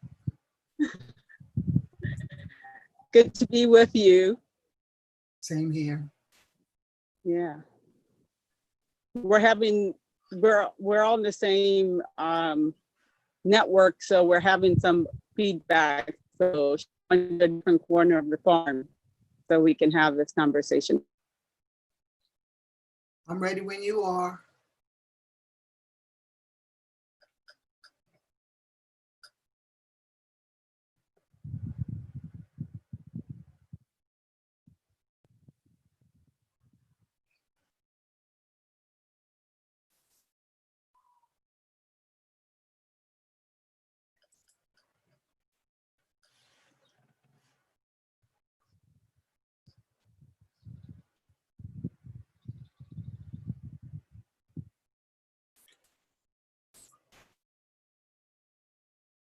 Yes, so I guess I'll start. My name is Karen Washington. I tell people I'm a farmer. I grow food. I feed people, body and mind. I am so glad to be on this recording with so many people who have been talking all morning long. Juneteenth, you all, Juneteenth, about Juneteenth and the power that it has emanated throughout the day, rejoicing.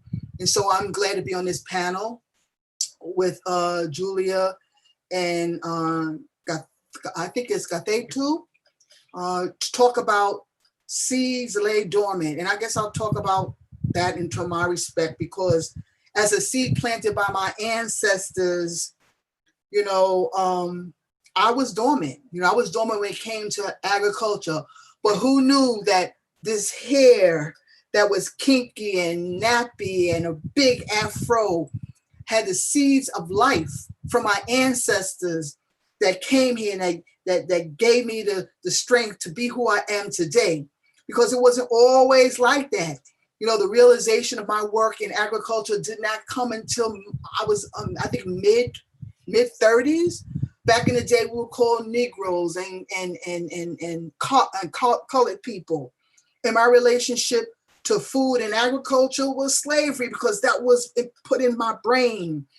But then, you know, when I got to plant that seed and saw how my plants were growing and took a bite, all of a sudden I was hooked to a whole new world. And when I put my hands in the soil, I all of a sudden had that instant gratification of why I became a farmer and what I'm doing today when it comes to growing food and food and social justice. So for me, seeds lay dormant no more, because finally we know the truth about agriculture. We know the truth why we were here, y'all. You know, for years the story has always been, we've been here because You know, we came bounding in chains, and we were here because, you know, we were dumb and we were strong. But the fact is that we were here because of our knowledge of agriculture. We brought the seeds in our hair to a deep south, swampy condition that correlated to what was in our main country of Africa.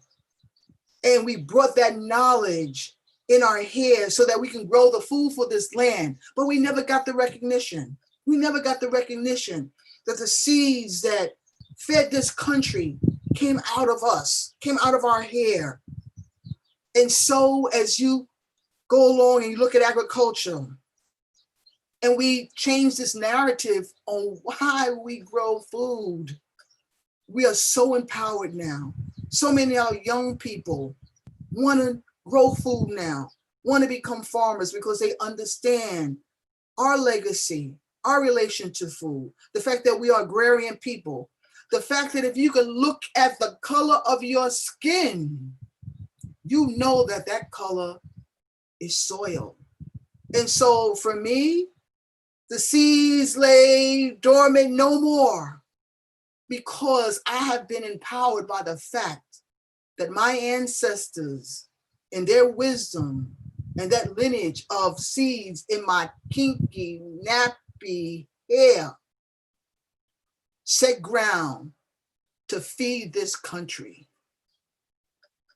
So I like to pass it on to Julia, since I did that introduction. So Julia, take it away, girlfriend.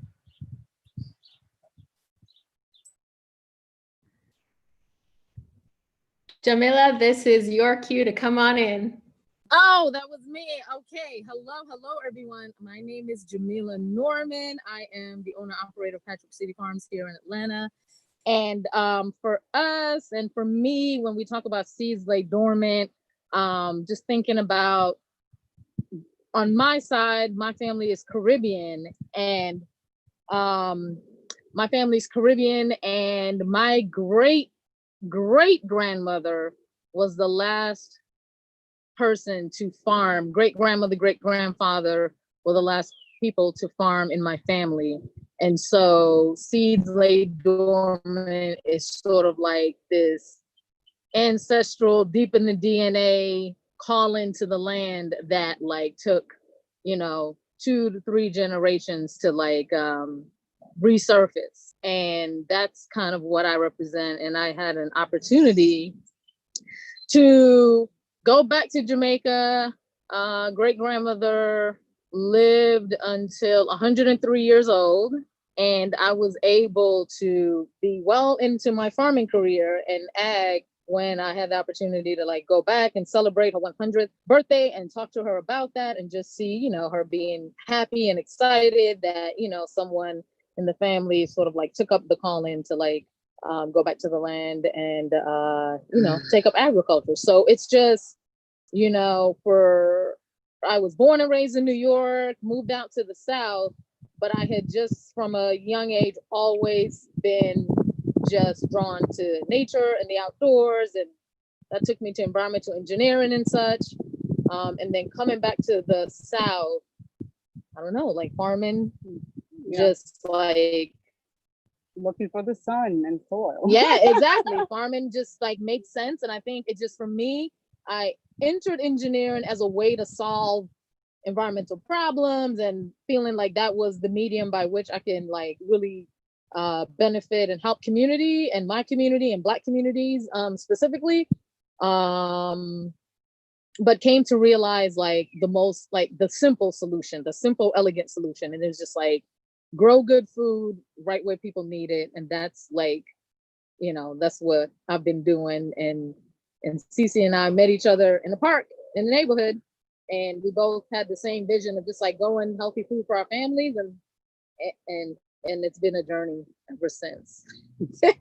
So those seeds have definitely sprouted, come up from out of the darkness of the soil, just sitting and waiting. And this is their time. And they are,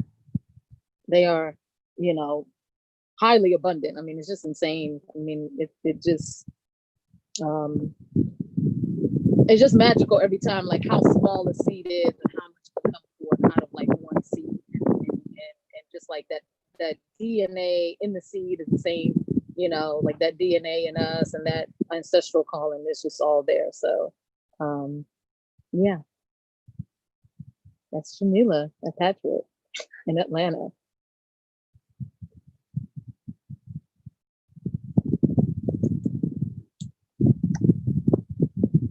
So are we still connected? Yes, you are connected. Oh, okay. No. Did you do your introduction already, Cece? No, I didn't. Okay, So, well, I think this is your yeah. cue. So I'm Kafegu Katongo. And let me get myself into my name is Kafegu Katongo, and my name is Kikuyu. I was born and raised in Kenya, and my parents immigrated to America in 1983, specifically Atlanta, West End, Southwest Atlanta. And so seeds lay dormant for me is actually returning to my agrarian roots, returning to the way of life of my people, living sustainably in close connection with the earth and in relationship with the food that we eat, and healing from the land inwards. And so for me, this journey has really been about being with my culture. The seed that got awakened was, you know, my memories of being in the soil with my grandparents, my mom, who always kept a garden wherever we went. My dad was a preacher back home, and of course he was sent from place to place to spread the word. And everywhere we went, my mother kept a garden. And we, you know, everything that we ate, my mother grew, and everything that we ate came from the land. We didn't go to the grocery stores or anything like that. And of course, the food tasted very differently. And so, you know, I remember when we all came to the US, and we were just so put off by the food here. It was like the most shocking and horrible experience with food. In fact, like I think I was constantly sick from eating what my parents bought, and it took a while for us to really get adjusted to the food in the grocery stores, and like, you know, and its toll on our health, my parents especially. But and really coming back to the soil, as Jamila said, is reawakening, reactivating our ancestral DNA. You know, like for me, coming from Africa, you know, like where Africa is the cradle of like agriculture, right? And it's interesting enough because like outside of America, the word that we get is like, come to America. It's like the land of opportunity, and, you know, streets paved with gold and all the things, you know, that you want. And you're not, you know, there isn't like this narrative, like what you have is amazing. You know, it's centuries of culture, you know, a way of life that has existed for generations, and all of a sudden with colonialism, that all of it became wrong. The way of life of the Kikuyu became wrong, right? It's like what happens in colonization, right? You just get your identity complete. It's white supremacy, it's racism, it's like getting your identity completely erased, right? You can't speak your language, you can't grow the food that you used to grow, you can't have the rituals. All of that was forbidden, you know, because now you have to be British, you have to be a colonized person who's now having to adjust and create a new identity, right? And so just being on this journey has brought me back to like asking questions like, what did my grandmother and my grandfather eat? You know, what do the plants around their huts look like? You know, like what did dinner look like? You know, because it certainly doesn't look like what it is post-colonial. I mean, so not to go on, but you know, so there's this kind of like rediscovering of self, right, through land and through seeds and through food and community. And so, you know, I'm here in Atlanta, and I'm doing the work and I'm rediscovering my roots. I'm reclaiming my name, which actually means seed, calabash. Gavego is a nickname. It means calabash, and a calabash is a multi-purpose tool. It's like one of the most used tool by women in my culture. It also means seed, which ironically, like it fits me as a farmer, right? Always growing in what I do. And so I'm here in this community and I'm rooted here. I have been rooted here for over 30 years. Moving away from the West End, going to college, like Jamila, I love nature. My entire life growing up in Kenya was centered around nature, connection with trees, fruit trees. Jamila and I are like renegades over here. It's like we're just outdoors having fun, like growing food. And so I majored in wilderness leadership and experiential education, which is because I wanted to know how to be a wilderness woman, survive in the wild like my ancestors, just able to go and find food, all of that. And but what I learned in doing this work, being a wilderness instructor in the South particularly, is that it was connected with slavery and brutality and the violence on Black people. And knowing that history, it just, whenever I would be in North Georgia, in the back of my head, I would I hope I don't run into anyone with a Confederate flag and a shotgun. I didn't feel safe being in the woods and in nature in America, especially in the South. And eventually, I just left and wanted to start a farm, wanted to garden, wanted to create a family. And that brought me to West End, started a community garden, went to volunteer, went into Jamila, and the rest is history. Oh my God. Rest is the beginning of a revolution. So that's who I am. And so that's how my seed got awoken. Yep. And I'm wearing my earrings to represent my Kenyan heritage. Anything that, yep. So let me bring Jamila back in. Okay. All right. So, anyone out there have any questions for us? Trying to think. Anything that we didn't? So ladies, I'd love to hear from both of you, from all three of you. You're each ancestors for future generations. Can you speak about the visions that you're each planting for future generations?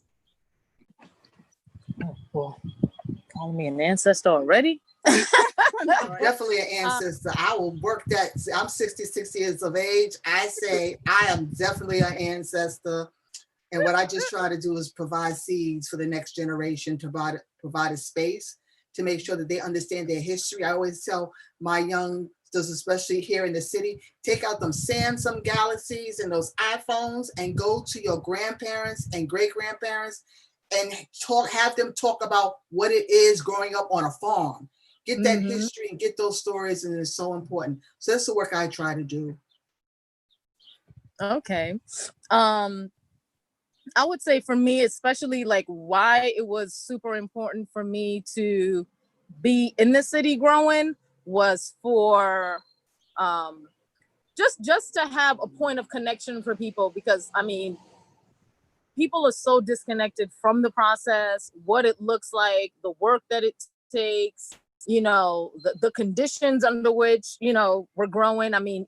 Obviously we're not in bondage growing here, but nonetheless, it's Georgia, it's hot, it's not glamorous, it's not cute, it's not old McDonald's, it is real work, real labor. And that really makes people think about all kinds of issues, like, okay, maybe, people come and volunteer and they're like, wow, that was a lot of hard work. So maybe when you hear folks talking about paying migrant workers or paying agriculture workers proper wages, then you're like, yeah, absolutely, because I went and I worked half a day on a farm, and you deserve whatever it is that you need in terms of a living wage. Or when people they really understand the value of food, when they just have just a connection with it more than just I just go to this grocery store, get something, you know, you have no connection to what that looks like, that there was actually a person that has a family, that has hopes, dreams, and, you know, a life that grew it. You know, it just seems so industrial, but it's a point of connection. And then you meet so many people that are so interested and excited, but they have a little bit of fear. And so they come and they're like, well, how do I get started? Well, my family has land, or, you know, I just something I've been thinking about doing, and how did you do it? And it's like, I just did it. So it's a way of being present and having visibility, and also just showing people that like black farmers are here. We have never left. Just because there's not a lot of representation doesn't mean that we don't exist. You know, people feel like, oh, you're the only black farmer I know. I'm like, first of all, I am not doing anything revolutionary. I'm just growing food. People have been growing food for a very long time. And I am literally one of many generations. You know, I'm just happen to be like in the city, and, you know, there's a little bit more visibility. So it's just planting that seed of like knowing and understanding and excitement, and just saying that like it's possible. Is it hard? Yeah. Are you going to deal with all kinds of racist policies and all kinds of nonsense? Absolutely. But like, you know, why are you doing it? Right. And what is your motivation? Because my motivation is like health and wellness for myself, for my family, for my community. It's about, you know, nutrient dense food. It's about like, you know, turning just a green space that was just grass into, you know, all kinds of, you know, biological diversity. And it's about like just like changing the narrative on all the ways that Black people can be, how we do have connection to Earth. And then the other thing is, because we're in the South and we're in Atlanta, and I mean, there are so many people of color, so many Black people in Atlanta. I mean, it still blows my mind every day. And I've been in this city since '92. It's just like, wow, there's just so many Black people here. I love it. But like a lot of the older folks that come by, and they will stop, and they would just come and they just like stand at the fence, and they're just looking at the farm, and they're like, wow, like you're really doing this? And you can see sort of like that glimmer of like, wow, I mean, like this is so good to see somebody young and from a different generation like doing this work. So it's also sort of like that connection, and like saying like all of the work that you guys have done is not in vain. I mean, one of the first people Cece and I worked with in farming here in Atlanta was an older lady by the name of Miss Lizzie at a church farm, is where we started volunteering and really helping them out. And I mean, Miss Lizzie grew up on a 200? No, I think it's a 100-acre farm. 100-acre farm. Not non-mechanized. Non-mechanized, and that was what their family did, you know. And taught us a lot. I mean, so much. And just Miss Lizzie was, golly, had to be in her 70s, and she was out there sun up to sundown, and just kept the most impeccable garden. Most impeccable, most abundant, and just was like, this is my retirement. This is where I find peace. This is like, I mean, she was just amazing, you know? And I'm like, look, if Miss Lizzie can do it, like, surely I can. Like, there's nothing I can complain about. So, you know, it's just being present and just showing people like, hey, it's possible. There is life, you know, that you can create a life for yourself on the land in ag, and just, you know, challenging those stereotypes that people have, you know, around people of color. And then also having people see a narrative that's, because people like see Black folks, slavery, agriculture, and that's it. There's a whole history past, you know, slavery that nobody talks about, that acts like there weren't millions of Black farmers that owned millions and millions of acres of land. And we don't talk about like all the positive contributions, all of the transformative cultural contributions that we brought with us to this country that influenced agriculture in a major way in this country, and what we've given as people to you know, to America.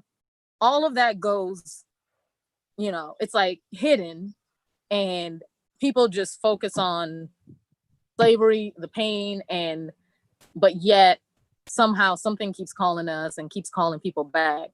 And so I'm just here, just doing my part in whatever way that I can to just shine a light and just be like, you guys, it's possible. One of the questions the audience is asking is like, how do you both as farmers work to heal the soil and make it resilient again? How do we work to build the soil and make Heal it the resilient soil. again? You know, people are talking about regenerative soil, resilience. Go ahead. Well, for me, first of all, I believe that I'm a soil farmer. Yeah, I grow soil, and food takes form in that soil, and then in that sense, my work is about protecting the soil and always rebuilding it in a way that it mimics what actually happens in nature through composting, adding organic matter to the soil, letting it rest, break down over time.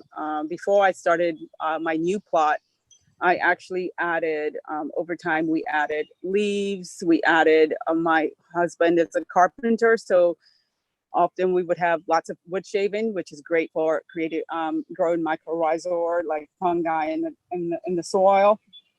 And so we'd add that. We added compost from our kitchen, just grass clippings after we cut the grass. And over 4 years, our sandy, loomy soil looks dark and rich with it. Actually, when we started, there was, you could hardly, I'm sure there was microorganisms, but there were no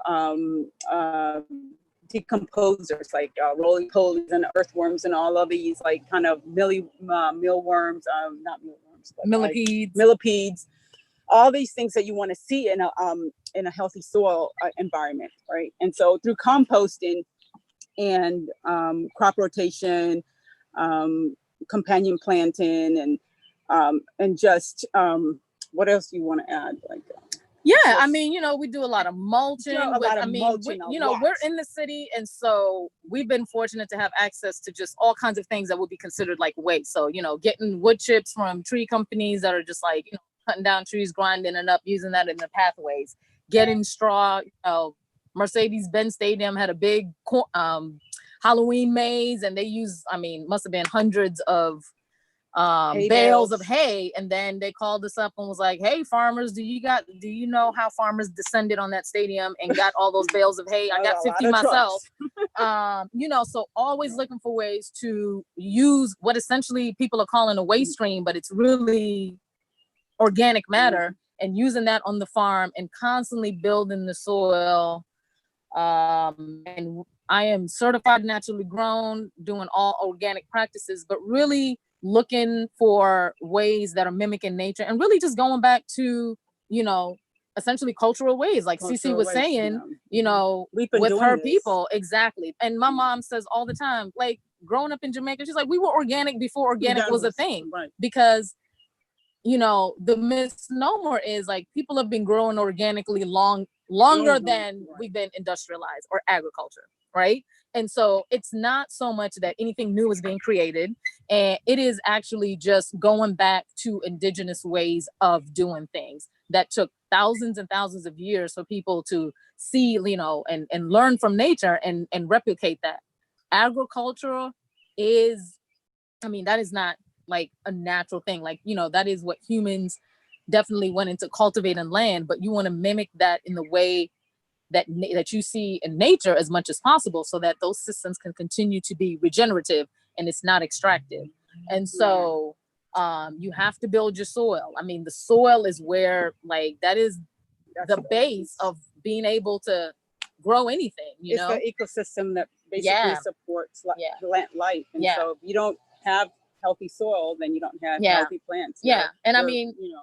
We're not adding 10-10, we're not adding fertilizers out here, we're not doing Miracle Grow, all that, all those unsustainable practices.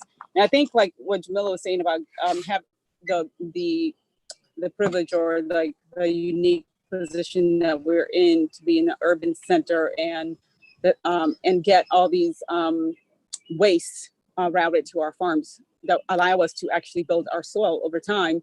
When you think about it, like the more farms that we have in an urban environment, the more we can divert these resources from landfills. You know, people don't like all the trees that come down, the leaves, all the parts, all the leaves that are picked up, they all just end up at the landfill, which you is a shame. you know. So people also want a couple of more questions that people want to know about you too. Is like, first of all, what do you need in terms of support to move this iteration of agriculture to the next level of a revolution? That's number one. And number two, how do you reinforce food sovereignty in the work that you do? So the first one is what support you need to move it to a revolution. Next, how do you reinforce sovereignty, food sovereignty in your communities? I think we have to start by really looking at, we're really looking at the cost of growing food, right? The cost of growing food to our planet, to human beings, to the animal world, to communities around the world, right? When we're consuming something, we're consuming violence, we're consuming like unsustainable ways of life that have been created by this economic system, right? It's just not like this. It's not like this act is divorced from the rest of the world, right? And we have to look at like what it actually costs to grow food. We have to be related to that equation. Like, a lot of, I think we're operating under the assumption of a lie that food is supposed to be cheap. Yeah. Right. That's the biggest like lie created by big ag, capitalism, America. In this country, people are spending much less on food. I don't even know what the percentage is. Less than 20%, maybe 10% of their income on food. Right? Whereas developing countries, when you look at how much people are spending on food, we're talking about like maybe 90% or higher on the food that they eat, right? But here we have it backwards, and we want it to be, we're not necessarily growing all the food that we eat here, and we want it to be cheap, and we want justice. Yeah. And we want people's livelihoods to people to thrive all over the world, right? We want justice all over the world. We can't have it. We can't have cheap food and have justice. We can't have cheap food and have Black Lives Matter all over the world, right? Black and brown lives matter all over the world, right? We have to be related to like, what is it? Like, how is it that I'm getting this food? Like I a couple of weeks ago, I was at Trader Joe's, and there was a quart, maybe a little bit bigger than a quart of blueberries. And I'm like, $8.99 for organic blueberries? Like, this is crazy. Like, this is so cheap. And of course, they're imported from Mexico and all of this. And I'm thinking, okay, well, the farmer that grows it and selling it to Trader Joe's is selling it at 30 or 50% below the market. Way less than that. Way less than that. Like, how much are the people in Mexico getting paid to pick blueberries? And Jamila and I actually like went out. We picked blueberries. We picked blueberries, okay? We picked them, right? Right. At a living wage. At a living wage. And no more than a gallon an hour. You just cannot pick them any faster than that. You cannot move. We tried. We were like, let's break this record. Nope. Not possible. So yeah, so I mean, and then the other thing with like the cost of growing food, because I've had people, come to market and, they're like, oh, why is stuff so expensive? This is that and the other. And I'm like, I grow this food, having to buy land in the city, which is not cheap. So first we're talking about land, like farmers now, especially farmers of color who don't have inherited land, anything like that, you're having to buy land at cost now. Whereas the agriculture in this country is on stolen land, right? Stolen first from Native Americans just by force and violence, right? You just came onto that land. Then you have forced labor. So you had all that free labor, right? then after that, even after the abolition of slavery, then you had the Jim Crow era. And even though you had all these Black farmers that then, even with all the conditions and all of the Jim Crow Brutality. rules and brutality, still figured out how to put their savings together and were buying land, hundreds and hundreds of acres. Then you had histories of discrimination, through USDA, which was really a policy of continually figuring out how to get land back out of Black people's hands, because there was so much success with Black farmers, because we were the ones doing the growing, doing the work. Right? We were not just brought here to this country as labor, as just like brute idiot labor. Like, people were brought with knowledge, and they were brought from certain tribes to specific areas because of their knowledge of growing rice on the coast of Africa, brought to the coast of southeastern United States. Those that had knowledge of cattle and things like that, those they went out to ranch country and were able to so they were brought with specific knowledge and put in specific places, and were brought with that knowledge so that they can help the system. And now you're asking us to grow food and provide it to community, but keep it cheap. It's impossible, right?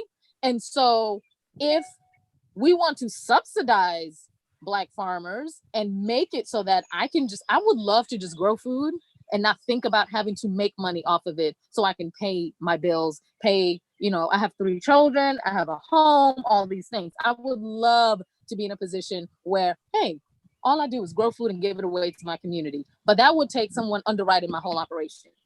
That would take people, you guys want a revolution? Get the land back from the people that have it doing nothing with it into the hands of those. I mean, so many people that are beyond willing and have the passion and have the drive and want to do this work. But there are so many roadblocks in their way, finances being the biggest one. How can I buy land, right? Then all of the money that it takes to operate, the infrastructure, the fencing, the water, it takes major money and capital. These are not a cheap endeavor. And many of us really in this journey, Jamila and I specifically have, when we started our farm operation and we put all our financial resources, our energy, everything, and it takes about 7 years to really get a farm operation up and running, unless you're walking straight into an operation that already has the infrastructure ready for you to put the seed in the ground, harvest it, process it, the trucks, all of that, refrigeration, market, done. If you're walking into that situation, which many of us are not, we're starting from zero. Literally a patch of grass. And a lot of us are not just starting from zero and gift of land or land that we're paying for. We also have student loans that we're bringing into this mix right here in this country, right? So we're carrying debt into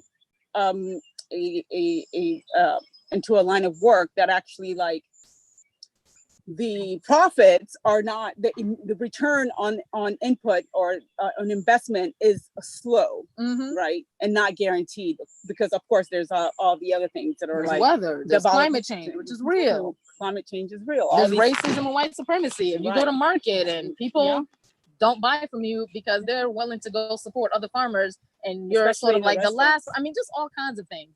We've had people that we worked with in restaurants for years, and they're like, oh, are you still doing that farming thing? I'm like, this is my farm. Hello, this is a business. What are you talking about farming thing? I'm a farmer. Right. So we have some final questions before we have to go to the last. I know it's going by really fast.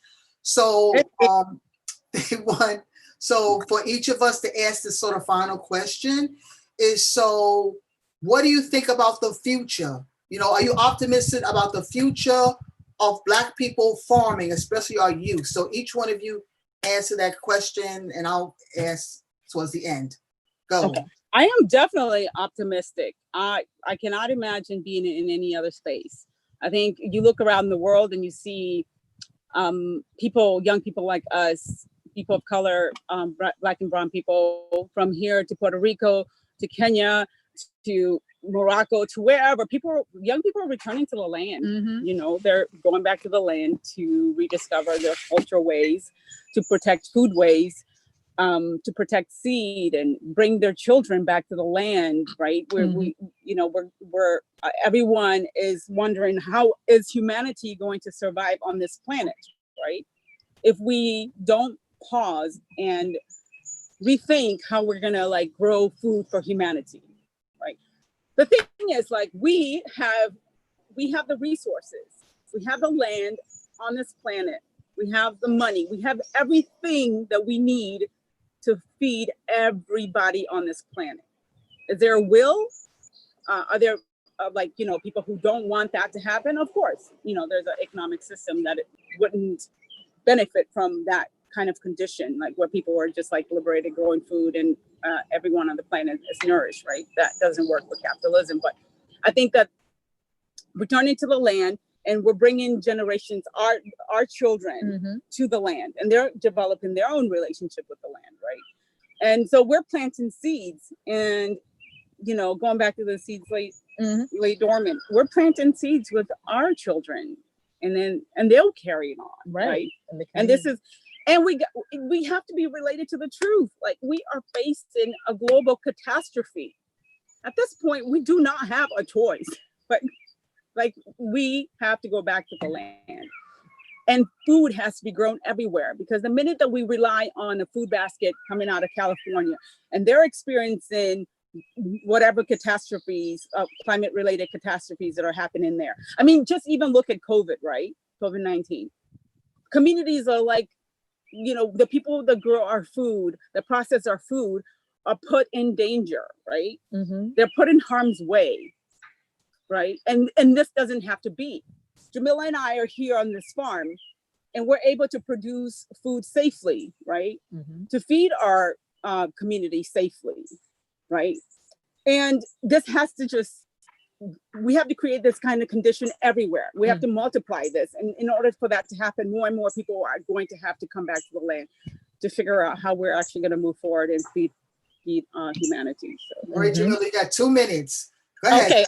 Okay. Restate the question real quick. Am I? That's exactly. Are you optimistic about the future of Black young people farming? Oh, absolutely. I mean, I think I'm not think. I am definitely optimistic. Like I said, I meet people all the time. I get questions all the time. Again, if we as a society, if this is something that we really want to see happen, we have to understand there has to be a redistribution of the wealth. There has to be a redistribution of the land, and that, you know, these operations have to be underwritten by somebody, or like, we have to create a system that enables those young people. There is more than willingness, but by people of color, by young people of color, to do this work. And you know, I do as much as I can. I mentor in whatever way I can. So if people reach out, Jamila, how can I learn? Like, you are more than welcome to come shadow me. I will show you from top to bottom everything that I do. Farming is not rocket science. Okay, it is hard work. There is no secrets. If you go to a farm and people are acting like their system is some coveted system, that's not the farm you need to be at. Everything anybody knows about agriculture has already been done, and they learned from indigenous communities hundreds of years ago. Like, there is nothing new in farming, and all the new stuff that's in farming is a problem. Okay, the only thing that's going to save us is that which sustained us in the past. Okay, and that's that. We just have to come back to that, because the cultures that we try to erase are the cultures that have the answers. So this reconnecting to your culture, like rediscovering your food histories, and like work to discover and know the food history before colonialism. Because there's a lot of things that we own as our food history that is not our food history, right? And that is not our agriculture history. So I am optimistic in the sense of people's interests. I know that it's going to take a whole lot of work for the system to shift, and for these resources to get in the hands of the people that are willing and able and beyond motivated to do the work. And that's where the challenge is. That's where the call is. Like Matthew said, we don't need white allies. We got a lot of people that are allies. We need actual people who are willing to be like, okay, here's my money on the table, or my family has this land. Right. You dig one generation below the surface and you'll see, you know, the bloodshed that got you that land, you know. We're ready to give it up. So that is what we need, right? And find those young people and don't burden them with make money for you. It does not need to make any more money for you. You just need to give it up. Well, thank you so much. So in closing, I want to thank our speakers here, Katheku, Cece, I hope I'm saying it right, I'm getting it right, Jamila, and myself. And I guess one final word I'd like to say, first of all, I'm so glad to be the president of these young Black women farmers. Give it up for them. And then also for me, if you're going to work on food justice, it's an active participation in undoing the social injustice. So if you're not actively participating in working on social injustice, you're not doing food justice. Absolutely. Right. We're here to rewrite the story. So let's do it. Mm-hmm. Thank you all. Thank Bye-bye. you.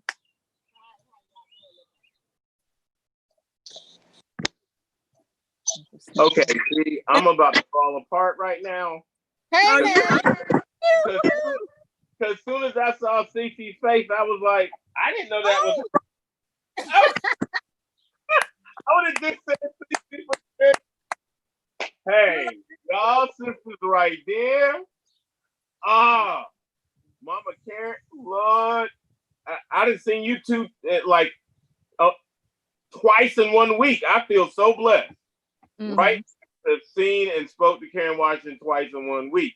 And now I see Jamila and Cece, these my homegirls from the ATL that are doing it. Now, when you talk about gangsters, when you talk about real gangsters, I need to tell the story of Karen Washington. And then I'm going to tell you a story of these two attached words.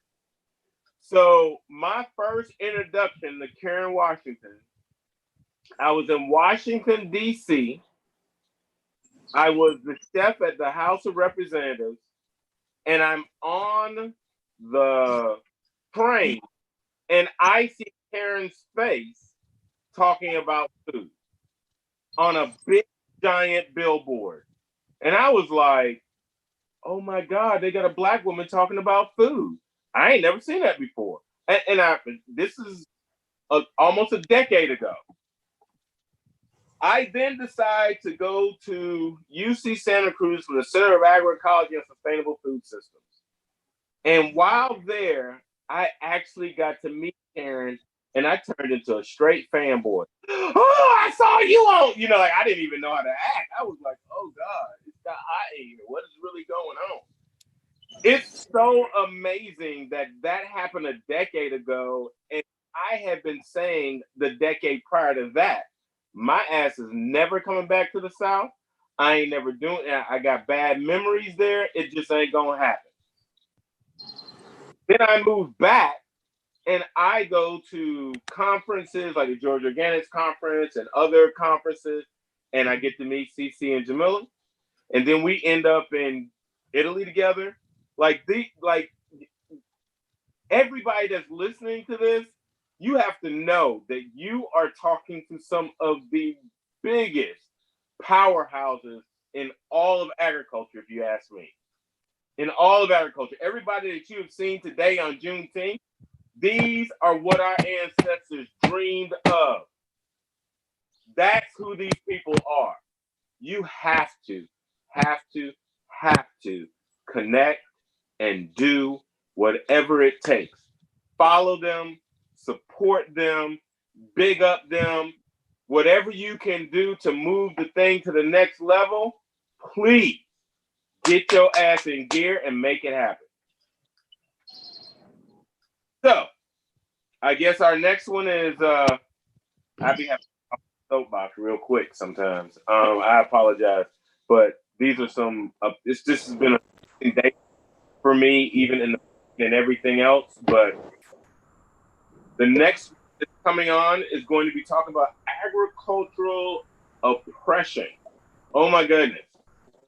I got my other parts of my family here. All Chef Johnny Rose, Chef Jay Sanders, and Chef Cicely Sierra, who plus people. Chef Johnny Rose from Indigo House.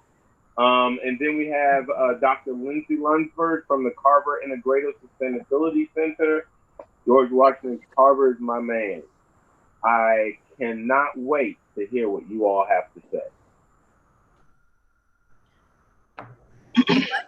Thank you for that introduction, everyone. I am your moderator. So pleased to be here around this beautiful company is the best way I can describe it.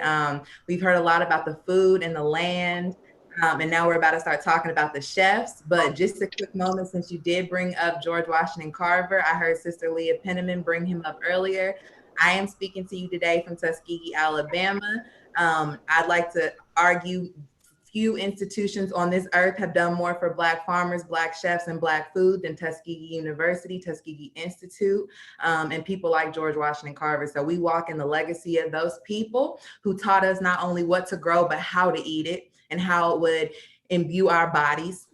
And so before I get into that big soapbox, just really quickly, I am the newly Dr. Lindsay Lunsford, just graduated from Tuskegee, May 2020, got my PhD in a pandemic.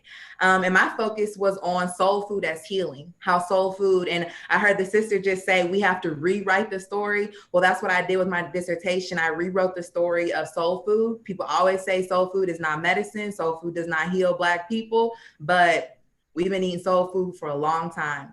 And I'm about to introduce and bring forth some creators of not only soul food, but food that feeds the soul and the body.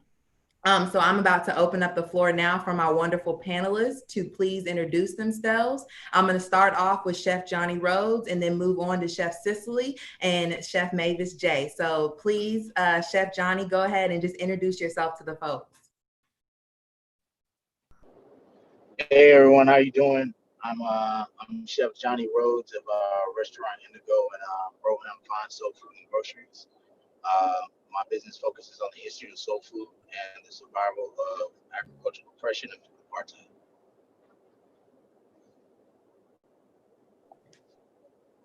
Thank you. Chef Cicely? Oh, I'm Cicely.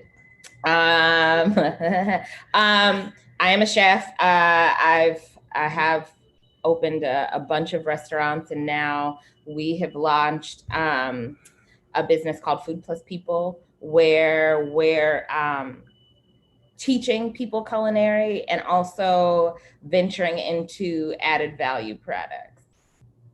Nice. Chef Mavis? Hey, my name is Mavis J. I work in food spaces trying to make access to food more equitable, but from like a restaurant perspective, be that connecting mentorships or training and just being an advocate in those spaces for equity. Awesome. So for the folks at home and listening and viewing today, the setup for this is we're going to have 3 questions for the panel. And then at the end, we will have time for question and answer. So please go ahead and start putting your questions that you have for these folks in the box, and we'll get to those at the end. But first, I have 3 questions I've been dying to ask these people. But before we get into these questions, we're going to kick it off with a quote. This quote comes from Fannie Lou Hamer. Shout out to Fannie Lou Hamer and the people in Mississippi. Miss Fannie said, when you've got 400 quarts of greens and gumbo soup canned for the winter, nobody can push you around or tell you what to say or do. And this comes from a post from So Below Farm. They said, this quote references the human's ability to make life-changing decisions when not faced with the daily fear of hunger and malnutrition. So starting off with this question, I'm gonna come straight for you, Chef Mavis J. And my question coming for you is, how do you combat agricultural oppression through your work as a chef? I mean, we go straight to our farmers, you know, I mean, for me, any way that I can, I think that any way that we can go directly to the source, right? Instead of letting other people come in and mitigate or take power away from our farmers and us as people who are cooking that food. I feel anything in the middle is that's where everything gets lost, right? So it's my job to do my best to make sure that I am supporting farmers and the food that they're growing, and then how I am relaying that to the people who are eating that food. Make sense? Yeah, that makes a lot of sense. Did you have anything to add on that, Chef Cicely? I mean, yeah, and I think like I get that, like I'm saying this also from like a place of privilege, because in running spaces, I think if you've been in community or relationship with me in running businesses, my first question always is, are they Black? Like that for me is a baseline of whether or not it affects how I do business. It affects who gets my business, because our relationship is so important. It's so important for me to honor every step of a Black food system. You know what I'm saying? It's not enough that I'm cooking the food. It's who's growing it, where's it coming from, who's cooking it with me, who's eating it, how are we telling the story and crafting that story in the menu, how are our servers having those conversations, why do we talk about fried chicken the way we do, why do we put it together the way we do in a space that makes you look at fried chicken differently, or makes you look at greens differently, the way I've cooked it, the way we approach it, to showcase that, to highlight that.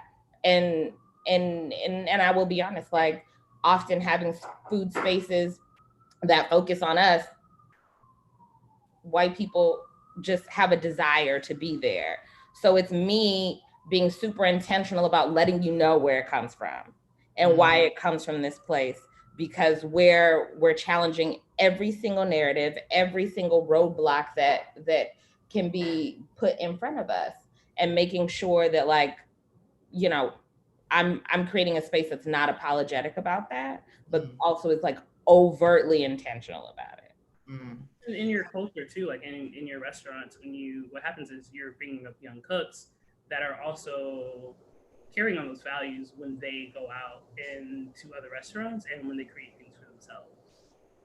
Yeah, and I think we're going to pull in Chef Johnny right here, but I just wanted to highlight something you said, Chef Cicely, about food's ability to challenge the narrative and how you can really do that through intention in your business and in your practices. So I really want to thank you for highlighting that. And also, Chef Johnny, let me restate the question for anyone that's just joined us. So how do you combat agricultural oppression through your work as a chef? By acquiring land.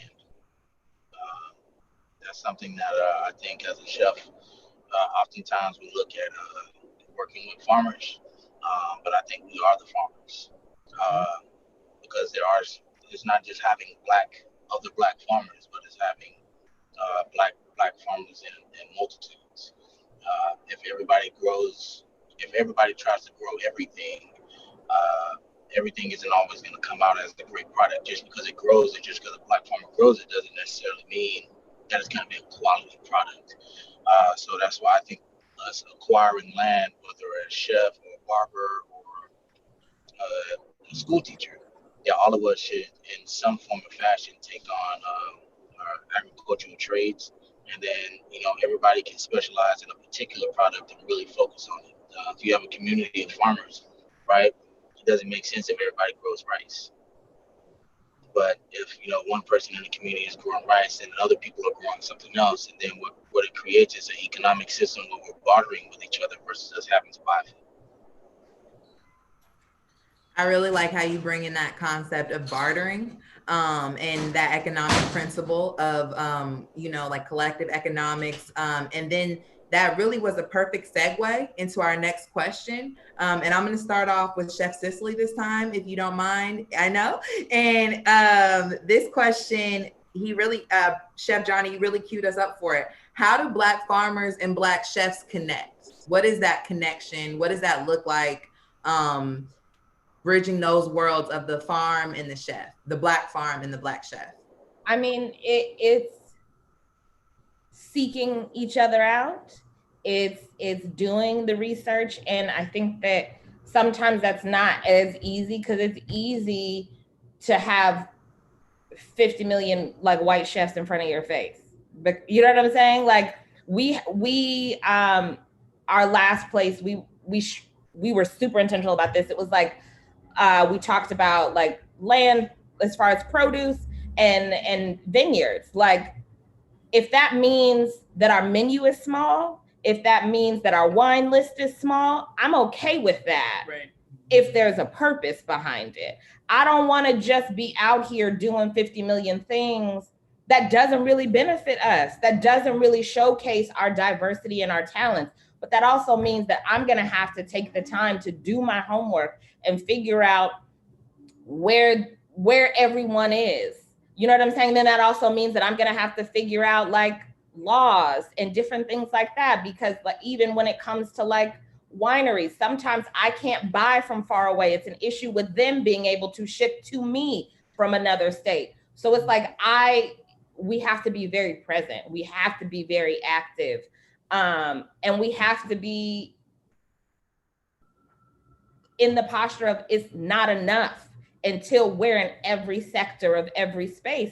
And it's true what Johnny said, just not even in a sense of bartering, but a sense of strain. You know what I'm saying? What a privilege it is for white people and for us to get to the place to be able to say, I can only give you 20, 30, 40, 60 pounds of something this year. Can you work and grow with me? So next year I can give you more strawberries. I can give you more this. Can you make the long-term investment with me so that way I can build this out instead of putting the strain on people and being like, well, this is what I need.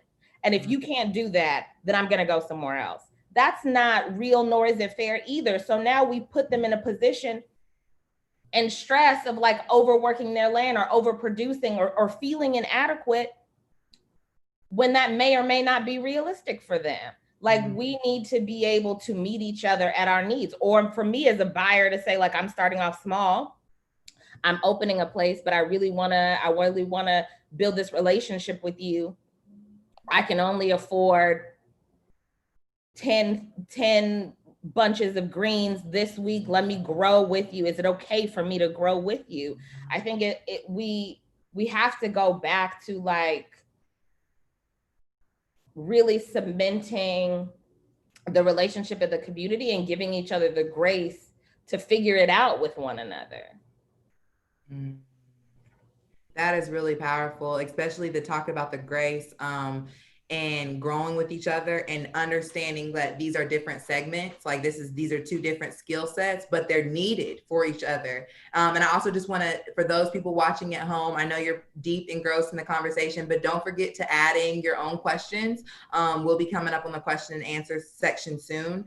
So don't forget to throw in your own questions. And then let's bounce back to Chef Johnny really quick, and then we'll go to Chef Mavis on this question. And so again, Chef Johnny, and I'm going to step away really quick to fix my lighting. But Chef Johnny, it's like you're trying to get right. Chef Johnny, can you please tell us what are your thoughts on how, and if you think enough Black farmers and Black chefs are connecting?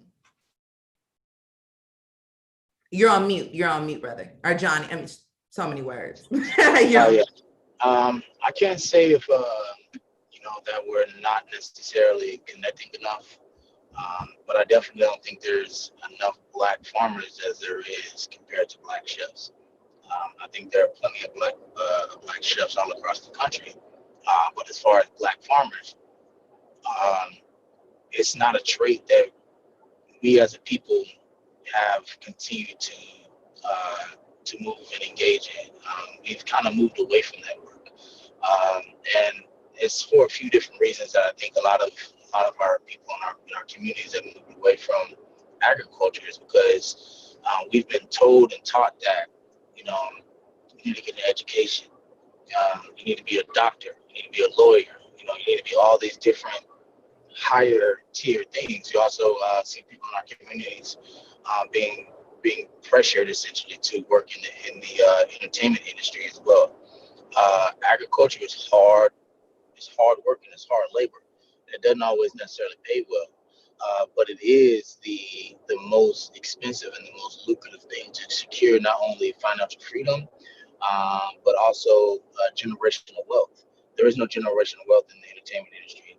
There is no generational wealth in being a doctor or a lawyer. You can't pass down your degrees. Word to Kanye and college dropout. But land is something that you can pass down that creates generational wealth. And as a people, we now very hefty, believe in the system that doesn't encourage agriculture. A lot of people reference the Black Panthers and all the different things, but the Black Panthers wore overalls, to show a stand in solidarity with Black farmers. And over the last, I can't remember the exact count of years, but 90% of farmland, owned by Black farmers is been dismantled and dissipated. And as we're talking about, all these different things worth fighting for, whether it be, the fight to own a firearm, or the fight to, vote, or anything else, I don't think anything is more pressing than the issue of us owning land. Without land, there is no revolution. Whether it's a chef or a farmer or a common civilian, we all need to have that land. Thank you. Thank you for that. I think that that's been a common theme brought up throughout this whole conference today. I've heard several speakers talk about how Malcolm X said it, revolution is based on the land. So it seems like we cannot get away from that. And it's really interesting with these voices to see how the land connects to the food. So Chef Mavis, will you please share with us, Mavis J, I'm sorry, will you please share with us, I'm trying to get it right. Will you please share with us your thoughts on how, if, why, when do Black farmers and Black growers connect? If you, first of all, I say anything, you have to speak it into existence. If you can't find it, if you don't know it, say it out loud. You say it out loud enough times, you're gonna find somebody, right? I, spoke it out loud. I wanted to interact with Karen Washington. It happened eventually, right? And have run into her multiple times, right? Same thing with the host for today, Matthew, sorry. My brain is doing many things. Same thing with you know what I mean? You speak it into existence and then you say it, when you get in the room and you see a person like that, you say, hey, this is what I'm thinking, this is what I need. Lean into your communities about what it is that you're hoping to learn, right? What it is that if you're just completely off board and you can't find somebody, as Black people, we're always connecting with each other, right? Even if as a Southerner, when I moved across to the West Coast, the first people that I was able to connect with were other Black Southerners, right? And so even when I came back, that community, we still find ways to connect. Those are still people that I rely on when I have a question, or it's hey, who do you know that can do this? Because preferably I trust and I would rather do it with a Black grower or a Black producer, because I feel I'm not saying it's always across the board this way, but culturally, a lot of times we hold the same values, right? We've been through the same things. We hold the same values. We know what's important. So definitely, and speaking to your elders and trying to figure out what has been done before, right? Yeah. What worked before, what didn't go. So didn't work, so we don't go fall into those same traps. I think that when you're opening an establishment, when you're opening a restaurant, people are always going to want your business. And so the first people who come into your door are people who have a lot of resources and access. And normally they're not really trying to do what's best for you. They're trying to do what's best for them. So maybe the first people who come into your door, as far as reps and stuff like that, maybe those aren't, maybe we wait a second and we actually make sure that we are reaching out to the ones that look like us, right? In saying hey, if I'm looking for somebody who does produce, hey, I'm looking somebody who does hogs, whatever it is. And it may take a little bit more work, right? But we have to be able to be willing to figure that out. I also think for the longevity of that, you have to build a trust with your community and with your guests, right? Because when she was talking about if they're hey, I can give you 50 pounds of greens, then, and that's what I have, then that's what I have on my menu, right? And so that means if Johnny comes in and every day he's been ordering greens and on day 6 he can't get them, he understands that that's a choice that we made because we wanted to make sure that we knew where our food was coming from and that everything that we're turning out is going back into our communities. Yeah. like we decide those systems. I think a lot of times when people when people are setting up restaurants, like you are, or they automatically think, or chefs, they automatically think that you have to go into and run your restaurant the other way that other people have run restaurants in the way that they've been successful with restaurants. We don't have to do that, right? You can still have a successful restaurant in your community and run it in a way that benefits your community, and that in itself will make it sustainable over time, right? What else do I'm sorry. She was taking notes while I was taking notes while you guys were talking because that's what I do. But yeah, and then somebody else in the last talk, somebody earlier too, where they were talking about or like things being organic and like having like Black people have been organic for forever and stuff like that, right? And that's a fact, but the truth is like we didn't have a choice, but right, they weren't giving us the money for those pesticides, right? They weren't, right, like, so we didn't even have the choice to go over to the big conventional farming, or we weren't getting the funding for it, we weren't getting the subsidies for it, right? So no matter what, like our food has been better for a minute, right? It's just that we have to be the ones to buy it, right? I would rather pay Johnny top dollar for his okra and put it in my shop, right, and feed my people with it. Yeah. It just makes more sense than to let somebody else come and do that. Which means that I have to explain this to my guests of why this okra is not $3 for a quart, right? Like we have to have that conversation because like they was talking about it being more expensive, right? This is what it costs, right? But I'm also making sure that my farmers are taken care of. I'm making sure the guy who drove from the farm to my restaurant is taken care of, right? But we have to keep it like level all the way around. Like somebody said earlier, like farms aren't for profit. Like they like aren't about, or I'm sorry, farms aren't for like, you shouldn't run a farm on like profit and loss or something like that was one of the Penniman's in the poem that she was reading or stating. And I think that's so real, you know what I mean? And I don't believe that all food has to be about, or like what we do as chefs, as farmers is about nourishment, right? Not all of it has to be necessarily, while we do need to be like sustainable. Aware of the dollar, Right, we need to be aware of the dollar. Like none of us went into this thinking that we were gonna make $1 billion, right? Like we wanted to support our people and grow our community. Yeah. And so that's really beautiful. I feel like you touched on so many points and we've already started to get some audience questions to come in. And although it's not time for the audience questions yet, one of them was so intriguing. I liked it better than the next question. So we're going to Jay Jordan, appreciate you. But this is really a really important question. And this is actually headed to you, Chef Cicely. So one of this is kind of like, and these might be two questions together. So I'm going to merge them. If this is two different people, thank you for combining yourselves today for this. But what sparked your passion for food and cooking and social justice?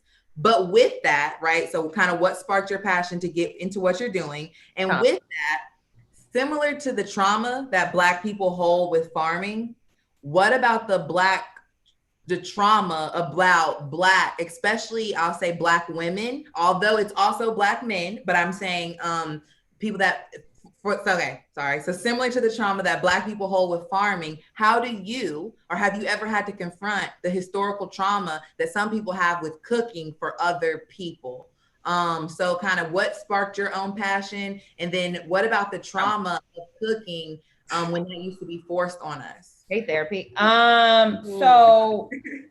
Okay, so this is a second career for me. My first career, I was an actress, and I was on a TV show for like 5 years. And as we got older, there was this thing in me. Okay, I can trace my family back 7 generations, right? My grandfather, my great grandfather was a cook on a plantation. So, and my mom, my mom has a restaurant. My mom was a baker. My aunt is a baker. Like I have cooks in my family. So at that point in my life, we would go to events and people would be so mesmerized with the people and the events in the space. And I was like, but I just want to know, like, what are they cooking? How, why, all of these things. And so after the show was done, I was in this space where I was like, my mom raised me to only do the thing that I love. And this is not feeding that in me. And so cooking is that thing. So I need to, I mean, I was cooking on the side and like doing all these things. And I was like, I just need to make the commitment and go to culinary school and like just do it, which was the best decision that I ever made. So my trauma, right? I'm Black. I mean, it's really weird because first for me, it's weird because like being a Black female, the idea that like with white people, it's twofold because it's with us and with them.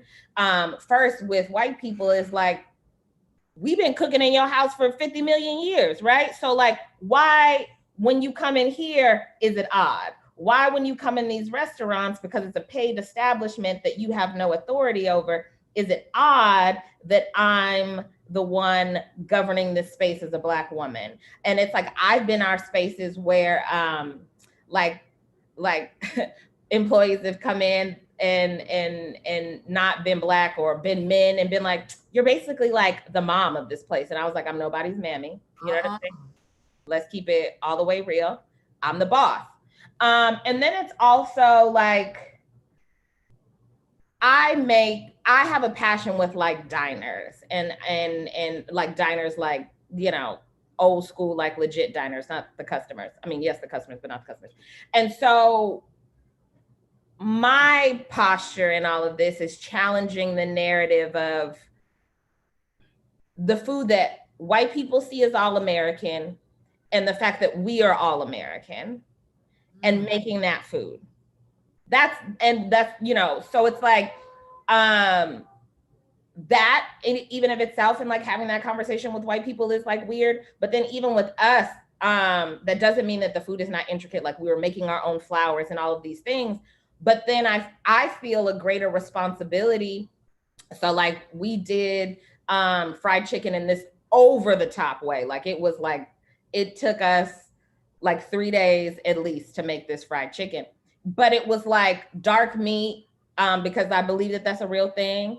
And this is my kitchen and it's not gonna be a breast, but it's completely off the bone. It's a pound of chicken and the price that you were paying. And then we would have to come, and then my people would come in there and be like, see, I thought this was gonna be like a wing, or I thought it was gonna have a bone. And I would have to sit there and be like, but if I charged you $20 for a pound of chicken and half of the pounds were bones, I'm robbing you, right?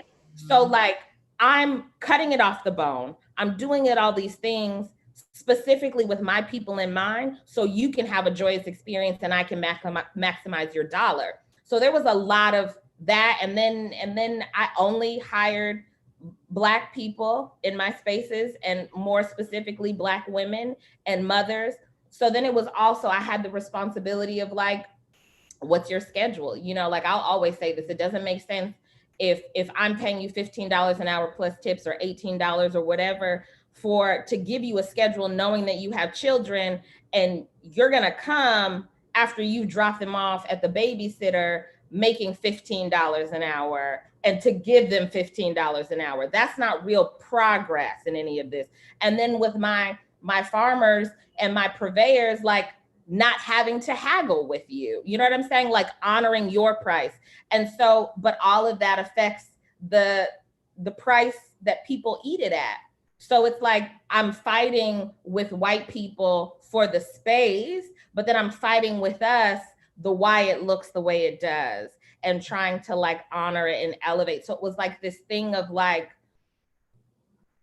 laboring on both sides, and it was hard. Like, I'm not gonna sit here and say that it wasn't, because I'm challenging how white people see us, and I'm challenging how like we see food, or our expectation of greens, you know what I'm saying? Like all of these things. But that's what I'm supposed to do. You know what I'm saying? I have to find my community and take my rest, but I also have to be deeply anchored and rooted in my why.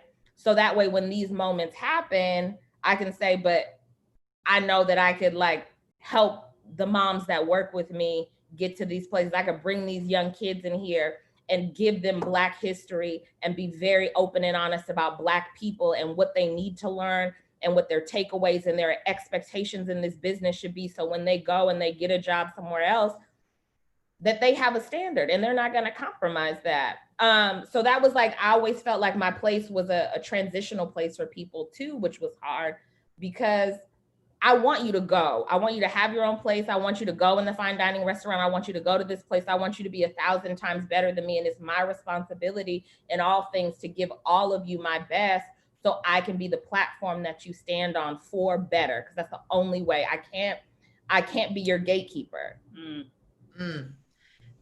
So I'm full. You just fed me. Like that was a whole snack. I'm seeing in the chat boxes, dark meat is a real thing. Dark meat is a real. Sorry, guys. Sorry. I'm sorry. I'm not sorry. And then also we're gonna go to you next, Chef Johnny, on the same question. But I just wanted to highlight a few of those things that you dropped on us for anyone that's still like trying to chew like I am, Chef Cicely.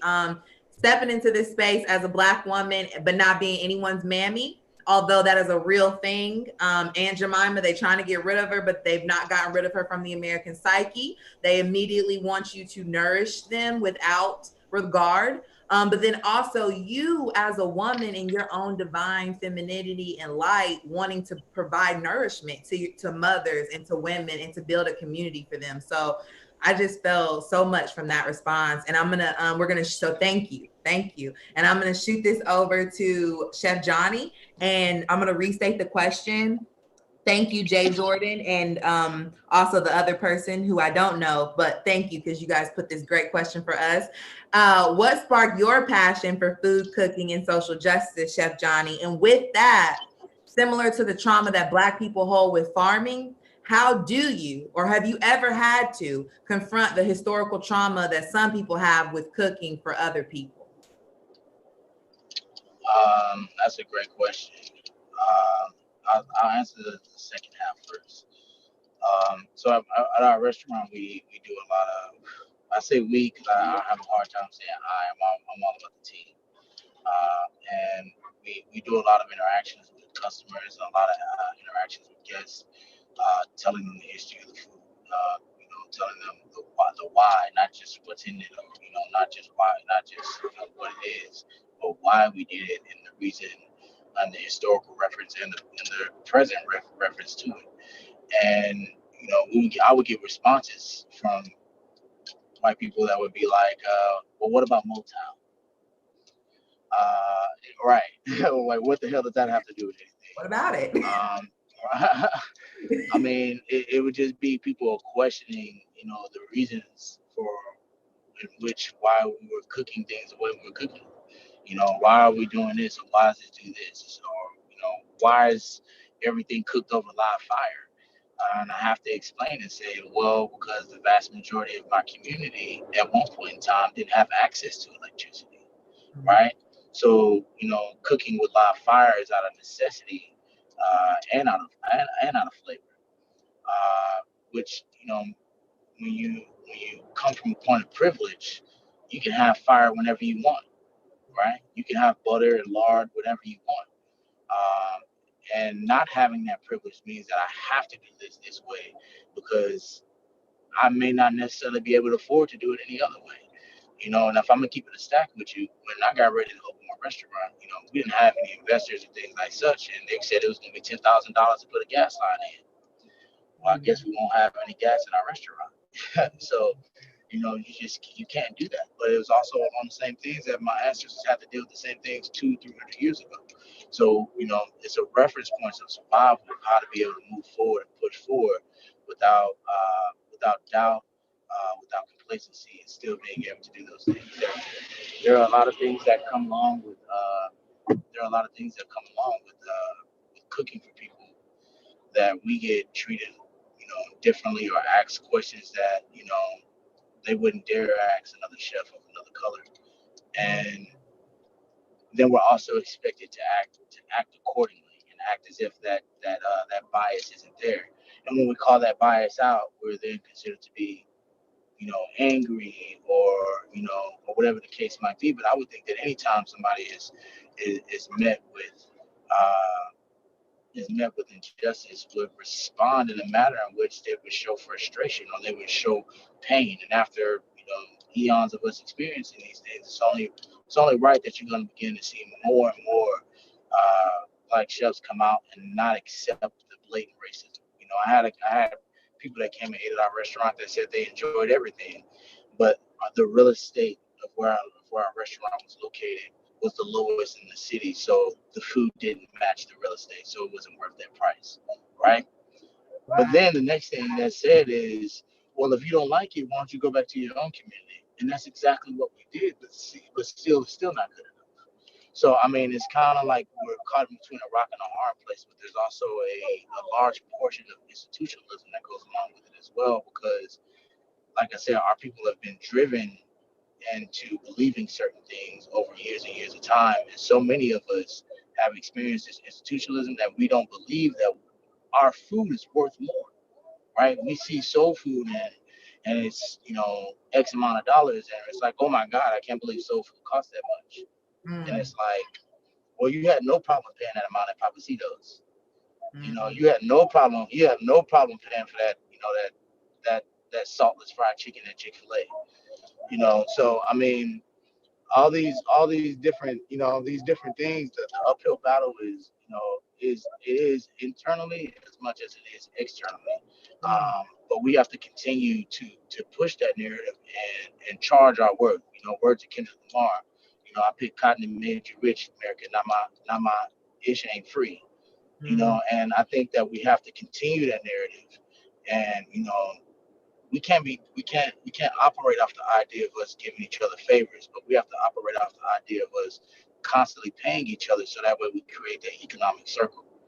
Cooking for people has always been our niche, because like they say, it take a village to raise a child, it take a village to feed a village too. The farmer, the chef. When we talk about agricultural oppression is not just the food, it's the natural resources. You know, that cast iron skillet that we're using, like, that's a natural resource. That's a precious metal. The wood in which we cook with, right? Who cut that wood, right? Was that wood grown on black land? All these different natural resources is just as much a part of, if not more, a part of agricultural oppression as the food is. I didn't even mean to cut in, but I just had to put that for the record. Who's ever writing this down? You just said it takes a village to feed a village. If it takes a village to raise a child, it takes a village to feed a village. I think that's very, very important to highlight.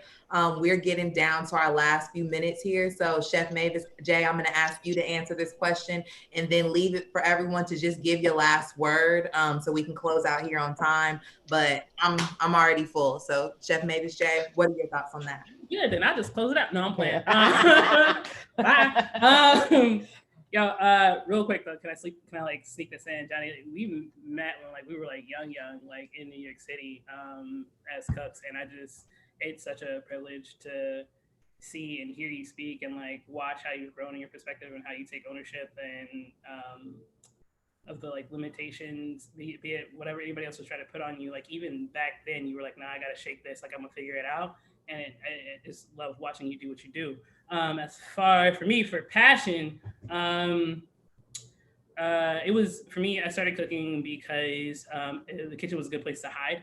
My dad, who I think might be watching this, is my mom was one of 6. My dad's one of 9. So there was a lot of cousins, whenever the family got together, and the kitchen was a safe place to go into and not have to worry about getting hurt or getting in any trouble or anything like that. So when I was in high school and they were what do you want to be? Figure something out. What are you passionate about? I said I could cook. You know what I mean? That's where I had felt comfortable. And I was just competitive, and so for me it was I just want to be the best at whatever it is that I was doing, And so it was like, cool, let's set this goal, let's set this impossible, insurmountable goal and make a run for it. And that's what I started to do.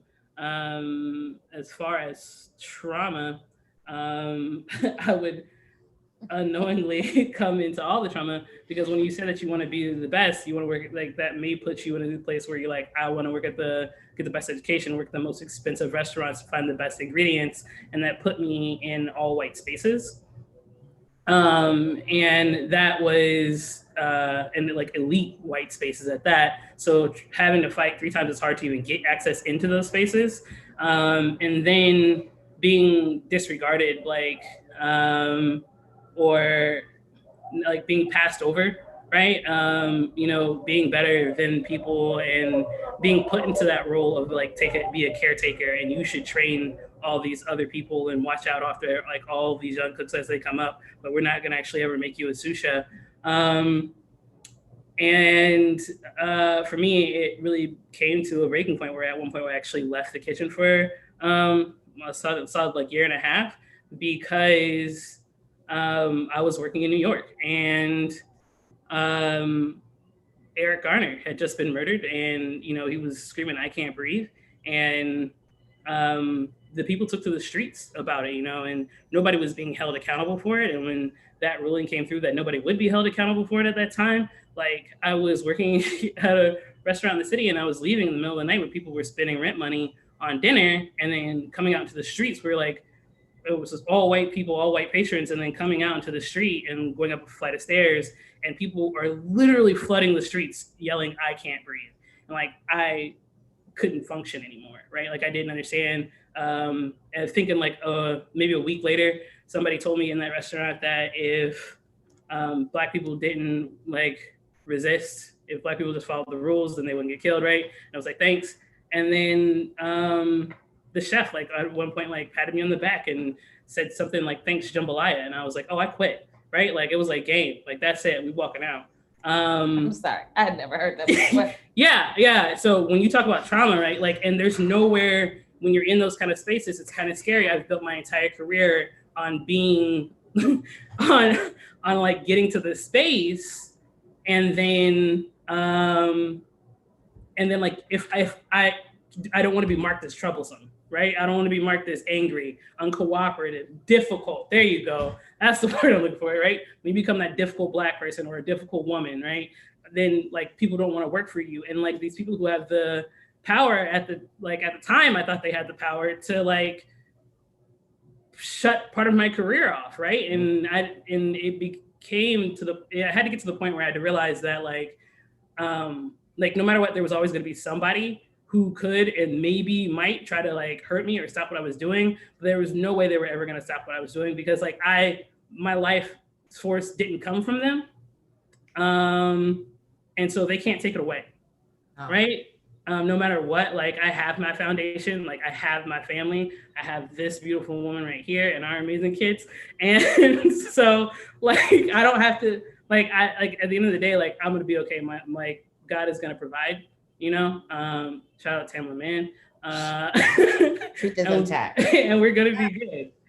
Cool. No, thank you you took us out, Chef Mavis. You took us out, but I think you did it in such a beautiful way. And thank you all for sharing your stories. I think we're really at the end of time, but if there's like, we are at the end of time.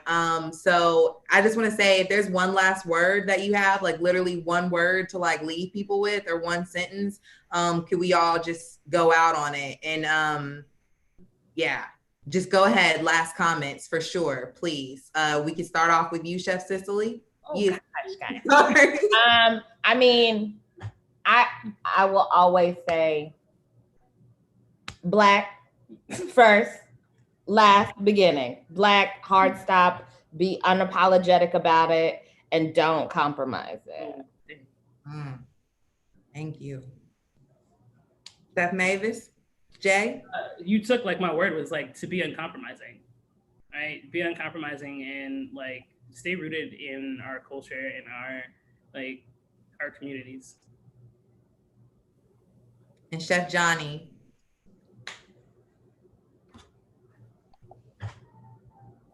I think his thing, you know, technology's weird. It always tries to make you look silly at the end. Oh, There you hear me go. now?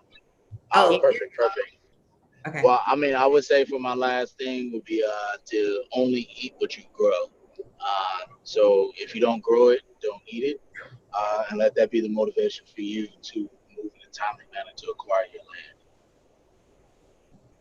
Okay. And I got to be extra. I'm going to get a last word in here as your moderator as well. And my last word is just to love yourself. You know, this world is so hard and so toxic and so heavy. So just love yourself, whatever that means to you. Sit with your inner kid, play soccer or tag or whatever you got to do. Feed yourself, love on yourself, because that's revolutionary too. And I have so much love for you all. And we out. We did that. We out of here. Hey. Wow.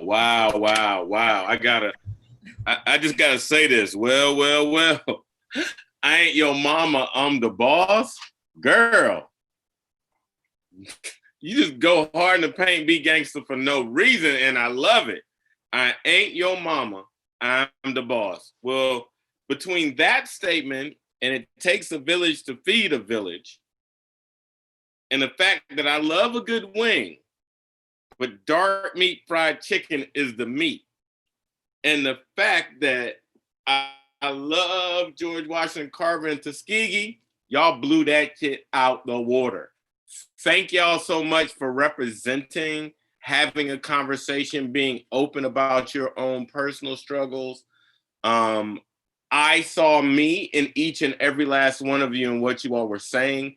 Because, you know, I remember when I told my dad I wanted to go to culinary school when I was getting ready to leave high school.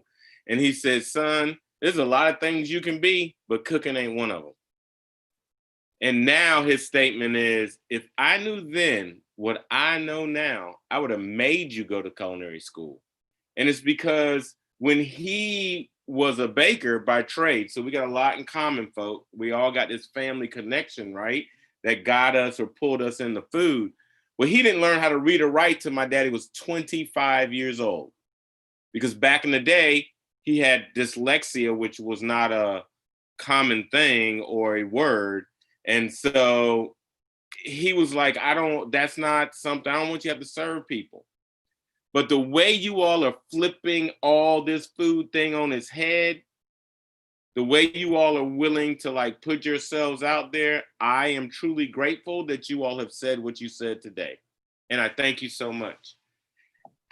On that note, our very last speaker is Amber Tan, and she is going to be talking about part of this vision that you all are already talking about, and that is, you know, feed yourself, a vision of farming in Central Park. Now, of all the places that you can think about that has thousands of acres of land, it seems, and lots of people strolling through, Amber chose Central Park.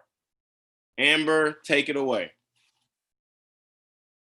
Thank you so much. Before I start, I just need to let y'all know that I just came off a farm shift at Brooklyn Grange and doing florals. If any of y'all follow me on Instagram, you probably saw me 30 minutes ago doing florals, and now I'm here with y'all. So it's gonna take me a minute to get into my groove, so bear with me.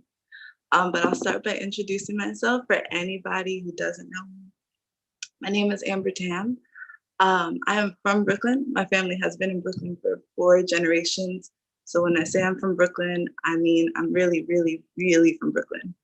I am a floral designer, horticulturalist, and farmer. I claim farmer first. Floral design and horticulture is what I do to fill in time and money. This vision of Seneca Village Farm, Central Park Farm, is something that I think I've been holding inside of me since I was a little girl. And it feels so good to let this vision out into the world and to pay homage to those ancestors, even with just vision and words. I'll start off by giving a historical context of Seneca Village, and then I'll talk more about the vision a little later. I think the best way to describe Seneca Village would be a village owned by Black people that was literally destroyed to basically build Central Park. Seneca Village had 3 churches, a school, and over 50 homes. And mostly it was Black African American people. And as the potato famine happened, etc., there was Irish people that had come in, and then German people that had come in.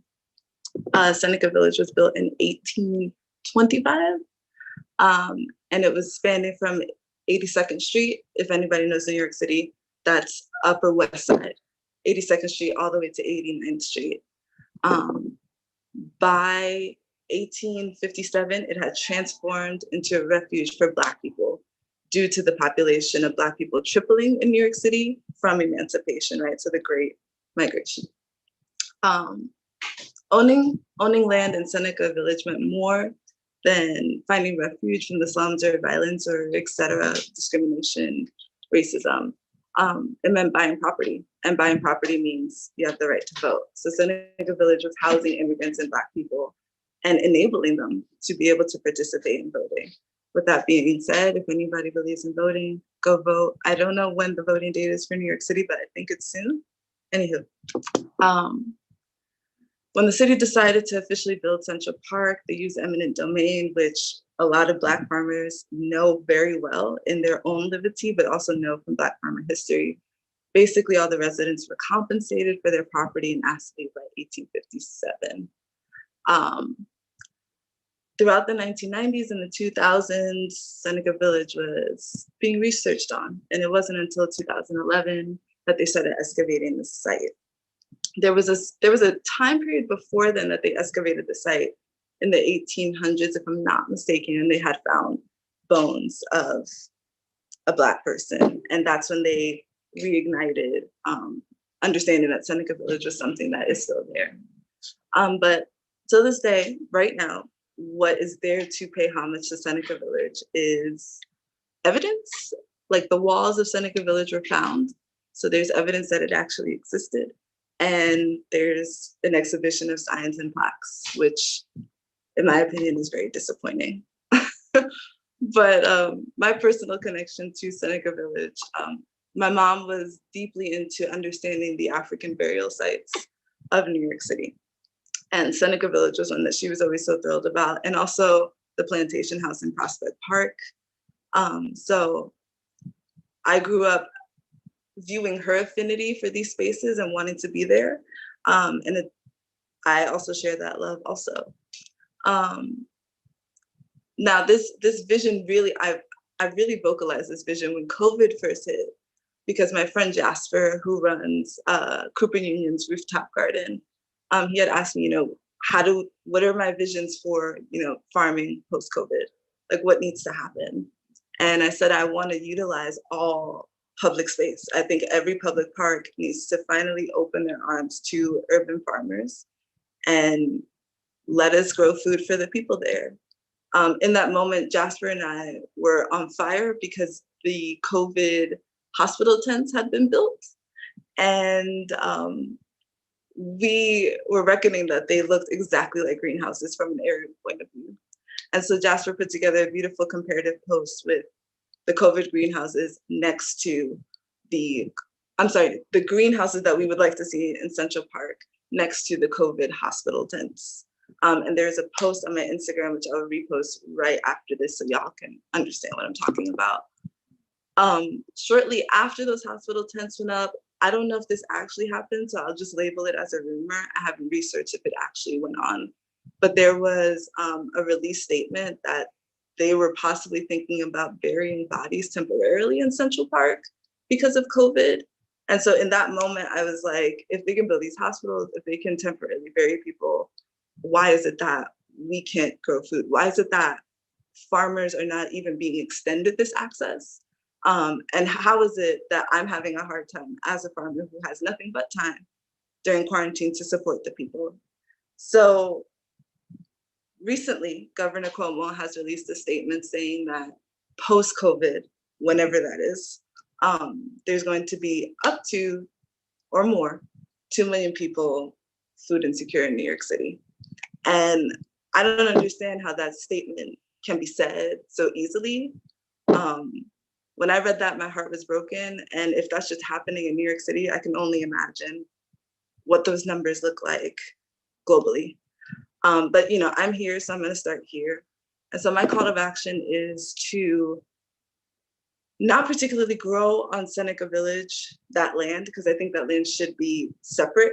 I think that land should be a prayer ground. I don't think it should actually hold the food. But I'm asking Central Park to give me a quarter of an acre, not a quarter of an acre, I'm sorry.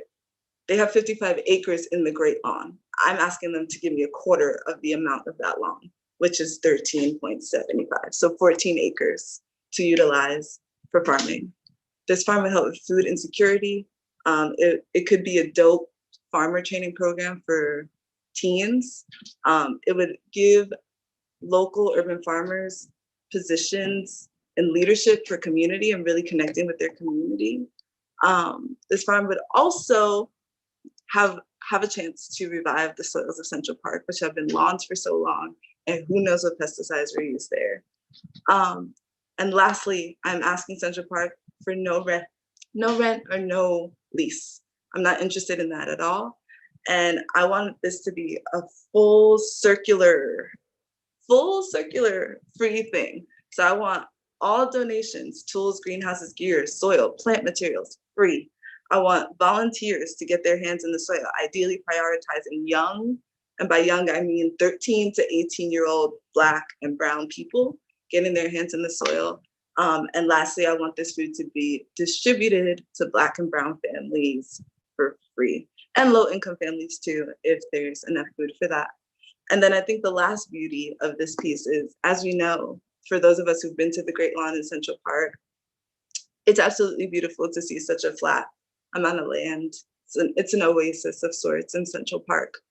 But to think about it as an interactive farmscape where people can lounge and chill and there's food around, that just sounds way doper to me. And so right now, where am I standing? I have yet to be in Central Park.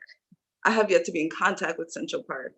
I was like trying to email everybody on the team when COVID first started, but I guess they were super busy with the COVID tents and getting that set up. So I have yet to be in contact with them. I'm hoping that somebody who is watching has connections to Central Park Conservancy to get this into motion. But what I will say is there is a team of urban ag New Yorkers who are ready to do this work. There are so many communities that need help.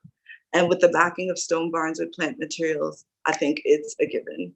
The only thing we would need is donations with greenhouses and tools. So that's the vision, Seneca Village. I'm giving this to y'all to be in prayer with me about it. I'm praying that the ancestors feel it's in divine alignment. I'm praying that one of the first things I'm able to create, if given access, is a seed garden and to be able to distribute seeds to people in New York City, just as a form of prayer. Maybe they don't even plant it, but in the Cherokee Nation, I'm Black Cherokee, the one who holds the seeds is always protected. So yeah, that's the goal. That's the first thing I would like to do, to pay homage to Seneca Village ancestors and pay homage to all of the Black and Brown people. Yes, any questions I'm totally open to.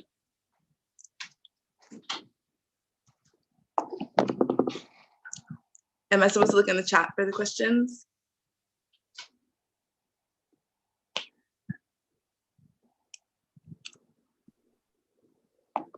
Hey, Sister Amber, how are you? I'm great. Good. So I'm gonna put this out there as a statistic that even 4-H put out, which is like amazing. And if you have a calculator there, I want you to give me the numbers back if you can.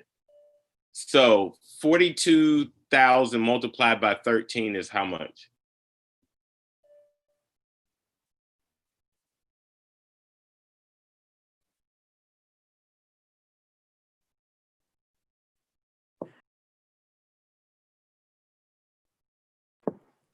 It is over 500,000.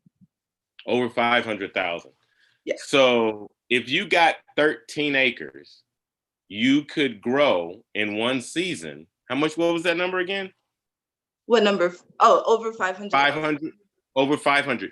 You could grow 500,000 pounds of strawberries. For the people. I'm just saying.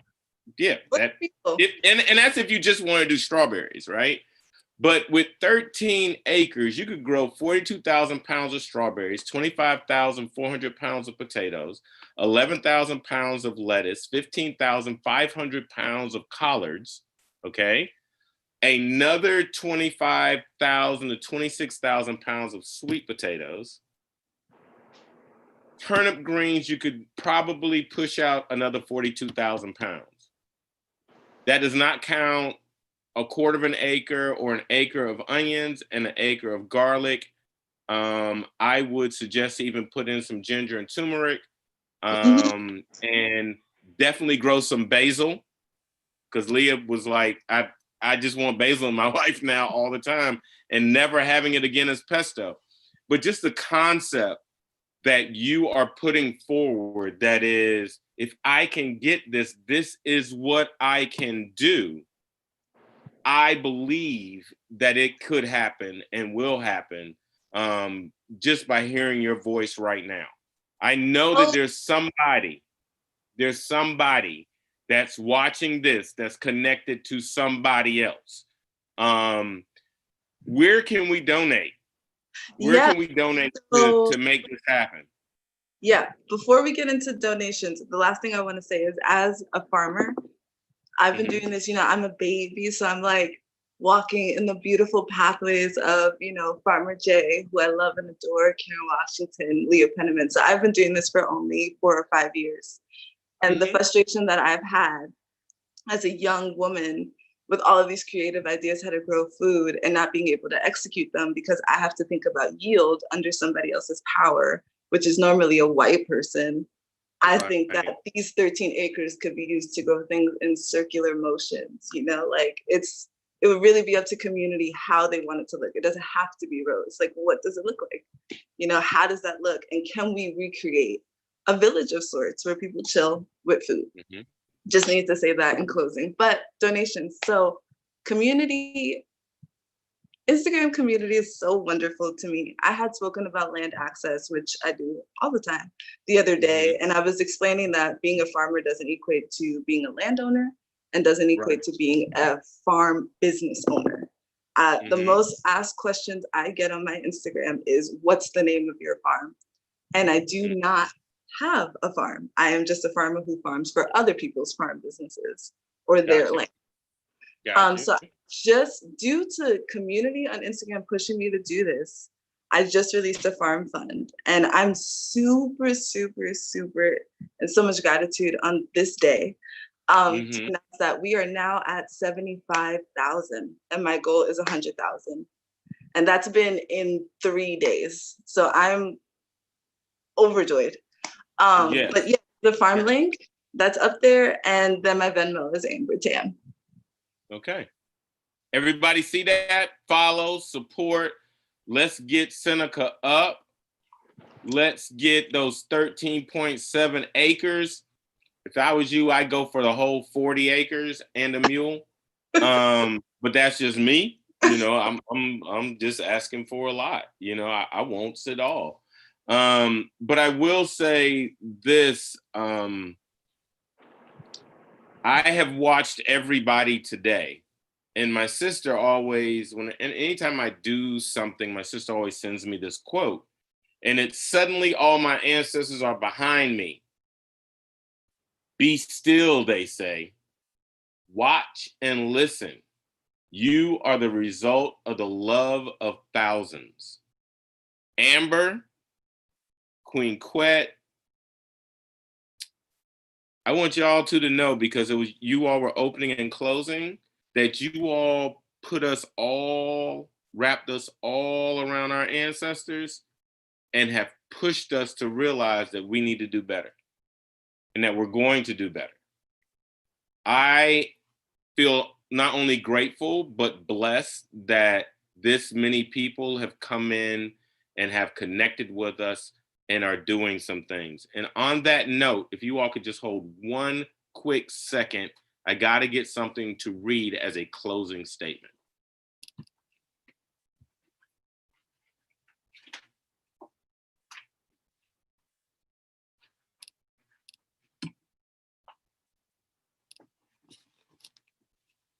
Now, I didn't write this, I did not write this. However, I do not own the rights to this music that's playing in the background either, which is Growing a Liberation. Fine line between love and hate. So in 1965, James Baldwin wrote this to his nephew. Thank you, Leah Penniman, for pinning this up. The country is celebrating 100 years of freedom, 100 years too soon. In the 55 years since, as anyone with eyes can see from the storm which continues to rage about our heads, very little has changed. We continue on a steady centuries-long course of systematic exploitation. The US industrial food system is a direct descendant, which we've heard this countless times today, of the agricultural-based plantation system. It was built on land stolen from Native Americans, forcibly labored by enslaved Africans, and protected by a screwed up legal system designed and evolved to privilege land ownership and citizenship to white people. Over the last 100 years, Black farmers have lost over 90% of their farmland. They have faced and continue to face formidable odds, from covert denial of financing and legal resources to overt land theft. And yet, Black farming in the US persists and continues to grow food to nourish our communities, despite the systems constructed to destabilize. How do we create a clear alternative to the current conventional industrial agriculture? We just did it today. We did it today. And we did it in order to decompose the existing conventional system based in land theft, enslavement, and white supremacy. We must build and adopt a new one. This is what we are doing, building and adopting, rethinking, one that generates as much land as conventional agriculture degrades, a new system that creates the political pressure necessary to redefine our food system so conventional industrial agriculture may go extinct. This new system, as we see it, will be recognized by three defining features. Advanced BIPOC land ownership. Today, land ownership rests in white hands while labor rests in the backs of people of color. A just system sees land ownership and access to resource in the hands of BIPOC laborers. Decentralized food economies. It's going up on your screen. I'm just reading it. Our current food system is designed to consolidate wealth. We're calling instead for a cooperative community infrastructure, democratized production and mutual ownership. This ensures that diverse and robust agrarian economies can thrive. And last, end food apartheid. Food security is our nation's security. Black Lives Matter. Ecologically and culturally appropriate food is a right, not a privilege. Food must be available at greatly reduced prices without sacrificing ecological values, and agricultural opportunities must be open to more than just the most privileged members of society. I, Matthew Rayford, at Gilliard Farms, am making an open dedication oath to everyone that was on this, every speaker, not every one, because there were thousands, every speaker that was on this panel is invited to Gilliard Farms for Juneteenth 2021. This statement that I just read was created by all of these individuals that were just on this most amazing Juneteenth Zoom. These are not my words that I'm saying, okay? The statement I read is for our community, created, shared language, and vision. The next part of this vision, I am willing, and my sister are willing to open up Gilliard Farms next year for Juneteenth 2021, and for everyone that was on that panel to not only meet here, but be the thumb that continues to push the button and to make the next Juneteenth something even greater. Thank you everyone for being on. I, Matthew Rayford, am so humbled And I thank you all. And all I have to say in closing is Ashe, Ashe, Ashe, yo. Everyone, have a great evening.